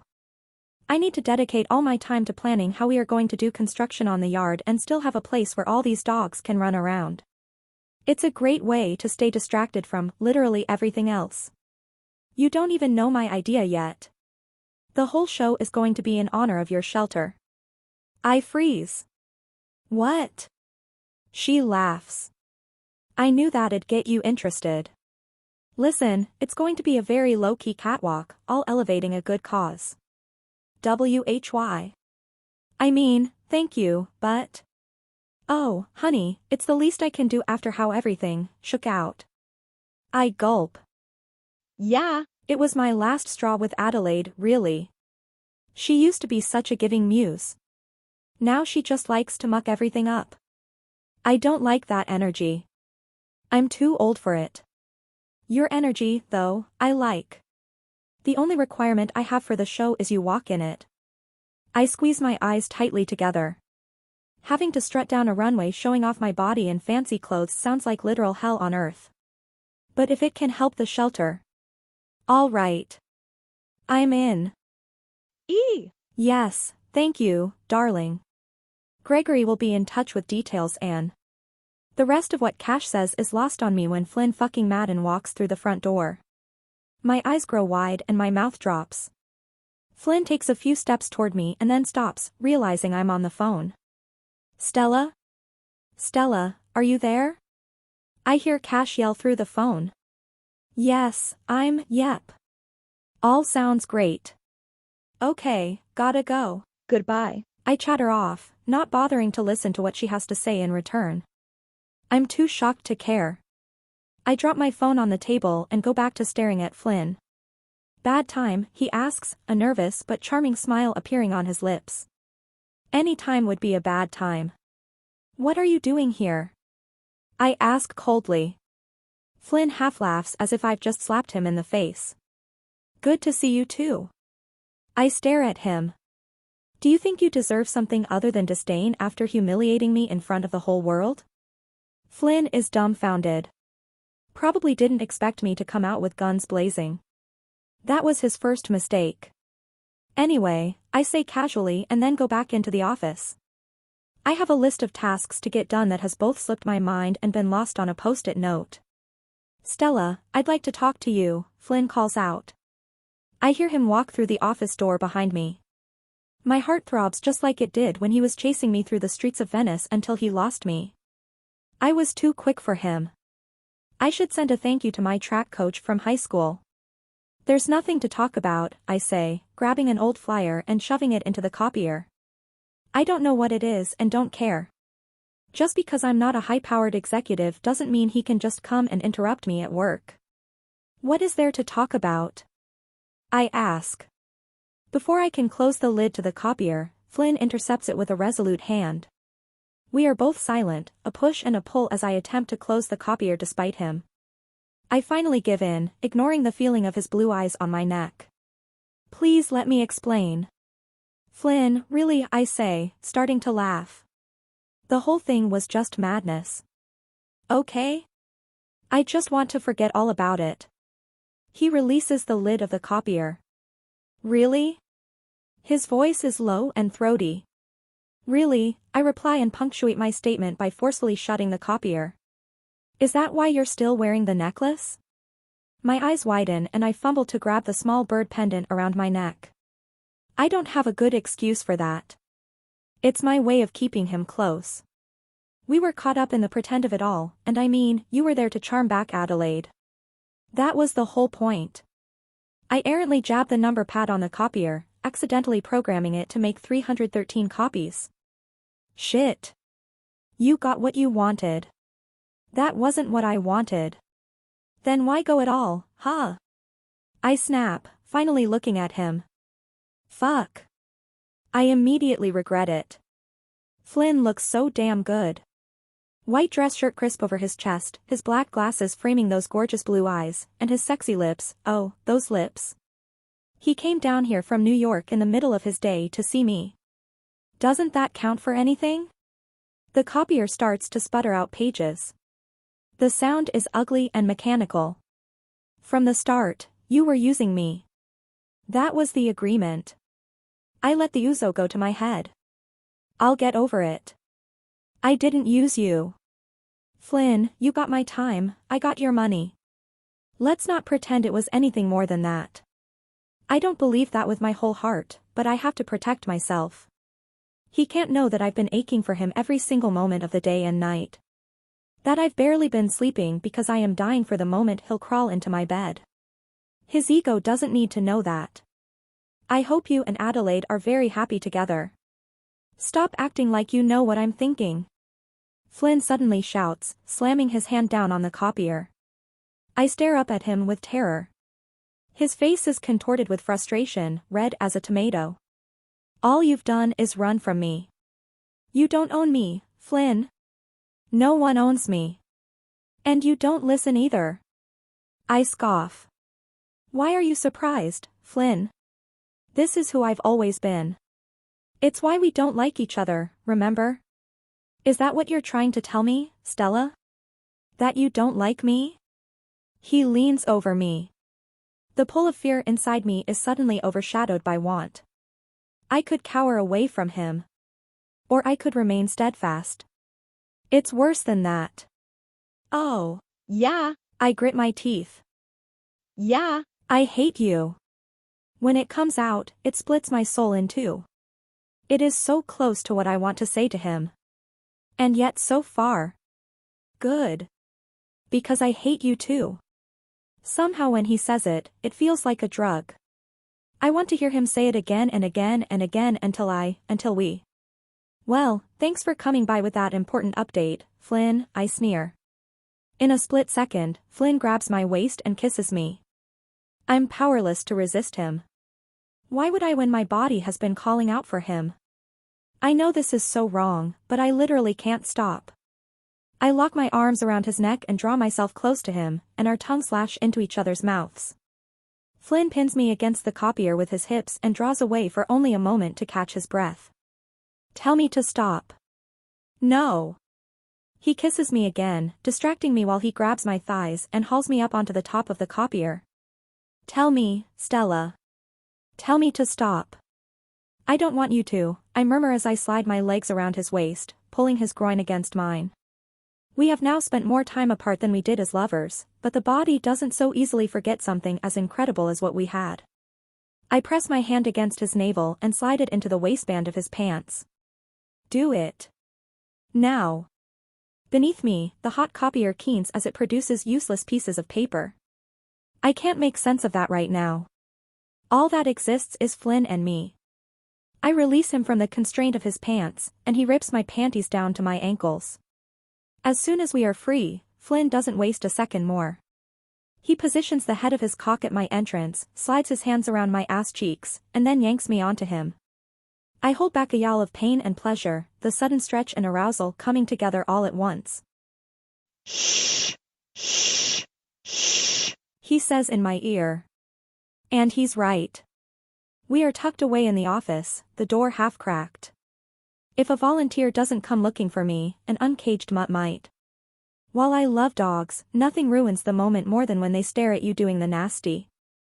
I cling to Flynn with all my might, letting him set the speed and the strength. I push my lips against his neck and sink my teeth into his flesh with desperation. He moans deliciously. This is what we are now doomed to. A hate fuck at my office. What's next? A hate fuck at his? Out of the question. I might run into Colin, and that would be absolutely terrible, especially since I've been avoiding him for 3 weeks now. Flynn hooks his arm around my neck, cradling my head in the crook of his elbow. Look at me, Stella. My head falls back. I press my lips together in an effort not to moan. It's hard when he feels so good inside me, and he's a perfect, fuckable vision. His eyes are penetrative, and his lips have fallen open. I hate you, I blurt. Why do you feel so good? I whimper. I hate that you make me feel so good. I fall back and brace myself on the lid of the copier. It continues groaning beneath me, vibrations hitting my ass. Fuck me, I say through clenched teeth. Flynn pushes his whole length inside only to retract it fully out of me. He does this several more times, each time making my eyes roll back further into my head until I feel every muscle in my body constrict, ready to release in a tremendous orgasm. Just before I can, though, Flynn kisses me harshly, capturing my moan in his mouth. Just like our budding romance, this will be kept a secret. It's for the best, but my heart breaks that no one will ever know that, yes, for even just 1 week, he was mine. Flynn comes to, stumbling forward and pressing his hands against the wall behind me. His hips jolt and he curses into my hair. I wrap my arms around him, holding him close to me. Desperate not to cry. We did this so many times in that short week together. We folded our bodies into one, and I dreamt of getting to do that for the rest of my life. I'm not proud of it, but I just couldn't help it. Everything felt so right with Flynn. Until it was just so wrong. Please, Stella, listen to me. I shudder back to reality and push Flynn back by his shoulders. You have to leave. His face splits with desperation. Stella, Flynn reaches for me. Go, just go.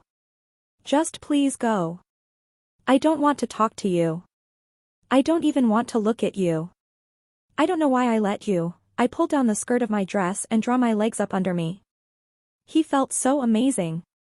Yet I feel so much regret. Flynn stands for what feels like a very long time just looking at me. Waiting for me to change my mind.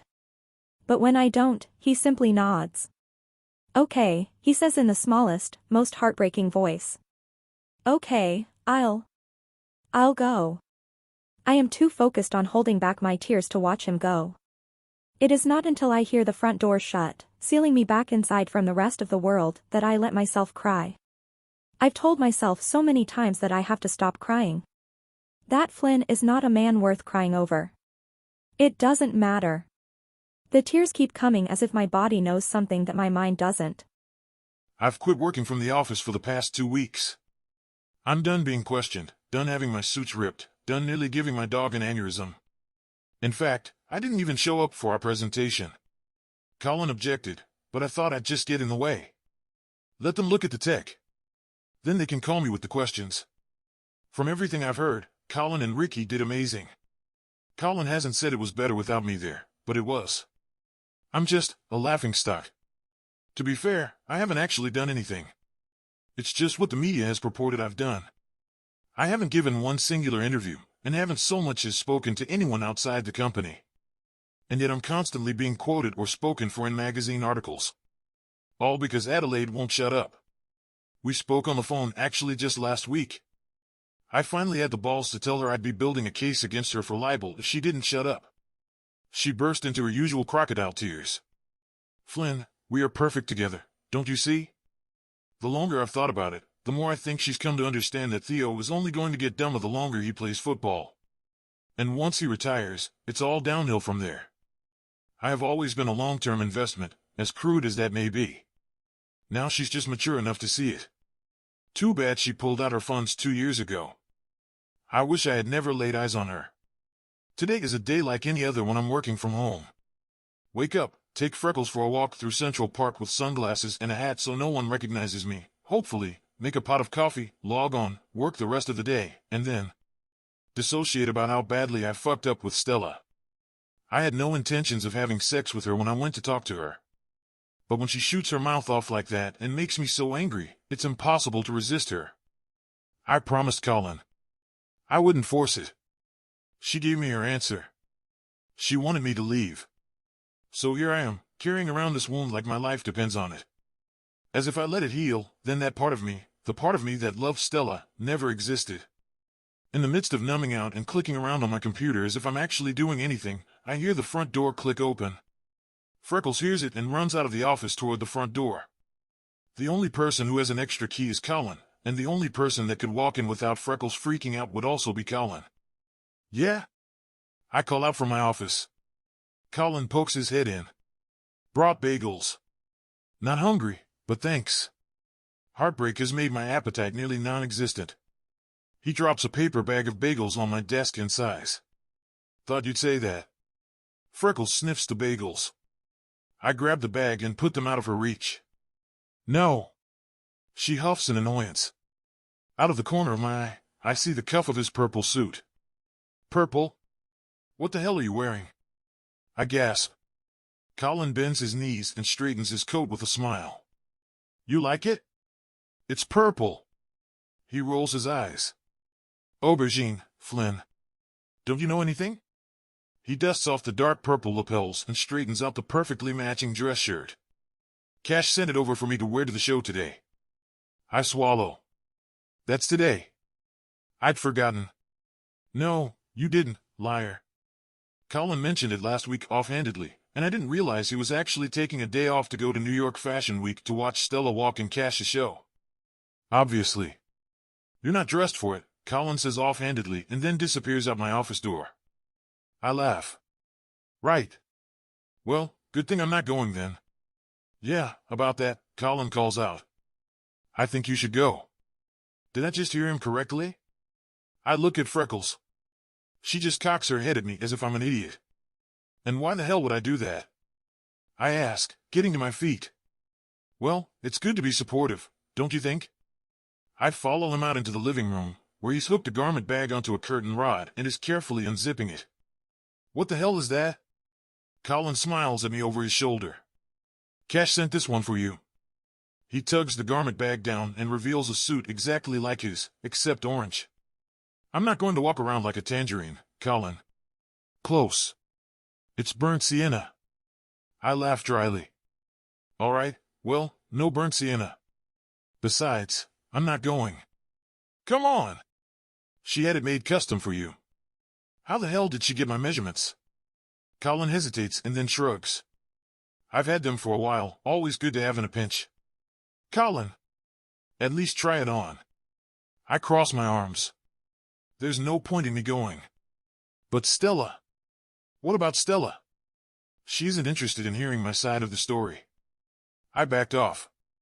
That's what you wanted, isn't it? Colin sucks in on his lower lip. Look, you're miserable, Flynn. I start to object, but he isn't having it. You've been a hermit for 2 weeks straight since you saw her. And he shuts his eyes. Yes, it's still weird that she's my sister and you're my best friend. And yes, I don't want you or any man to pressure her into something she doesn't want. He takes a moment and then says definitively, but if I know you and I know her, I think you're both letting your pride get in the way of actually communicating. I've known about my pride for a while. But Stella's? I'd never stop to consider that. One more chance. And then we can all leave it alone. I stare at him. The last thing I want to be is the guy who can't leave well enough alone. But I do love her. And I want to get the chance to tell her. Okay. Yes. Perfect. You come to the fashion show. We can all celebrate after. If she can't stand you, you get the hell out of Dodge, and I owe you big time for the rest of our lives. Or. Colin smiles and grabs the suit. Put it on, put it on. I groan but take the suit from him. You already owe me big time for having to wear this suit. We're going to look like the Wiggles. Flynn! It's haute couture. Since when do you care about haute couture? I ask. Colin looks away, face flushing. I don't know. I've always liked it. I smile. Does this have to do something with Cash Cole? No, he says all too defensively. No, he straightens up. Just put the damn suit on. I disappear into my bedroom and throw the suit on. It fits perfectly and, I have to say, looks much better on than on the hanger. However, I feel out of place in such a nice suit when my hair is unkempt and my glasses are askew on my nose bridge. I suddenly realize that this is the first event I'll have been to since everything imploded. Sure, the press could catch me walking in and out of work. But I've rejected invitations to so many things in the name of privacy and staying out of the limelight. Now I'm seriously contemplating going to the literally most photographed event in the world.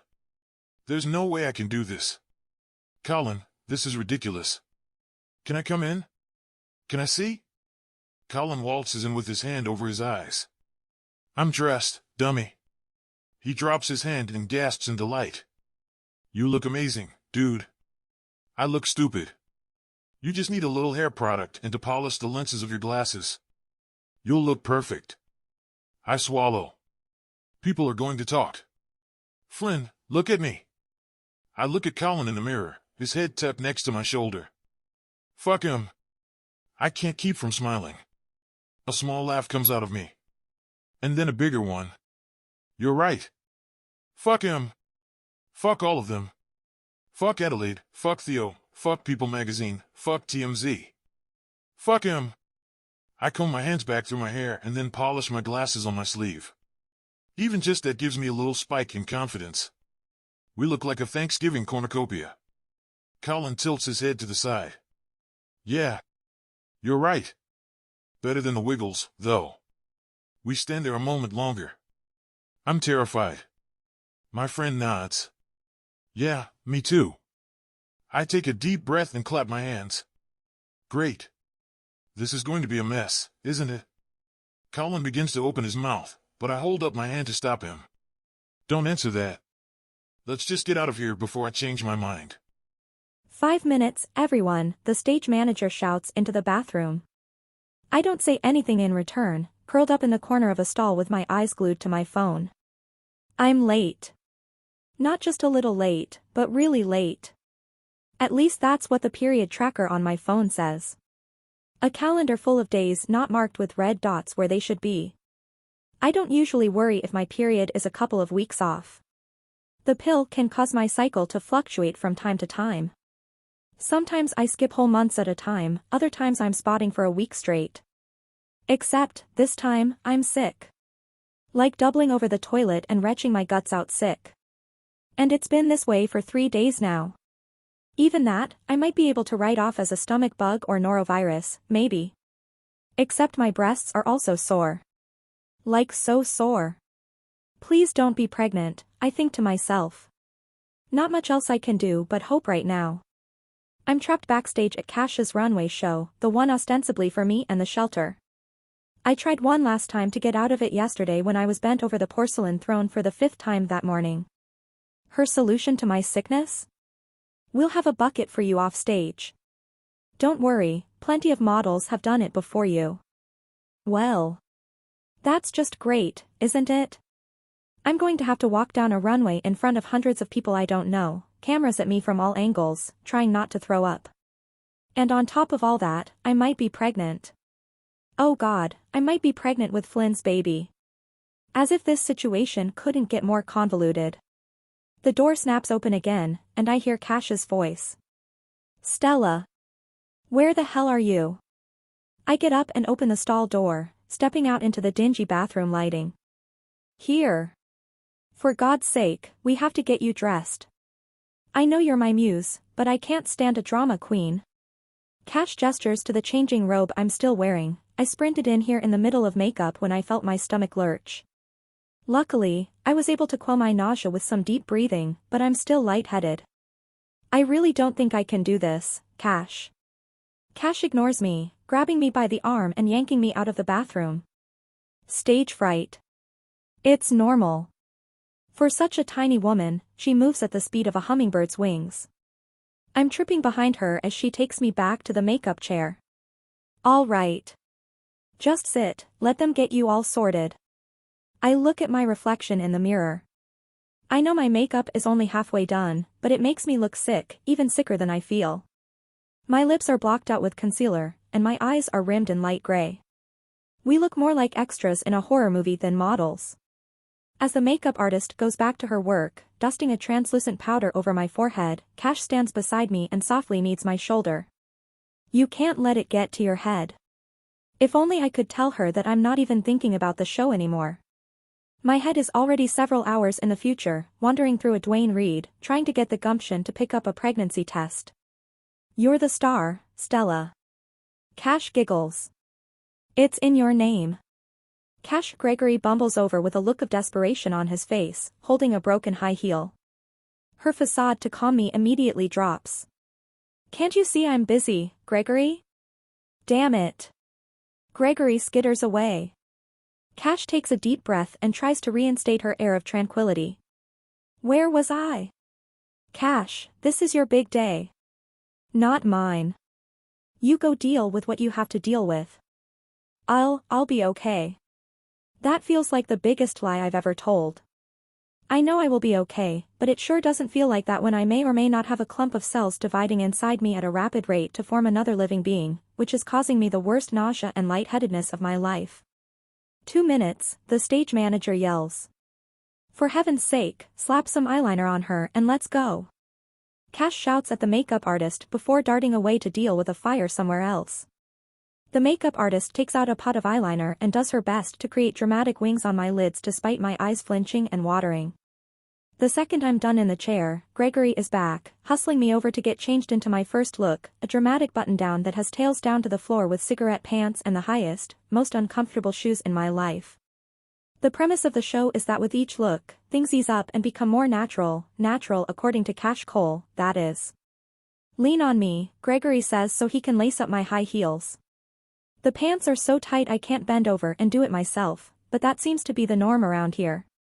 All the models have handlers flurrying around them, straightening, steaming, and tying. I grab his shoulder, but tilting the littlest bit forward makes my head spin. I start to topple, bracing my other hand on his back. Whoa, whoa, whoa, Gregory says, grabbing the top of my thigh to keep me from falling over. You really don't wear heels much, huh? If only it had to do with the heels and not literally everything else. Is it that obvious? Gregory sighs and shakes his head. You'll be fine, dear. Get in line.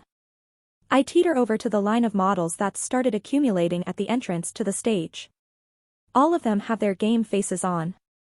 Meanwhile, I'm chewing like crazy on my lower lip. Put your teeth back in your mouth, you just got your makeup done, Cash says, smacking my tush as she moves to the front of the line. I leap into the air and yelp before tucking my lips back into a tight line over my teeth. For the women around me, this is just a normal day at work. For me, this is true torture. The only good thing is that it's benefiting the shelter. I have to keep reminding myself of that as the arches of my feet start to ache as we wait for the music to start. I close my eyes and am immediately hit by the image of my mind of Flynn. Usually, I open my eyes back up immediately to avoid lingering on the idea of him for too long. But the image of him right now is strangely comforting. Because I might have a piece of him inside me. I never planned to be a mother this way. Accidentally and maybe on my own. And yet the idea of having a piece of Flynn entangled with me forever. Cash, you're on. My eyes shoot open. A newfound resolve inside me. This catwalk is more symbolic than that. It's like walking into my future. What's on the other side, I don't yet know. But I'm ready to find out. We make it just as the lights are going down. Our seats are, much to my chagrin, primarily located in the front row on the side of the catwalk. As we are led to our seats, Colin turns around and holds out a pair of sunglasses to me. Put these on, he whispers. Colin, I think I'm past the point of being recognized. No, it's part of the look. Cash said so. I hold my tongue and indulge him. Clearly, he's trying to make a good impression, and what I'm currently wearing is the last thing on my mind. I can feel eyes on me from all corners of the audience. There are going to be pictures of Colin and me all over the society pages after the flurry of photos caught us walking into the venue. Ignore them, Flynn. They don't matter. I'm here for Stella and Stella alone. This is my final chance to show up for her. Show her that I'm here for her completely and utterly. We sit just as Cash walks onto the runway. Behind Colin's sunglasses, I can see his eyes light up. He's got it bad. I know it's a little unconventional for me to come and welcome you to the show rather than waiting until the end. But this is my most important collection to date. This is a collection that encapsulates what it means to be a woman and contains multitudes. One of our models in particular stands out as someone you are not used to seeing on the catwalks of Bryant Park. Stella Banks, a virtual unknown in this world, and my new muse. An effortless beauty and unwilling to bend herself to convention. Today she is a model, but most days you can find her running Pair of Paws, a no-kill shelter in New Jersey. They are full up with adoptable darlings, and we need your help in finding their forever homes, Cash explains with an elegant, unquestioning air. I'm glad Stella found her. At the very least, maybe she won't regret the trip if she got a good friend out of it. After the show, join us out in the park to meet some of the animals up for adoption, Cash says and then smiles, folding her hands gratefully. Enjoy. Music begins to play, sweeping strings infused with an urban beat. The first models begin to walk down the runway, but I don't even feel like I'm seeing them. I'm just waiting for Stella. Colin beside me is doing enough enjoying for the both of us, on the edge of his seat with his mouth open. The things men will do for a woman that isn't even theirs. Finally, Stella walks out, her curls swept back in a tight ponytail and her expression impossibly serious as she keeps her eyes on the end of the runway. Her heels are sky-high, and she's doing an amazing job of walking in them. Her blouse floats behind her like a train. People around me start to applaud, so I do too, meekly. I feel my strength leaving my body as I'm consumed with nervousness. I hope she doesn't see me. I don't want to throw her off her game. Models start returning in different outfits. Stella struts out again, this time in an olive dress torn asunder to reveal a t-shirt, complemented by a pair of combat boots. Somehow, she doesn't seem as steady as when she was walking in the high heels. Her cheeks are sunken as if she's sucking on them. Something's wrong. I can just feel it. I glance at Colin to see if he notices, but he's too caught up in the drama of the show to notice. She does her walk and then disappears into the back again. The next round begins. Every model is wearing a Pair of Paws t-shirt paired with incredibly crafted pants and sandals.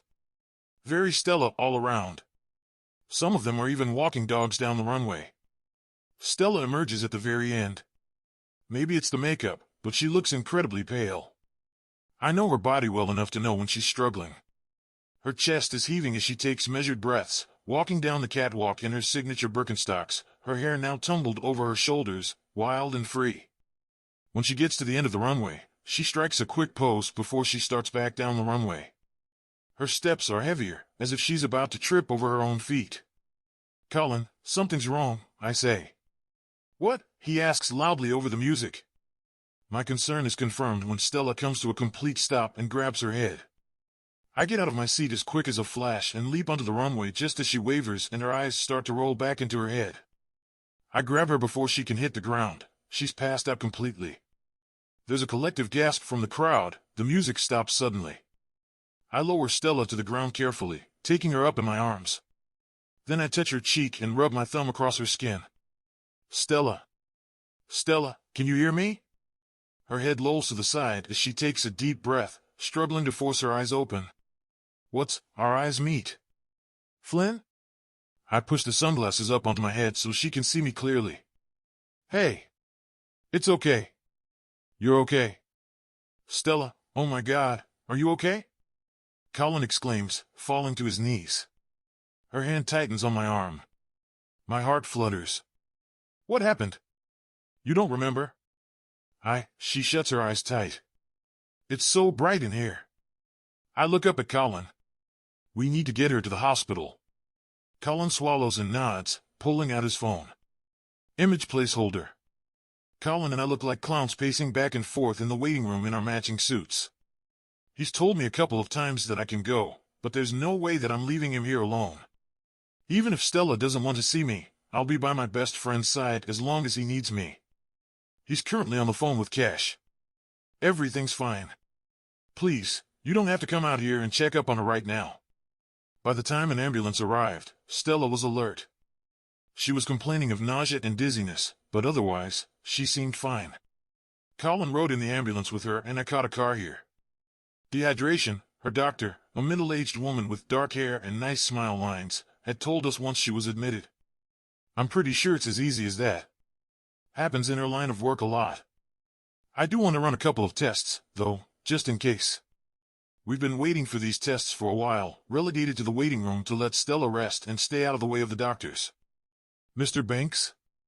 Colin and I both flip around to face the source of the voice, a sprightly little nurse with a pixie cut. Not me, I say, and then point at Colin. Him. Gotta go, Colin mutters into his phone and then hangs up. Yeah, me, I'm Mr. Banks. Then you must be the daddy, she says with a giggle and a big grin. I blink at her. I'm not even sure I understood the string of words that came out of her mouth.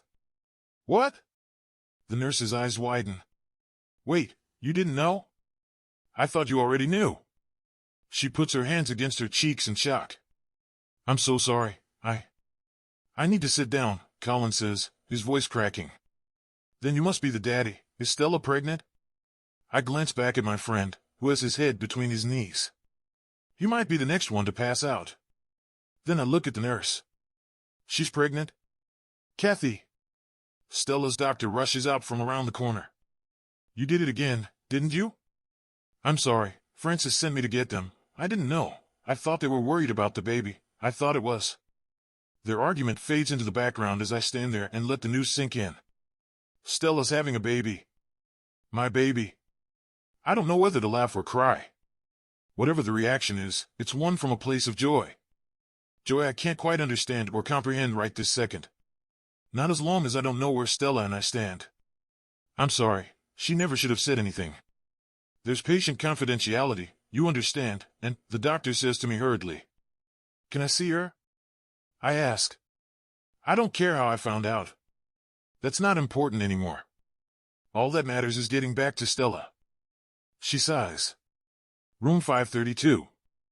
I nod back at Colin. Could you keep an eye on him? Oh God, he doesn't look good, the doctor mutters, already gravitating toward her next patient. I wind through the halls to room 532. The door is ajar. I stand there for a moment, trying to steady my breath. My whole life might be about to change. Terrifying and exciting. I knock softly. Come in, Stella answers in a small voice. I push the door open and poke my head in. Hey! Stella's eyes widen. Oh, I wasn't expecting you. I can go if you... No, don't. Please. She gestures toward the lone chair beside her bed. Come sit. If you want. I walk over to the chair and sit down, immediately groaning. Man, they keep making these things more and more uncomfortable, huh? Wouldn't know. I'm the one in the bed, she says with a half-smile. I consider her face for a moment and smile. Color's back in your face. She touches her cheek. Oh. Good. Her eyes are looking everywhere but mine. Listen, I need to tell you something. I know, Stella.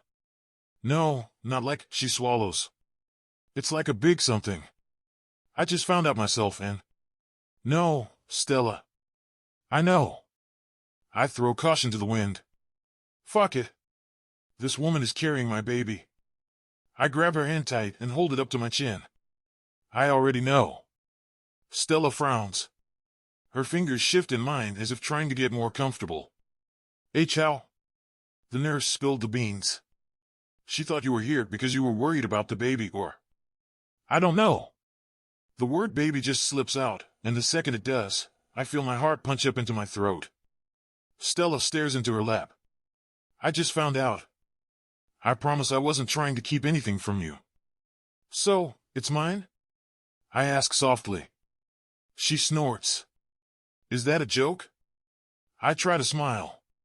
Only sort of. Stella looks slightly wounded. That wasn't my intention.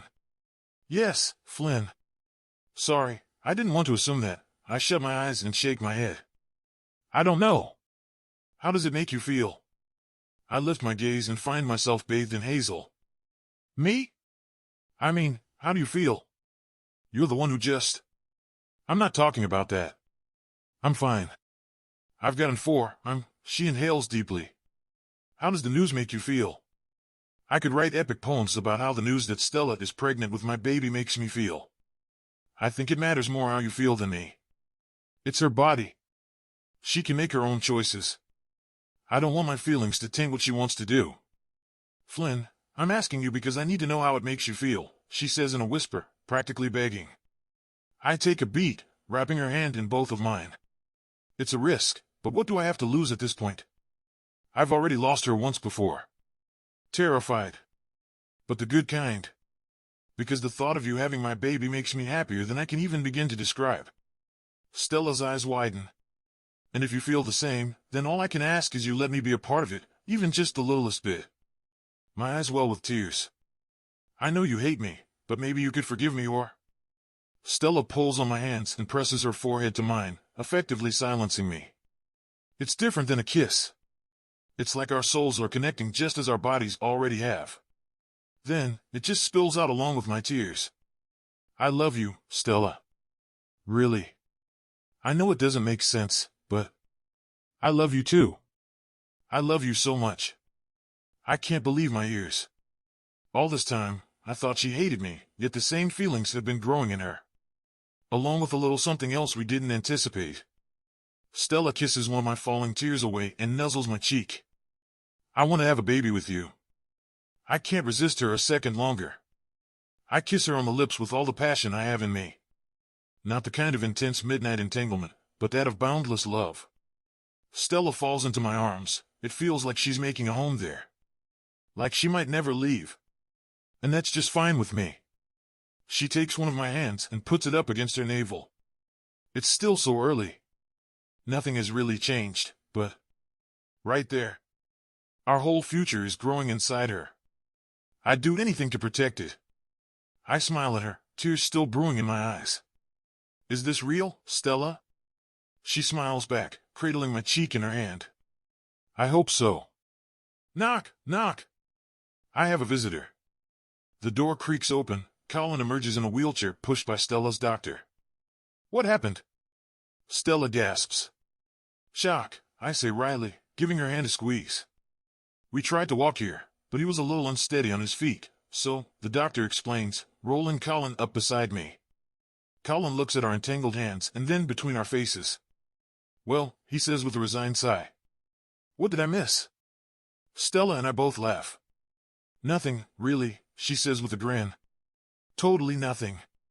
Just my sister and best friend having a baby together. No big deal, Colin says with a big gulp of air. I grab my friend by the shoulder. Hey.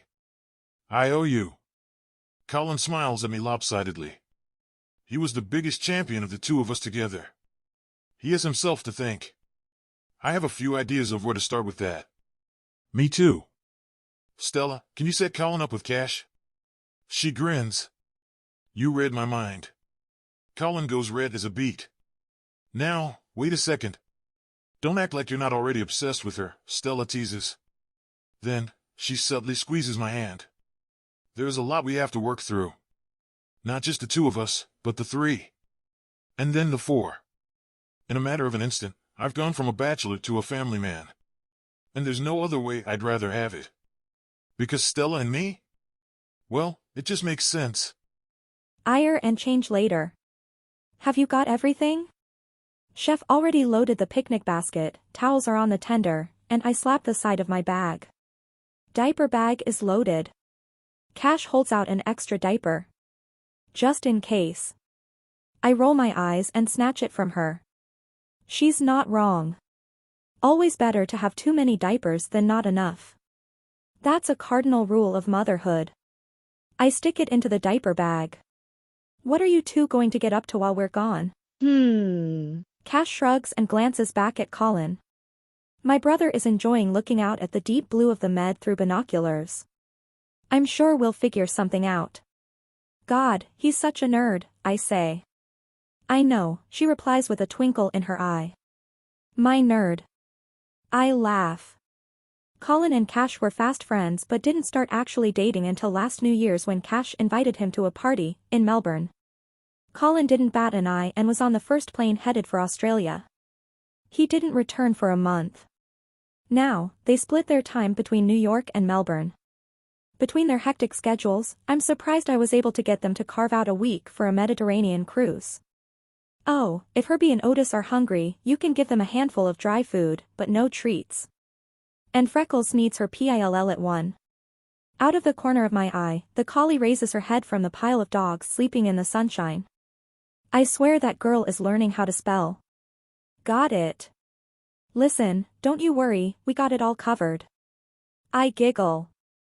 Not sure about that. All right, I'm off.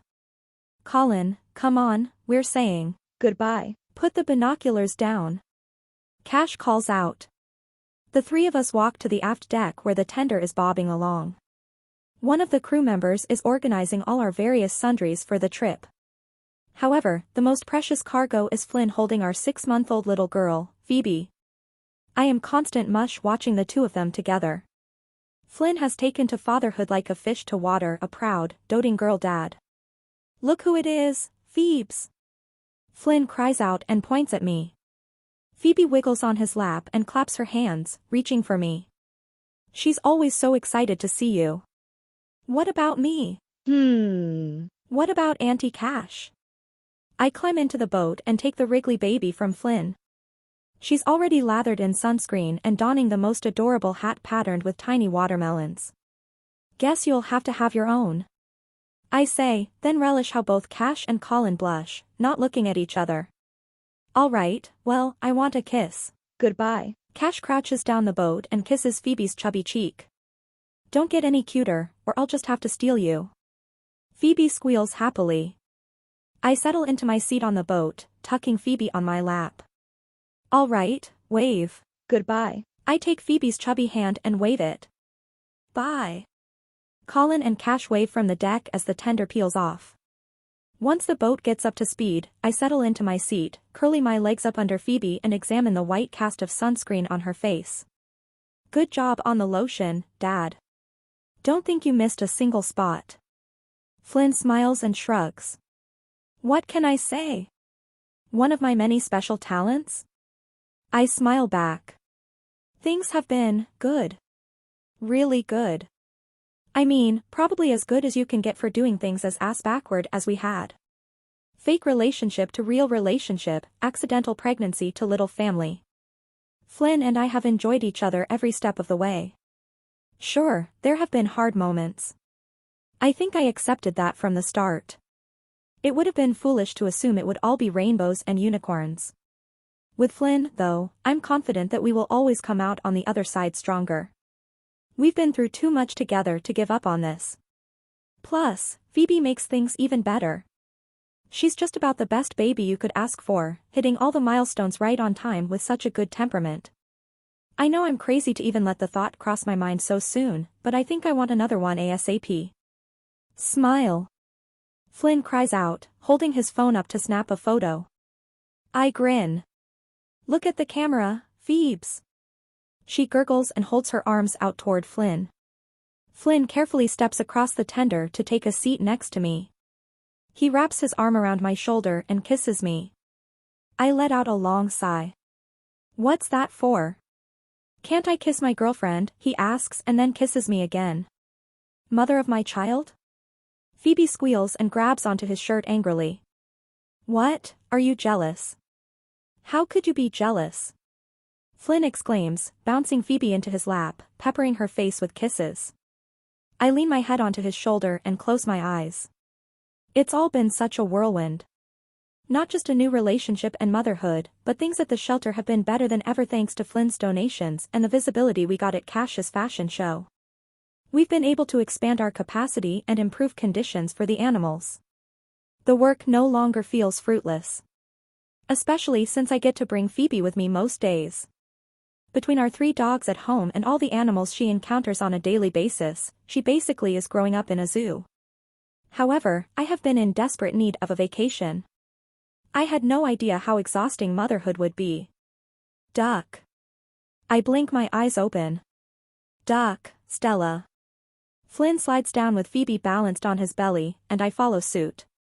Phoebe laughs like we're playing a game. Why are we ducking? I ask. Paparazzi. I can't help but laugh. More of them? I don't understand it, he says with wide eyes. We're just on a family vacation. In the Med on a luxury yacht with your business partner who happens to be dating a very famous fashion designer. Nothing to see here at all, people. He rolls his eyes. It's your fault, if you recall. Flynn shakes his head. You're never going to let me live that down, are you? You kissing Adelaide? No. For the last time she kissed you. I know. We've gone in circles over the story. After how everything shook out with Adelaide in the months following, her tell-all people articles and publicity stunts, I'm happy to accept his story as the truth since it's clear she's a total narcissist. In fact, the second we announced Phoebe's birth, a month after the fact, she sent boatloads of flowers. Addressed exclusively to Flynn. I get a kick out of it now, but at the time, if I had gotten my hands on her, it would have been a brutal sight. Those maternal hormones. They'll getcha. Look, let's not fight in front of the baby, Flynn says playfully. As for us, people still want more of the story. I'm more of a public figure now, although reluctant. I try to stay out of the limelight. And, not to toot my own horn, but we are a beautiful little family. Of course, people want our picture. A short boat ride later, and we're pulling into a familiar place, the grotto in Corfu where over a year ago things between the two of us really solidified. It was Flynn's idea to take Phoebe here. I said she wouldn't remember, and he rebutted, but we will. It's hard once you've got a little one not to be too focused on their experiences all the time. All I want is for Phoebe's life to be amazing and splendid in every way it can be. I sometimes lose myself in her. Thank goodness I have Flynn to keep me grounded. The tender pulls up to the dock centered in the blue water. Flynn gets out first, I carefully hand Phoebe over to him before climbing out myself. Then, once the tender is all unloaded, the boat drives off, leaving us in the grotto. Just the three of us. October in the Med is much cooler than at the height of summer. But it's a perfect day to bask in the sun and lounge about, just the three of us. I unfold Phoebe's play mat nervously. We'll have to keep a close eye on her. She can swim. I laugh. Barely. She'll be fine. Won't you, Phoebe? Phoebe pats Flynn's cheek gently. Such a sweet little girl.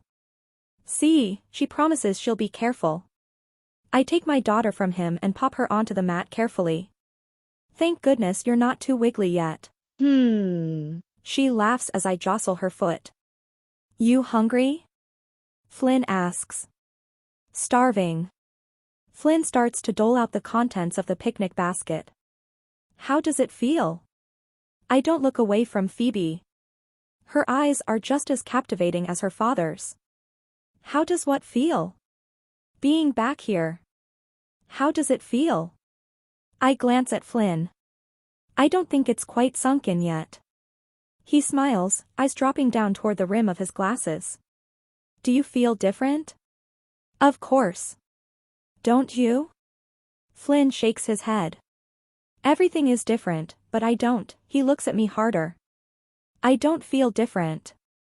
Before Phoebe was born, I had a libido that could not be tamed. Flynn had to fight to keep up. Since her birth, it's something we have both had to work toward again. That was part of the reason for this trip. Of course, I'm not ready to leave Phoebe behind with anyone, but embrace the opportunity to remember where all of this beautiful mess came from. It's reignited something in both of us. You know I love you, right? Of course, I smile. I love you, too.